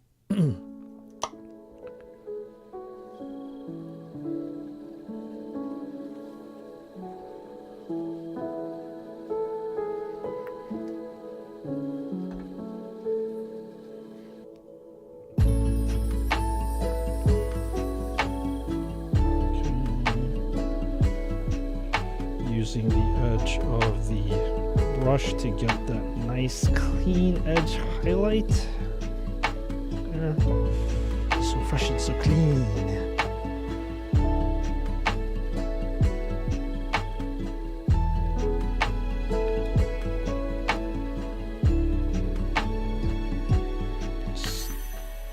Steady as she goes.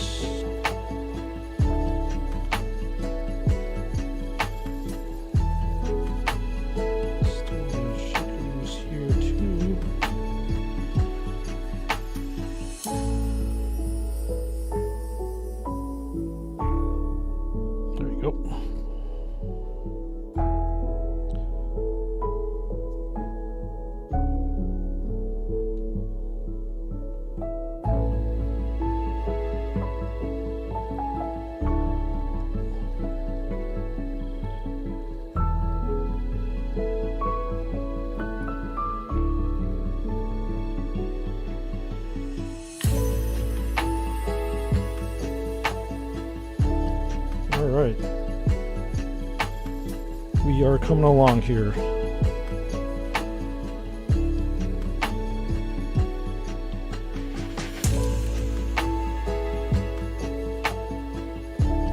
It only took us 4 hours to get to this point, which is a travesty. We need to speed up.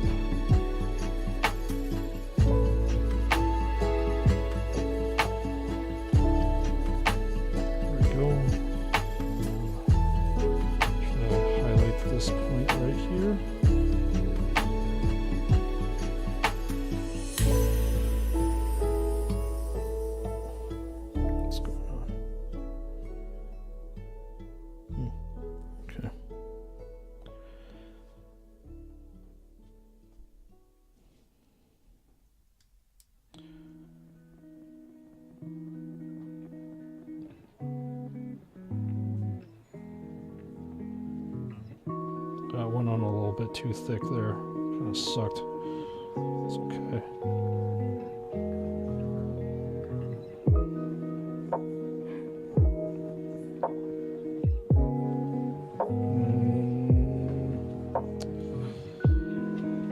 Yikes. Yeah, these highlights aren't that good. Hopefully you get to see what's going on, even though what's going on doesn't look that good in my opinion. Just trying to stabilize my hand here.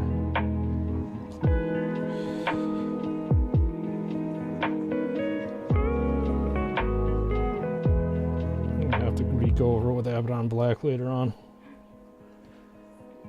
Gonna finish your Nurgle Templars first. I'm gonna grab a new MK6 from Heresy Starter and bash them with Tactical Squad from 2015. Okay.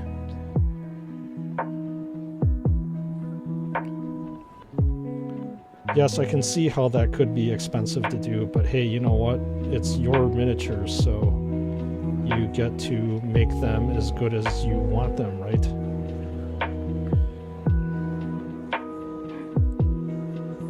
And plus, if your friends come over, it almost serves as like a conversation piece, you know?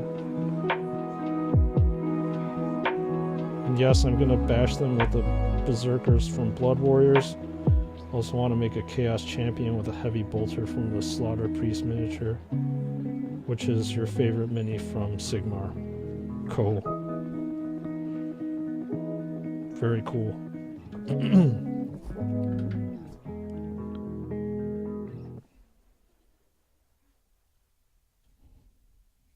Okay. Yeah. There's actually a red X behind here. I'm a little bit too lazy to pick that up. So we'll just pretend that's not there.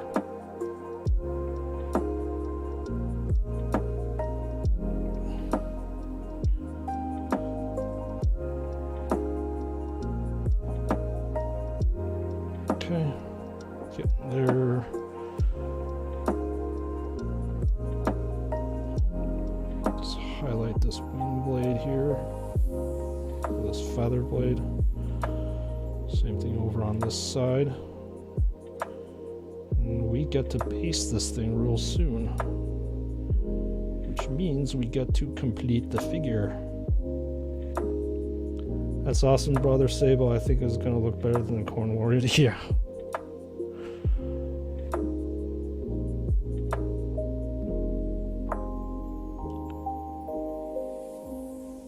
For sure, especially when you're going to spend that much time and effort on something, you got to make it look good.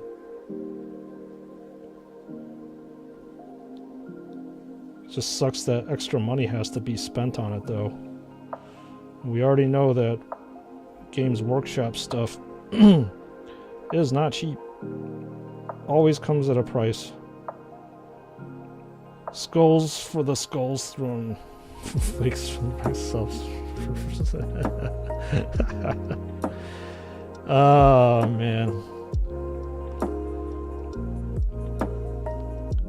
Yeah, I could use more subs, but that's not the true goal of this channel. Maybe a residual goal, but the true goal is to hang out with y'all. Talk about Warhammer, talk about hobbies, talk about food, talk about everything under the sun. That's the goal of this channel. And bore you with my talk as well as my painting, which I think is starting to look pretty good. I just need to touch up my heavy-handed highlights here. How's he look? Ready for battle? Ready to slay the Emperor's enemies? He looks like it to me.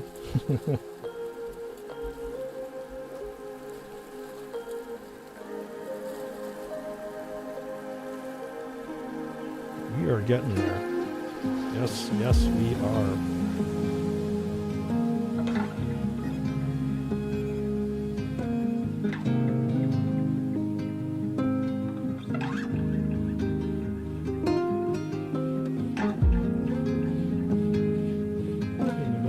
bit more. Areas in which the highlights are a little bit too thick.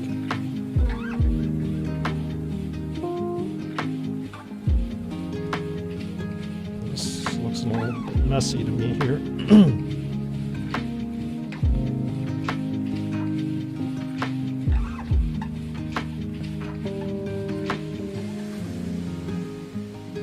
Clean it up.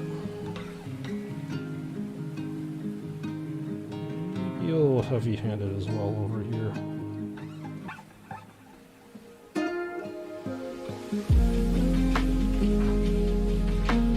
I think I probably missed some old parts over here too, so I have to redo that.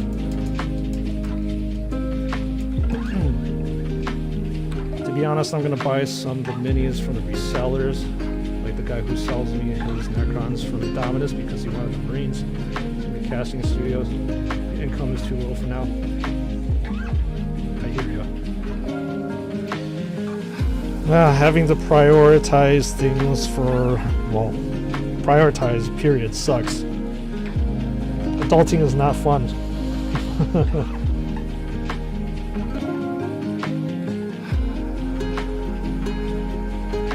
Sucks that we have to prioritize things.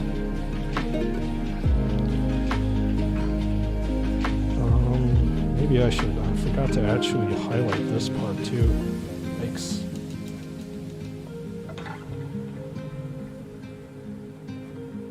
Jump pack is not highlight. Give it a little bit more detail, and after this, basing time.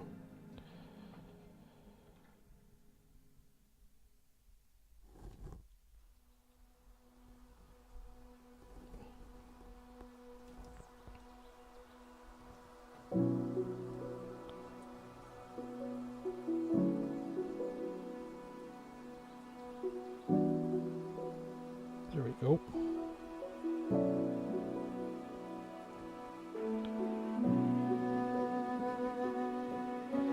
Details starting to come out a little bit more.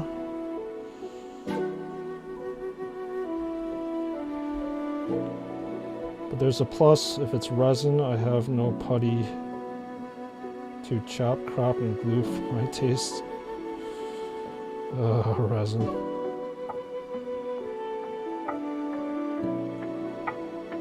One of these days, if I actually muster the courage enough, I might actually paint Sanguinius on stream. I have to assemble him first too, so that should be an adventure and a half. I do have the full entire diorama set, so I've got the is it Cabana? I don't think it is. It's a Corn Demon. So I got that diorama set that I still need to do. I'm too, like, I wouldn't say intimidated, but just leery about doing it. But one of these days I just gotta suck it up and do it.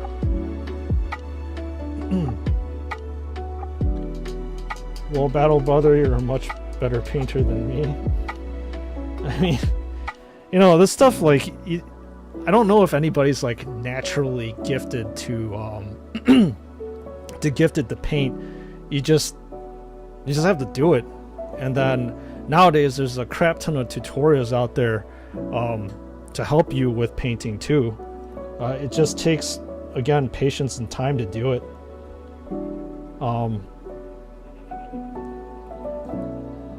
A lot of patience and time. Steady hand too doesn't hurt to have.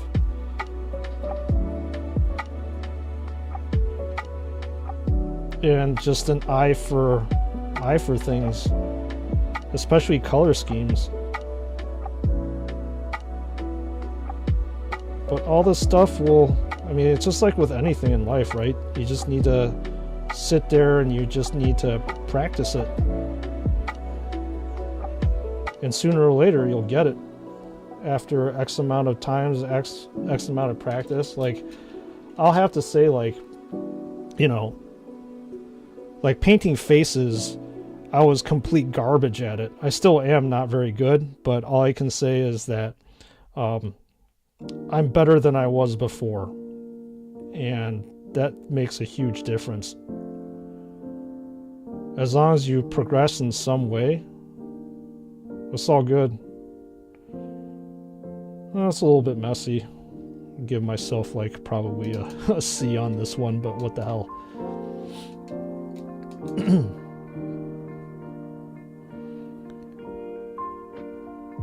I rejoined the fight once again, brothers and sisters. Welcome back, Battle Brother Frost. It's good to see you back. I assume that your child is counting sheep now and relaxed and sleeping so that his dad can sit here on a chill stream. So we are almost done. This is how the miniature is now. Yeah, I've got to get a better camera so you can actually get a macro on this thing, because this is terrible. You can't even see the detail. But yeah, this is pretty much done in my opinion. Well, I don't know if it's actually ever done. As I'm looking at this, I'm not happy with how chunky this highlight is, so I'm going to have to paint it down. The more I look at it, the more I want to try to fix it, and I need to stop doing that.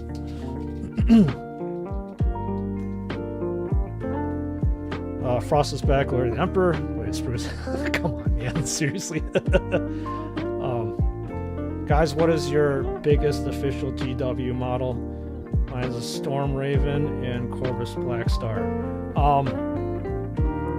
Yeah, it's the Storm Raven is my biggest one, as well as the Land Raider. Let me get something real quick.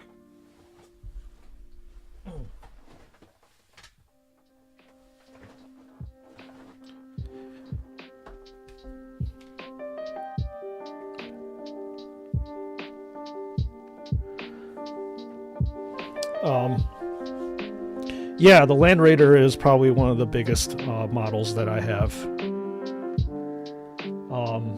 I don't know exactly how big my Forge World diorama is.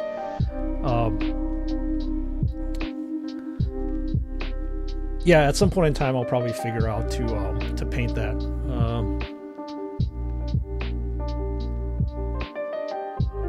I like your painting style, Sprues, simple yet intimidating. Yeah, a lot of people like to put dings and stuff on the armor. I just don't have...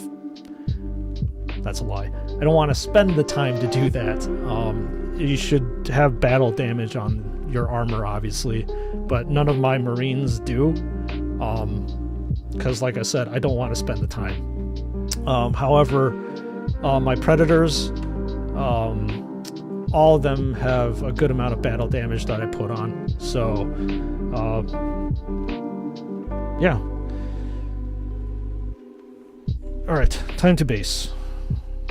And I have this special, like, putty type thing that I use because I don't want to use this thing because it grips the 32mm base and actually will chip the paint.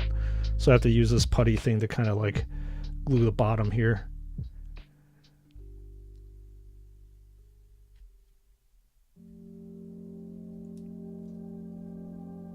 And unfortunately this putty is super cold, so it doesn't grip very well. So I got to warm it up with my fingers and keep rolling it in on itself until it gets sticky enough so I can grip the bottom of this. Oh, he's going to show us the big thing?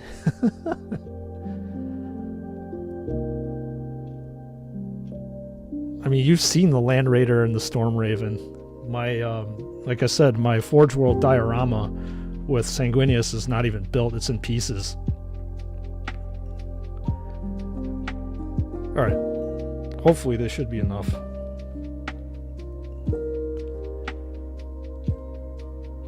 Alright, nope, shit.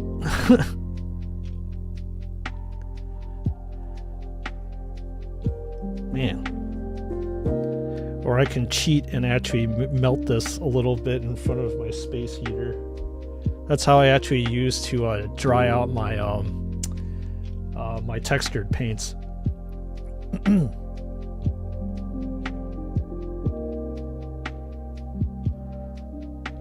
Sorry, folks. This is taking so long.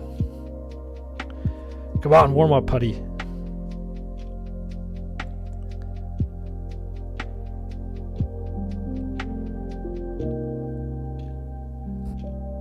Alright, I think this is actually going to stick. No, it's not. Damn it. Alright, we'll just have to make do. I feel like I'm just playing with putty right now in front of you guys.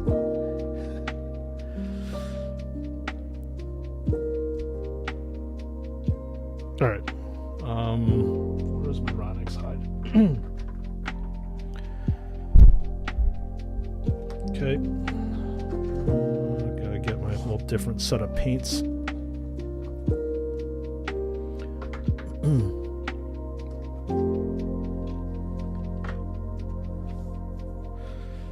Use my vortex mixer off to the side. Don't knock the process, that's why we're here. Thanks for your patience. I mean, I really don't have the patience to have putty get to a more sticky form than it is.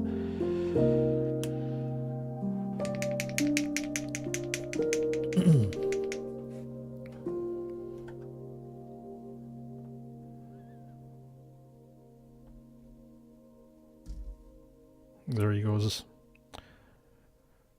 Warhammer World? Ooh, cool. I've never been.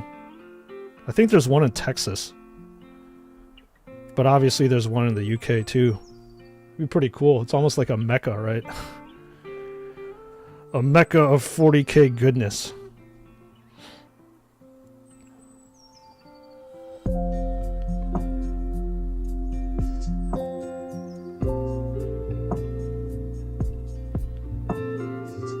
What do they, actually, out of sheer curiosity, oh, okay, Frost, you've never been. But, like, I'm actually curious what they have over there in terms of different miniatures versus, like, your regular, you know, Warhammer shop. Curious to see that, what the difference would be.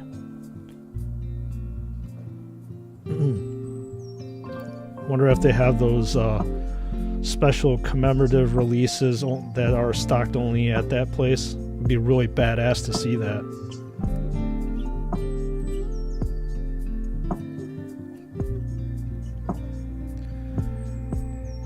So basing the model is probably if there is a most, I don't know if it's a disliked thing for me to do, it's exactly that. I really don't enjoy basing. It's fairly boring to me. I always feel the need to want to like rush through it.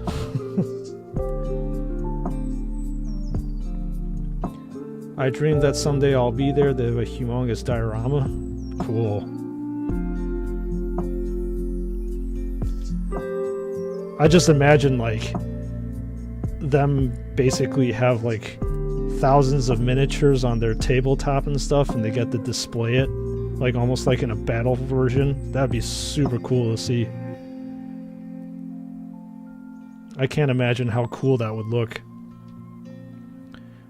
I mean, just getting like a 2,000 point game together on the tabletop is pretty sweet looking, but like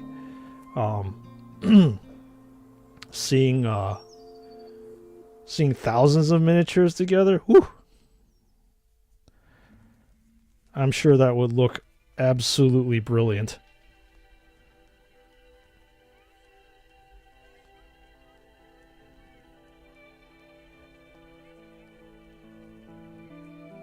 I think one of these days maybe I'll travel down to Texas and actually visit that. I think we have a Warhammer World over there. That's their like main trading area or something like that. So like I said, I have a friend of mine that works as a store manager at GW, and I think he goes down there to train.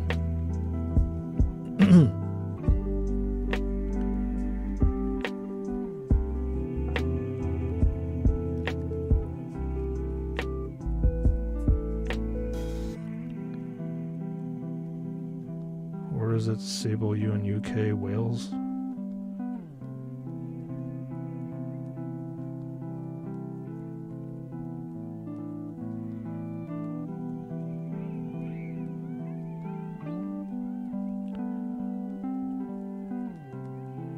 You're from the EU. There's nothing to be sad about being in the EU.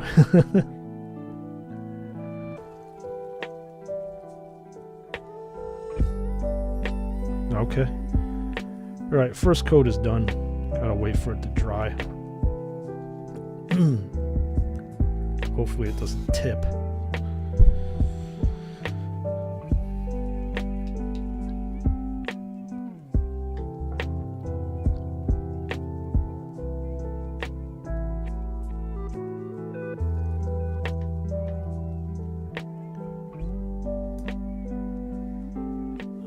Get a whole different set of like tools and stuff for the next part.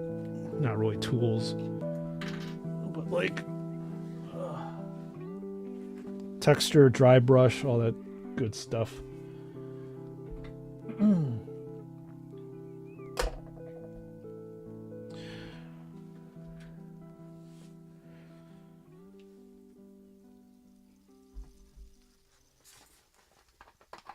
Time for a hydro break.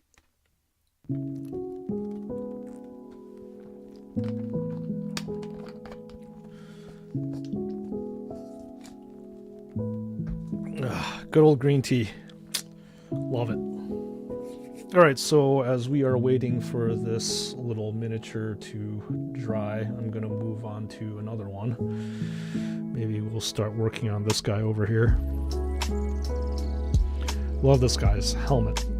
It's an old school knight kind of helmet. Super badass. And obviously magnetized. Put us off to the side. And we will start off with... Let me see what we'll start off with.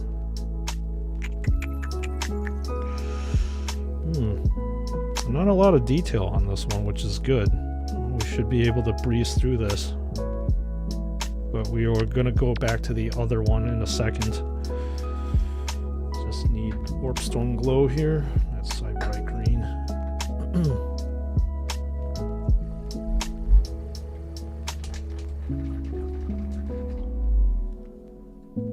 Okay.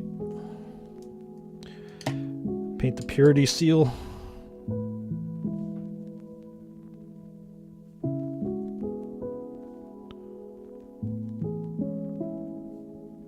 Sure if you can see this. Yeah, you can.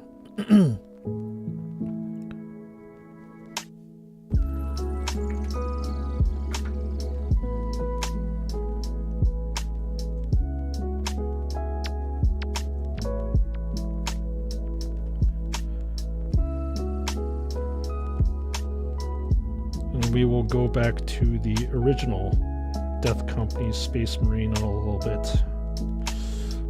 What I typically do when I wait for things to dry. You'll move on to your next project because we ain't got time to wait. Time is of the essence.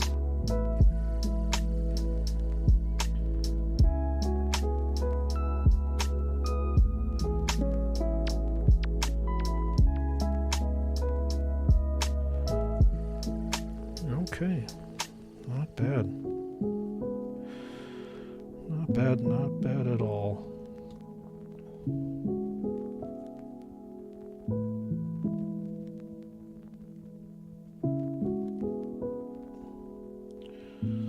Hopefully you all are enjoying the very chill beats over here. It's very calming, cathartic, relaxing, as painting should be. I can't imagine how it would be painting, listening to like metal or some kind of rock. Would feel rushed.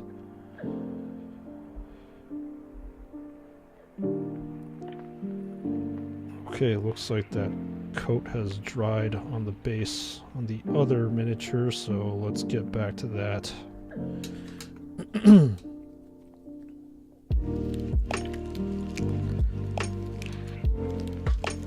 Alright, texture paint time.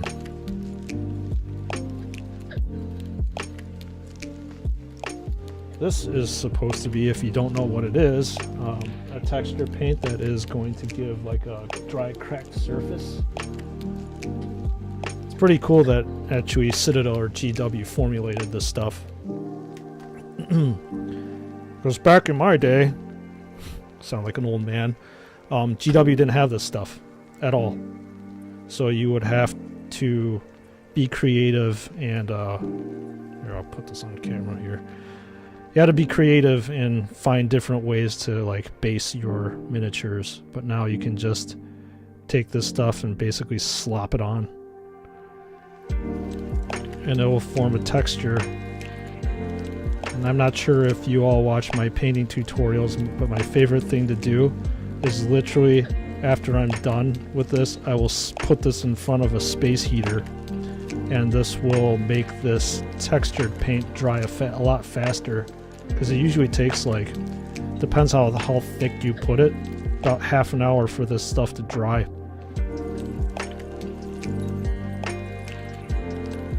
And my family knows that I'm not that much of a patient person.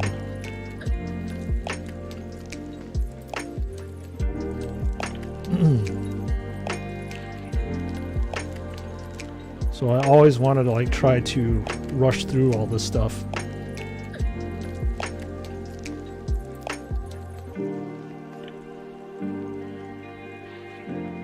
And that's what that space heater is for, so I can be allowed to rush through this part.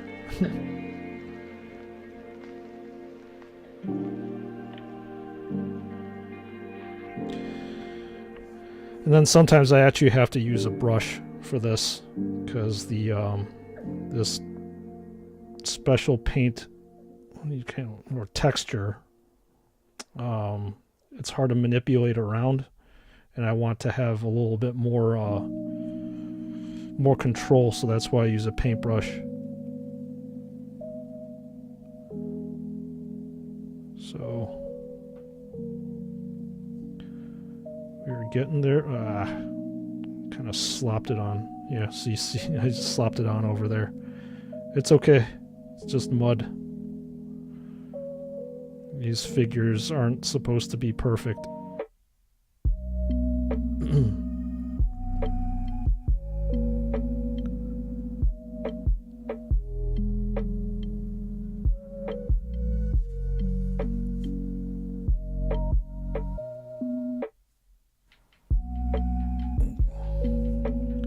Yeah, this is typically the part where I actually like to put the use the paintbrush.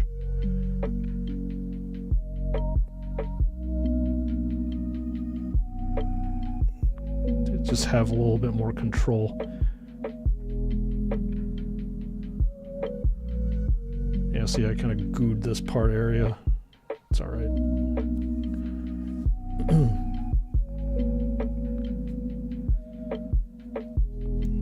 Can't use a regular brush.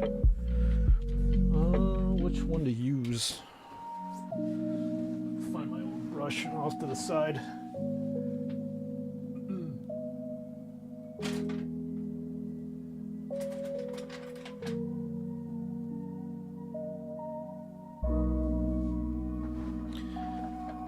Use a Citadel brush over here. Green Mandalorian, welcome back to the stream. How was your rest? Whatever you were doing. We are still here. We are still painting, except that we've made some good progress on the miniature over here. We're just we're basing it right now with this nice textured paint, and when it's done drying, it's gonna look like cracked earth.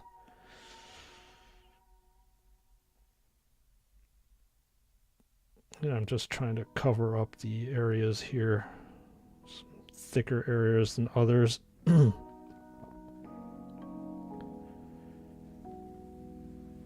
Here we go. I'm thinking this is ready to be fired in the kiln. The furnaces of Sprues Man Cave.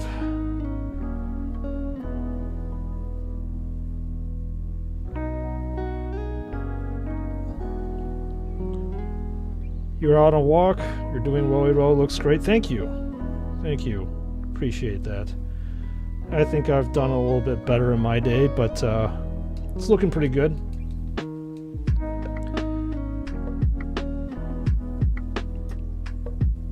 Alright, I'm gonna fire up the space heater.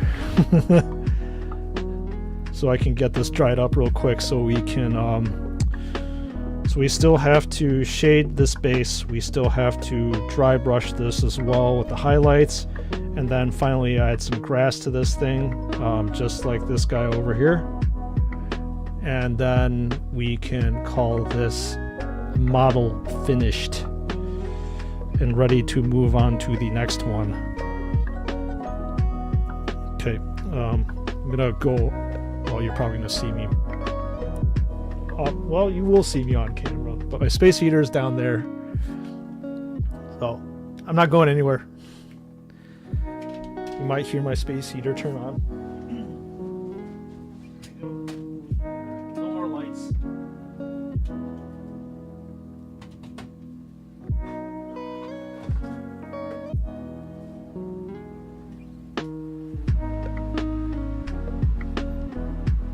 Time to cook this guy in the fiery furnace.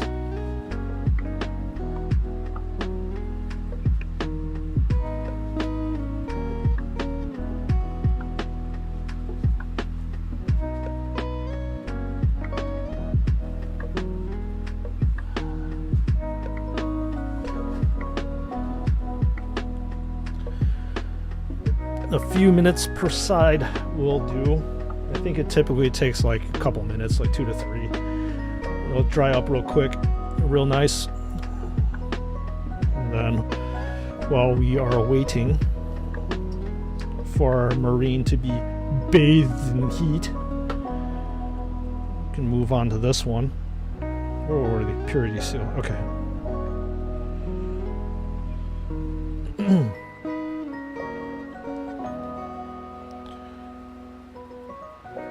How's your walk, Green Mandalorian?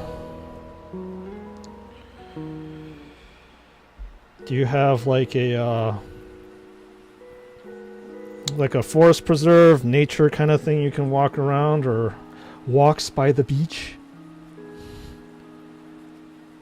I find those walks to be, especially walking in nature, to be very mind clearing and cathartic. Always helps to have those types of areas. Something about being with nature and smoking nature is really good too.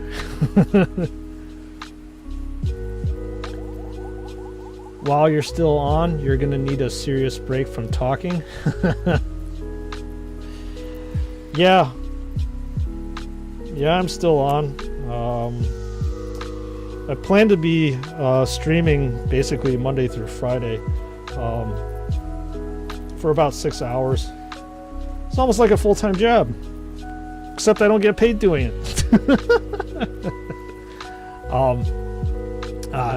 I jest, but the thing is, like, I don't need to get paid. This is nice. Just being chill. Doing things that I love, chatting with random people on the interwebs, fellow battle brothers and sisters, as well as Lego fans. Although I think I might have driven off all the Lego subscribers from my channel.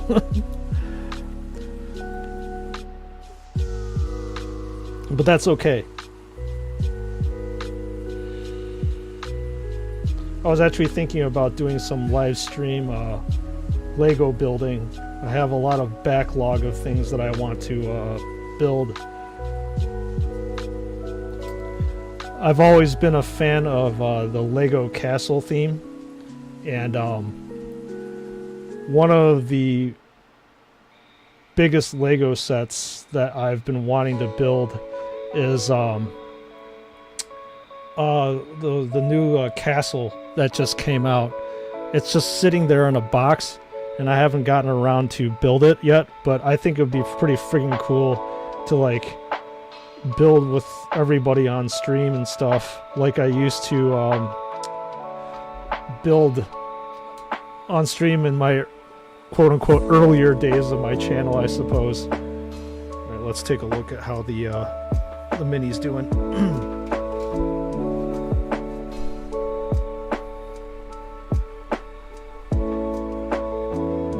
Well, so this is how it's going so far. It's been there for, you know, maybe about a couple minutes, and you can start to see a little bit of the texture come out.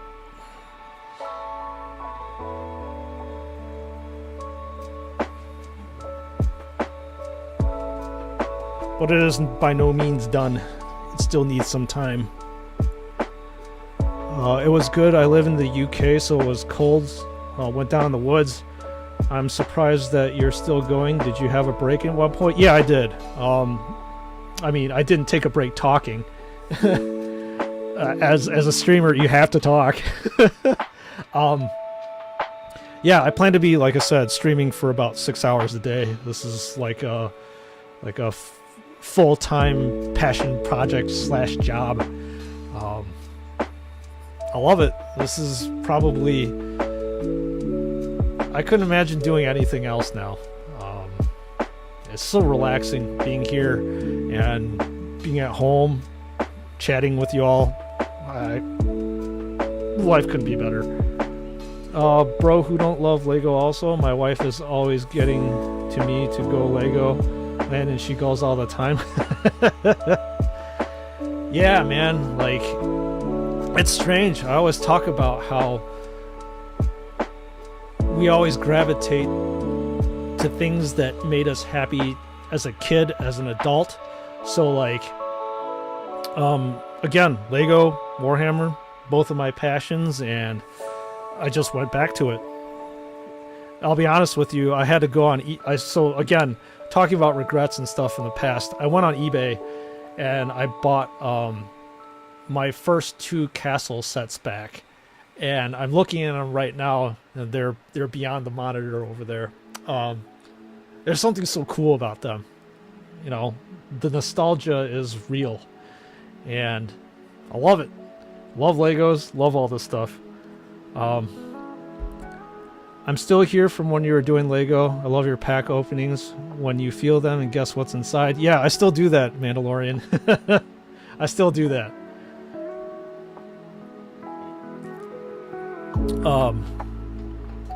Obviously you see me, I've seen you comment, thank you very much, by the way. I usually do those shorts Friday,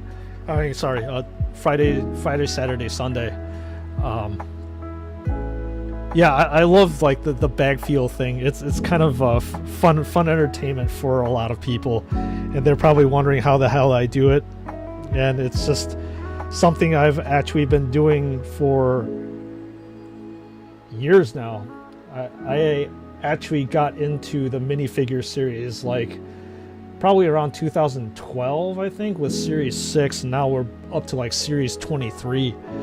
But that's one thing that I've been able to do. Call it a talent. Do you have a Legoland in USA? Yes. The Legoland is out in Carlsbad, California. And the reason why I know it is there is because I have visited it there. That place is so much fun. Just feel like a kid there, you know? Obviously it's Lego themed, Lego based, and like the craziest things over there are basically like the gigantic things that they build with the Legos. It's just super cool to look at. And they have like whole huge like dioramas too, probably the same as like Warhammer World, you know. I remember like when I was there, they had a huge Battle of Hoth scene, and they had crap ton of like stormtroopers, AT-ATs, and they had the snow speeders too. So it's like super cool to see all that stuff in like a ginormous scale. Yeah. If I had the money, I'd definitely go back again. There's something about just seeing that stuff is absolutely insane. Where's my Retributor armor? if you have, I don't know if they have one in the UK or in the EU, but you know, maybe you could take your wife there, Frost. I think she'd be very, very appreciative of you if you did take her there. Feel like a kid again. My wife loves Legoland UK. Yeah, I don't blame her. It's so much fun, man. Just recapturing that your childhood, that carefreeness, that youthful energy. You don't have to adult. Well, you still have to adult, but you definitely feel like a kid in a candy store over there. Just all these memories of happy times when you're building and imagining coming back. Imagine how much time I wasted. Well, it wasn't really wasted, but how much time that I was sitting there playing with a Lego castle and Lego knights and stuff, and I would make up all these battles. If you guys actually saw my old Lego builds, I actually was playing like a weird version of like Warhammer back when I didn't know Warhammer was. So like I did play a little bit of D&D back in the day, so there was a lot of dice rolling. So like I would take my Lego knights and there would be like specific movement that I would do. I had like a strength, toughness, defense, all like that. So like like the transition from playing that to like Warhammer was pretty much a seamless transition, because I was actually playing like a toned down version of Warhammer. Okay, how is my miniature doing? We have one shed that goes at least once a year, no lie. Okay. Nice. Very nice. I wish I could go once a year.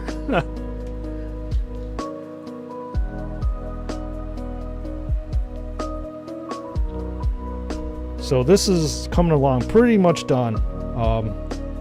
These thicker areas just need a little bit more bake time.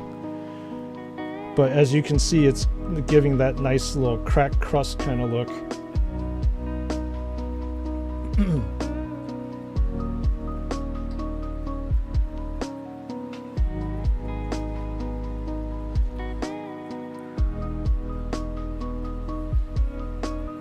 Nice insight from, it's not really insight, I mean it's just like recalling just really happy memories, you know.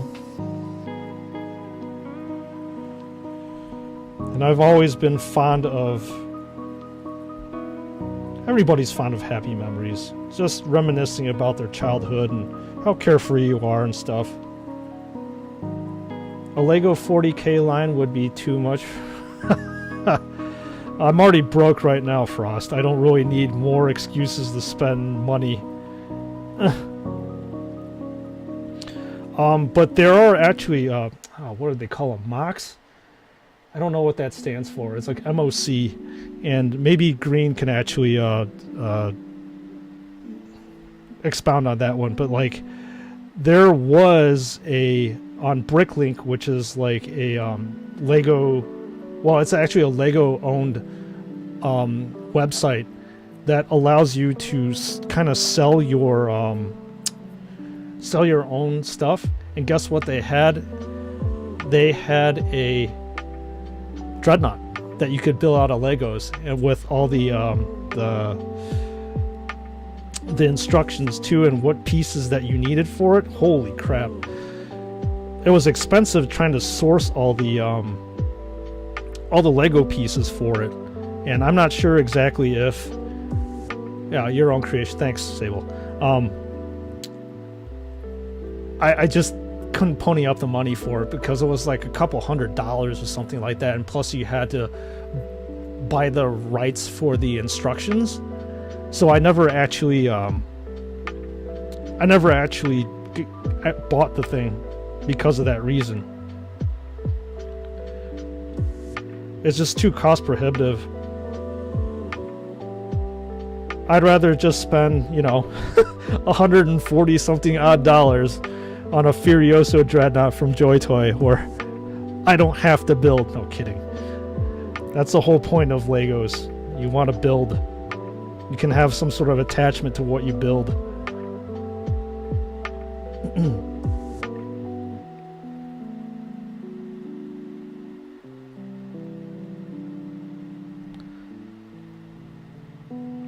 Yeah, I've actually had to like curtail all my my Lego spending habits though. It was getting out of hand. Had to focus more on Warhammer, especially with the action figures. I do love those action figures. Sprues does the master of Lego minifigures and Warhammer. Ah, man. I was privileged to have a lot of expendable income that I could actually pursue all my passions and stuff. But alas, that has come to an end. But I get to pursue this passion, which is live streaming, owning on my own channel, and talking to you all from afar, near, close, whatever.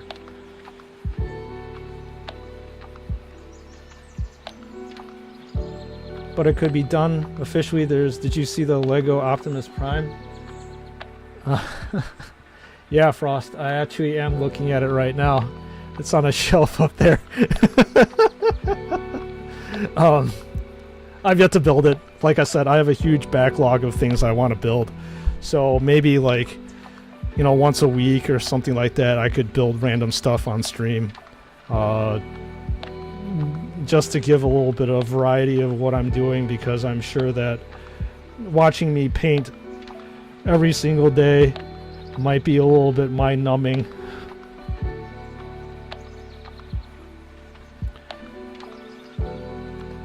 You wish you can turn back the good old days? Yeah. Starting to sound like an old man. No, I say that's the same. I say that's the same thing.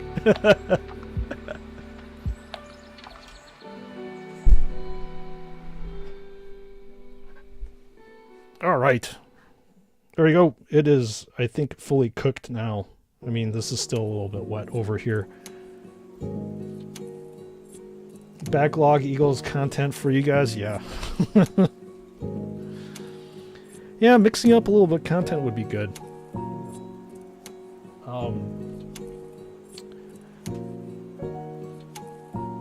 Again, good old days are there.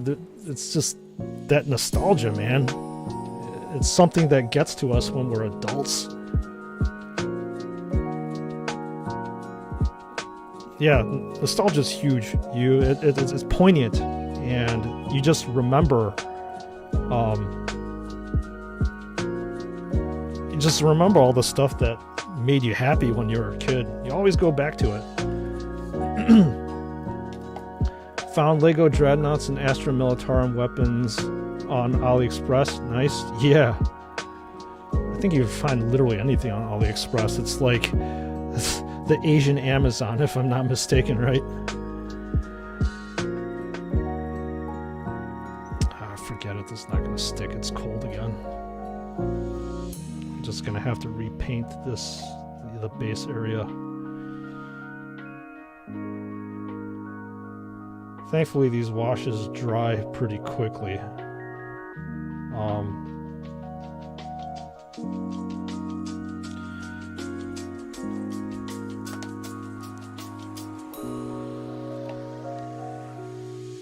Yeah, I got back into Lego, I think 2011. After a period, I call it the dark ages of my life. And so glad that I got back into it. Like the models and sets that they have right now are just absolutely crazy compared to what they were before. I mean, right behind me, you guys can see like these gigantic sets, man. Like the stuff back there, it's got fully working gears. You can put it in gear, you can put it in reverse, you can see the pistons going and stuff. It's just crazy how Lego has progressed. I'm glad I got back into it. Same thing with Warhammer. I got back into it at the beginning of, I think, 8th edition. It didn't really help it that, like, my friend who's a store owner at store manager of Games Workshop, he had like, I think he had at least like 15,000 points of Marines and stuff, and he had like the Forge World Titans and stuff, and I hadn't been exposed to Warhammer for a long time. When I saw that stuff, I was like, holy shit, I have to get back into it again. Shit is amazing. You are amazing. Joy Toy is cheap there? Yeah, Joy Toy is cheap there because I mean, a lot of these places put tariffs, right?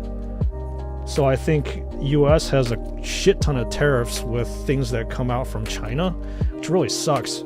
That's why things are so friggin' expensive when you have to import them here. Which is a shame. I think at least like 10 to 15, maybe, I don't know. This is all conjecture, but like $10 to $15 have to go at least with paying off those tariffs. So that's why, like, Reagan, when he's on, I think he probably pays a lot less than what we would pay. What is my favorite construction line of Lego? So my favorite Lego is Speed Champions and Technic. Technic is back there. Speed Champions are basically cars. I've always been a huge fan of cars in real life, and basically this back there is my only opportunity to get close to hypercars and supercars and stuff. So those are my favorite Legos. I actually have a good amount of Ninjago stuff. Back when in the day, there used to be a Lord of the Rings as well as the Hobbit line, so I have a bunch of that stuff too. Aside from that, yeah, it's all cars. Well, you're 22 now, young body, old soul. That's good, man. I can appreciate that. I can appreciate that.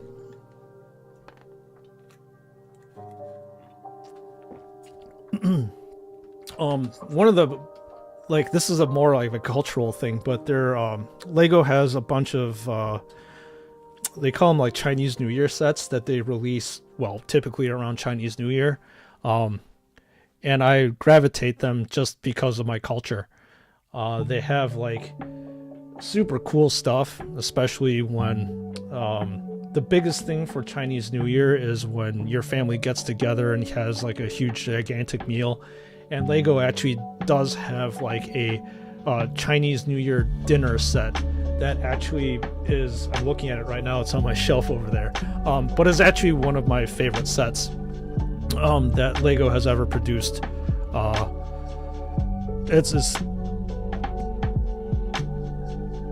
They do such a good job of capturing nostalgia as well as culture.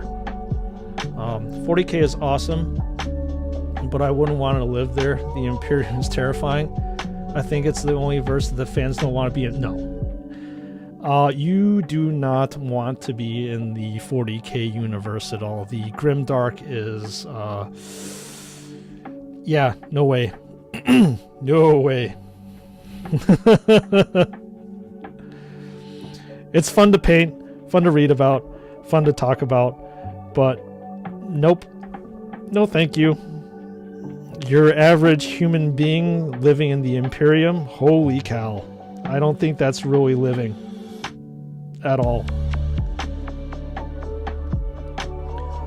When I'm reading anything Warhammer-esque, I think, wow, real world is not that bad. No. I mean, no, it's not that bad. You don't have like these Xenos civilizations basically trying to tear you apart, and then you have basically the Imperium trying to tear itself apart from within. You got the chaos cultists, demons, Tyranids, gobbling up landmass. Oh man. It's definitely not a good place to live in. Inquisitors on your ass too? Yikes. If I'm not mistaken, if you're a psyker, you're gonna get fed to the golden throne too. It's not a good way to live. Meat for the grinder. Yeah. No thank you. Hey, we got frogs. They're scary. Not that scary. Oh, man. No thank you to the Imperium. Actually, to be honest, no thank you to the 40k universe, period. Necron, Eldar are dying. Necrons only want death. Yikes. Even humanoid races want to tear each other apart.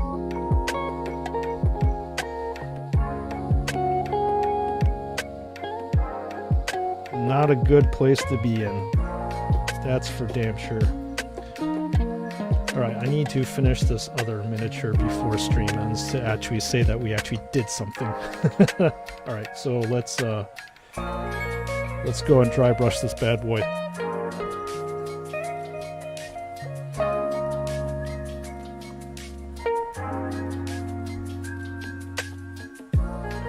$40k is literally hell in space? Yes. It's literally hell everywhere.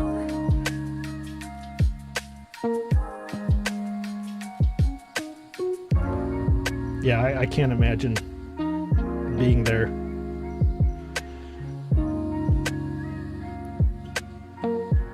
Well, you know what the tagline is. Something about the future, there's only war. There you go.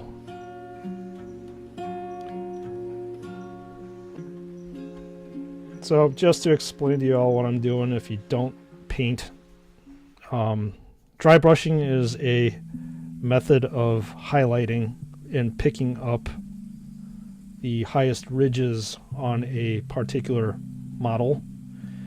And the whole thing about dry brushing is you actually have to get rid of most of your paint, or else the dry brush is not going to look good.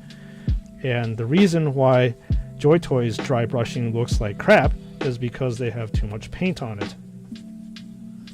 So you're just supposed to brush back and forth patiently to hit those raised areas.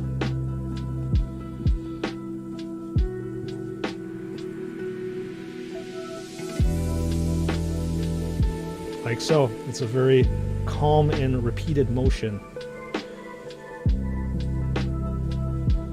Like I said, I'm sure those factory workers at Joy Toy do not have time to sit here and do this. I'm sure their taskmasters would probably yell at them, "Why the hell are you spending so much time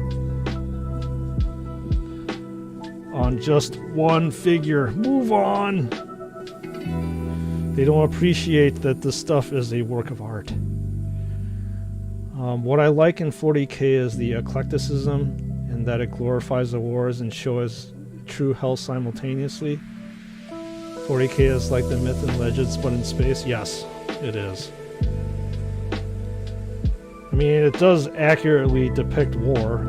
War is not supposed to be something to be romanticized. It is definitely not good.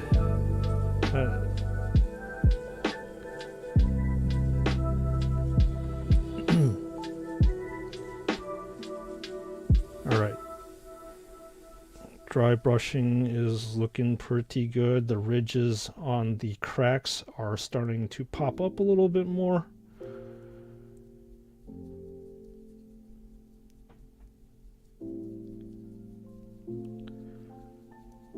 And we are approaching completion here. Just need to put some grass on this thing. Afterwards, retouch up the base because I'm putting my hands on it. Then we are done with this guy.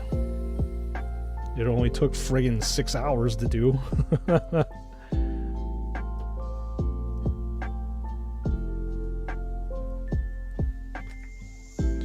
Looks like the brush has run out of juice, so we need to rejuice our brush.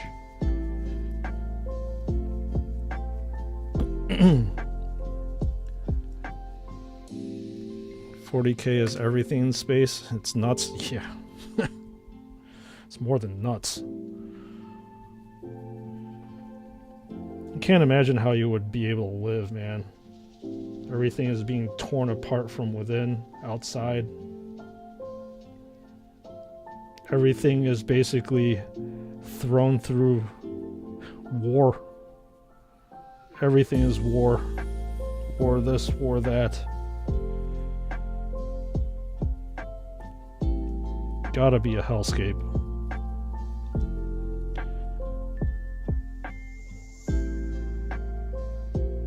Alright, I think that's good enough.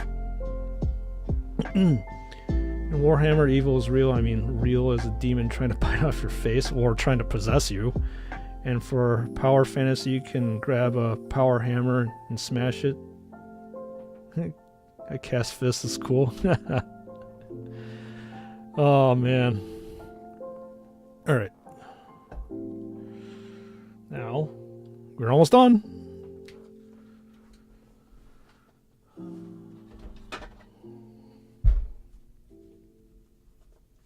The grass over here. I usually am pretty, like, liberal about where I put the grass to. I just kind of put it anywhere I want. This is a PVA glue.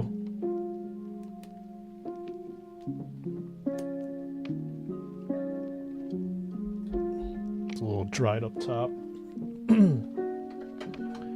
Pair of tweezers with a little bit more control. And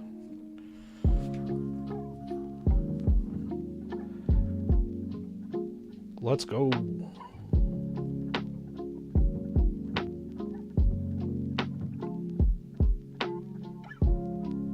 Glue this part on.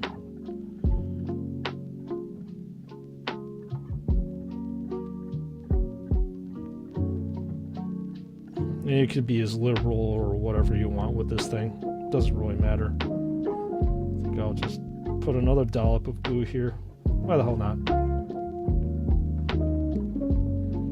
Sprues, did you see if the Emperor got the text-to-speech device? Extremely funny. Is that on YouTube or as a meme or something like that?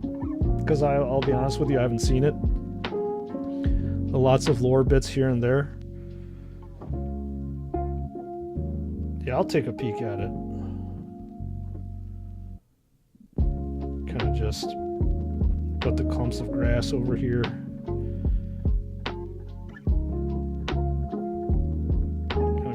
On there, and after you're sure it's been attached on, and then you can have to start shaking it out. Shaking out the extra spots. Probably gonna have to detach the arms or they may come off.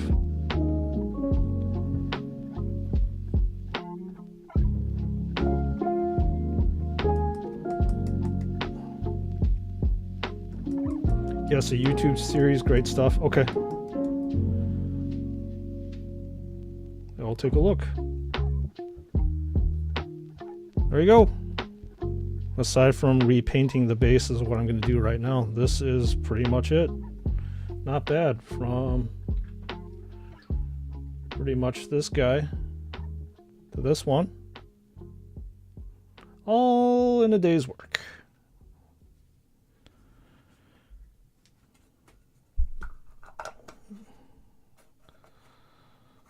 Put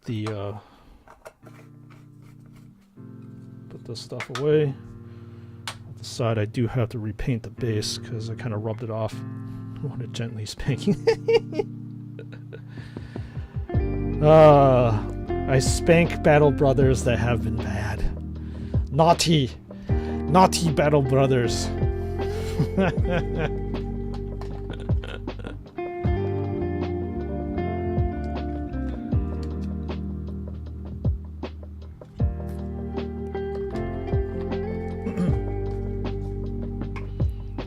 Delicious green tea.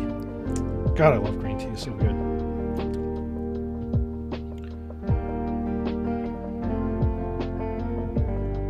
Alright, get this guy fixed back on. And we are going to use the rest of this Rhinox hide here to clean up the base.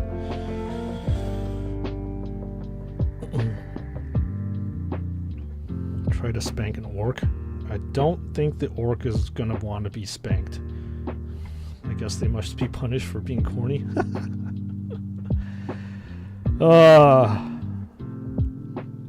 Orcs. Gotta love them. Simultaneous, supposed to be funny but yet terrifying at the same time. I don't know how they're able to pull off that thing, but they're able to. It's a weird dichotomy that they live in, them orcs. Damn greenskins.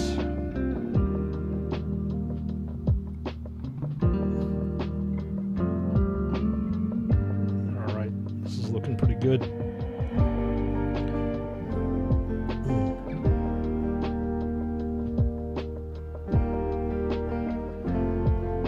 Oops.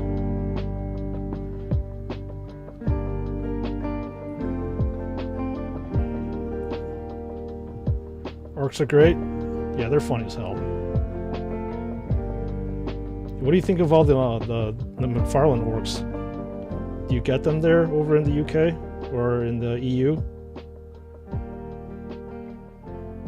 I think Joy Toy just came out with their own orcs, if I'm not mistaken.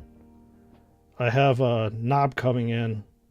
Hopefully it should be in like in a couple days so I can do a proper review on it. But yeah, I have all three McFarlane orcs. They're sitting over there, over yonder.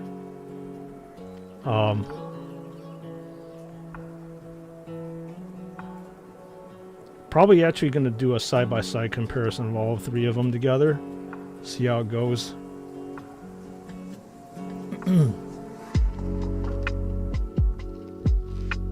We do, but I did get the McFarlane ones. Okay. Well, you can actually check them out, obviously, on the channel, right? To see how they are.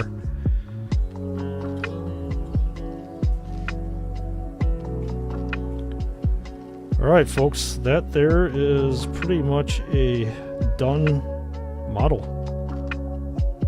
There are some issues that I see right here from just my eye. Some things I probably have missed and will need to fix off camera.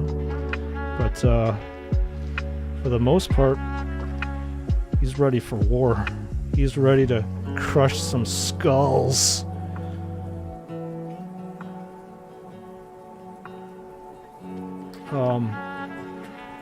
You're thinking about getting the Joy Toy Orc Burna Boy? I think that guy actually has like a super funny expression on his face. Actually, all of them have a funny expression on his face.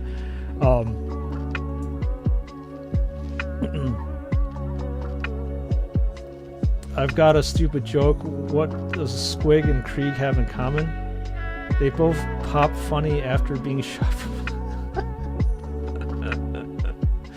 That's rough. That's rough, Sable. Burner Boy is cool. Get him, bro. Yeah. Like I said, I have the regular knob coming in. Looking neat, brother. Thank you, Anthony. I appreciate that. This painting skill has been honed over decades and a millennia. Not really. Not even close to a millennia. But I've had some practice. Let's just say that. So it's nice to have two of these Battle Brothers now painted. I've still got 60% of the squad to paint, but I suppose all I have now is time. We'll move on with that one.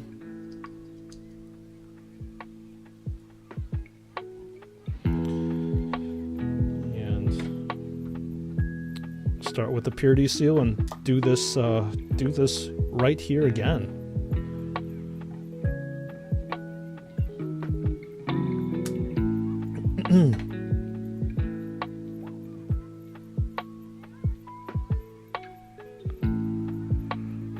Two down, 2 million to go. Jesus. Oh, my pile of gray shame. I've got way too many models to paint.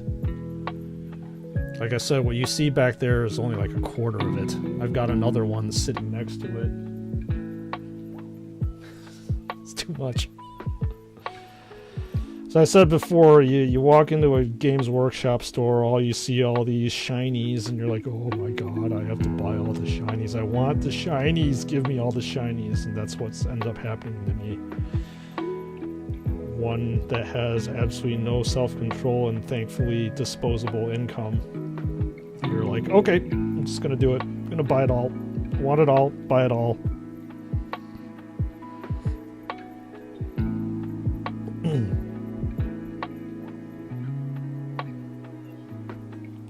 Hard to see the shadows over here.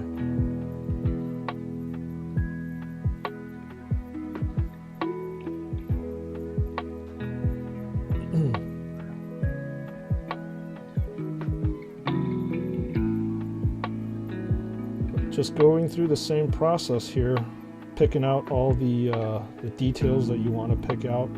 Make sure that you're not exhausted in picking out all the details, because that's going to take you forever to do. I only pick out all the details with character models, and especially unique character models. You're going to be sitting here until Kingdom Come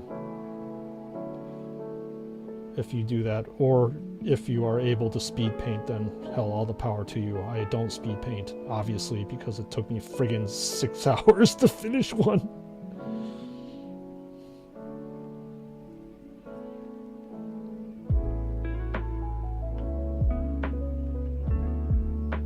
So, this is about enough detail that I need to put on here. Maybe I'll actually paint the chalice down here, just so I can break it up a little bit more. Your ex is a fan of orcs, got her a pack of new Beast Snagga Boys, cool models, very orcish. Maybe later grab a box for yourself. Heck yeah. Heck yeah. Orcs are super cool.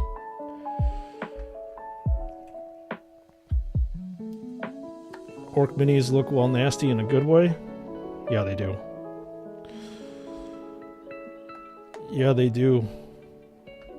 Especially with Gazcall, man. Dude, they did such a good job of remaking him. That guy is now a proper looking mega boss. Holy crap. Dude is so badass looking. Like all the stuff that GW minus the Berserkers, I know. Most of the stuff that's coming out now is just absolutely nuts.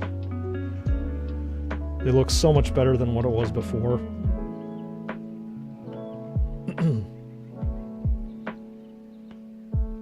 So much better. Yeah, he is a beast. Dude's a friggin' truck, man. Going 100 miles an hour. And he'll mow you over, too.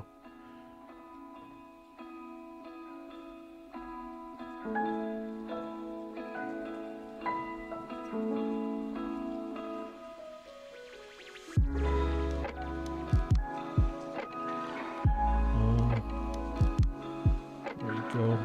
Chalice is done. I'm gonna pick out some bits on the helmet, too. It's these nice little blood tears.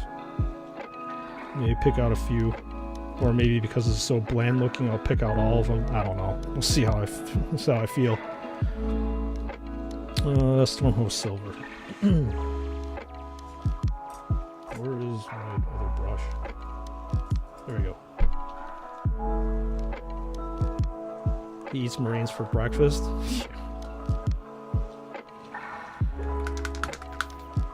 He eats a lot of things for breakfast.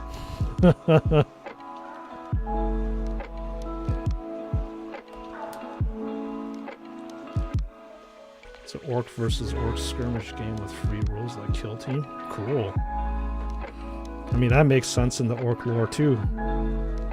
Every faction trying to get power. Who's gonna be the master of the war?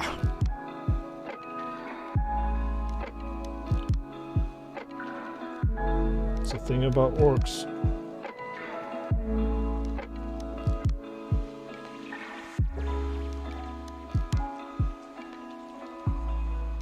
Alright. We are painting the lenses again. Maybe with the next squad I'll probably do something a little bit different. Maybe I'll try gemming. I'm do a very bad job at gemming. It's one art that I've never been trying to master. Perhaps I'll do it on stream and fail on stream.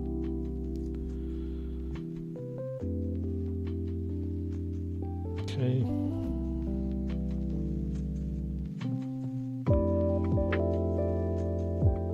Orcs might be the most dangerous to the Imperium. They could be. I think everything's dangerous to the Imperium, even the Imperium themselves.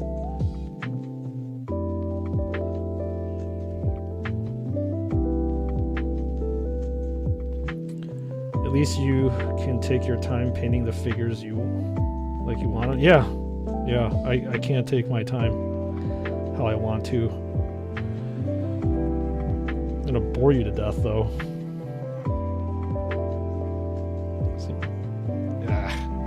Sloppy. It's okay. Nothing like a good old repaint. Tyranids? Yes, Tyranids are very, very bad for the Imperium. They're actually very bad for everything, if I'm not mistaken. Nothing like eating mass quantities of biomatter so you can adjust your genes to be better. Nids or orcs? Nid orcs? It could be. I mean, Nids will eat orcs. Right? They want to constantly adjust their gene pool.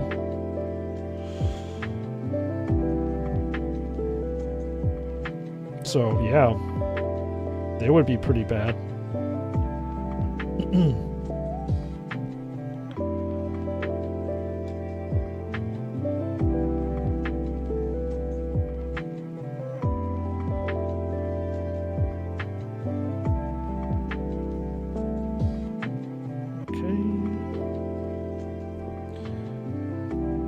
I think I've just about picked up all the base detail that I want. Too lazy to pick up any detail. I'll just probably like highlight the top of this thing. Let's debate it.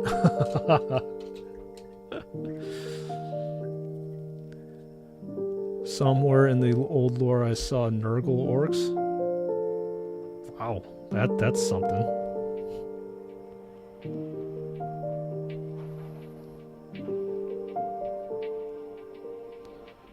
That is something. I mean, it's weird though, like, orcs are super chaosy too. A lot of their stuff isn't it rooted in chaos too? That kind of makes sense to me. Same thing with the corn orcs. That makes sense to me too.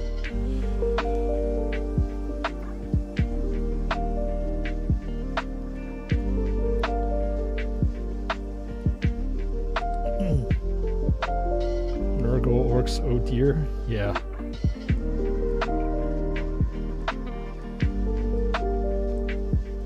That's a little bit sloppily put on, but like I said, nothing like another coat of paint could not cure this thing.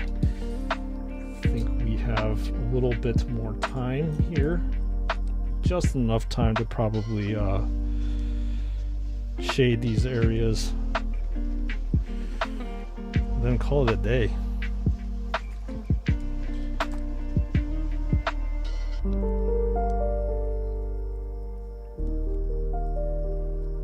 Orcs are basically psychers. Yeah. That's what the Wa is, right?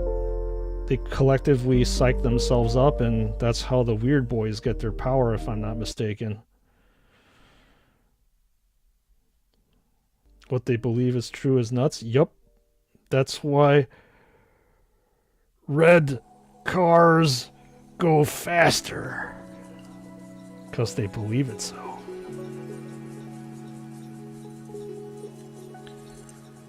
Going in for the Neds because the orcs like to bash each other, but Neds is more purposeful, adaptable. There's a crap ton of them. Yeah. Well, I mean, they're connected by a hive mind. But I actually have never read into the lore whether, like, you know, Leviathan or any other the rest of the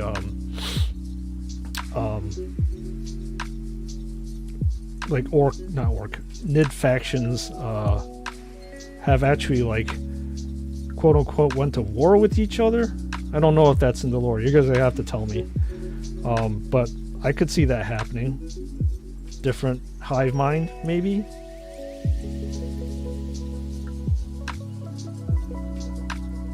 I also saw that Nurgle orcs in one of the old comic books. Yeah, interesting. Very interesting.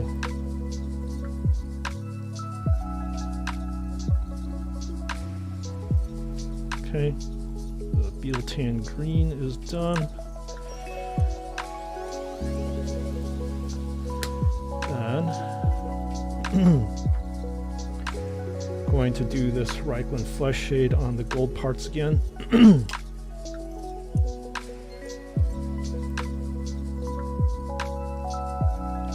Me and Orc paint my bike purple. Where does my bike? Ah, orcs are so funny. Super funny creatures. It's a little bit too out of hand with that shade going on there. Way too out of hand there. There we go. Cover that up. And then cover this up too. Probably have to redo parts of that. Retouch it. Stealth orcs. Isn't that an oxymoron? I always thought orcs were like super clunky.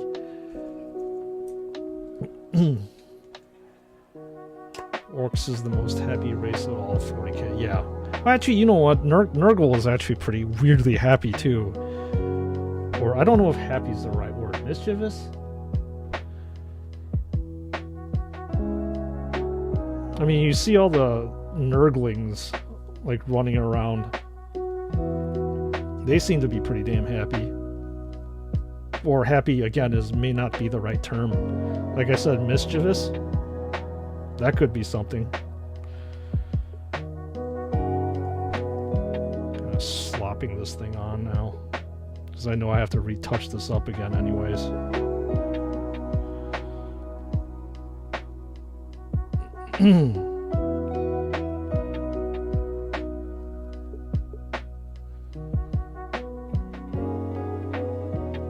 Kind of rough.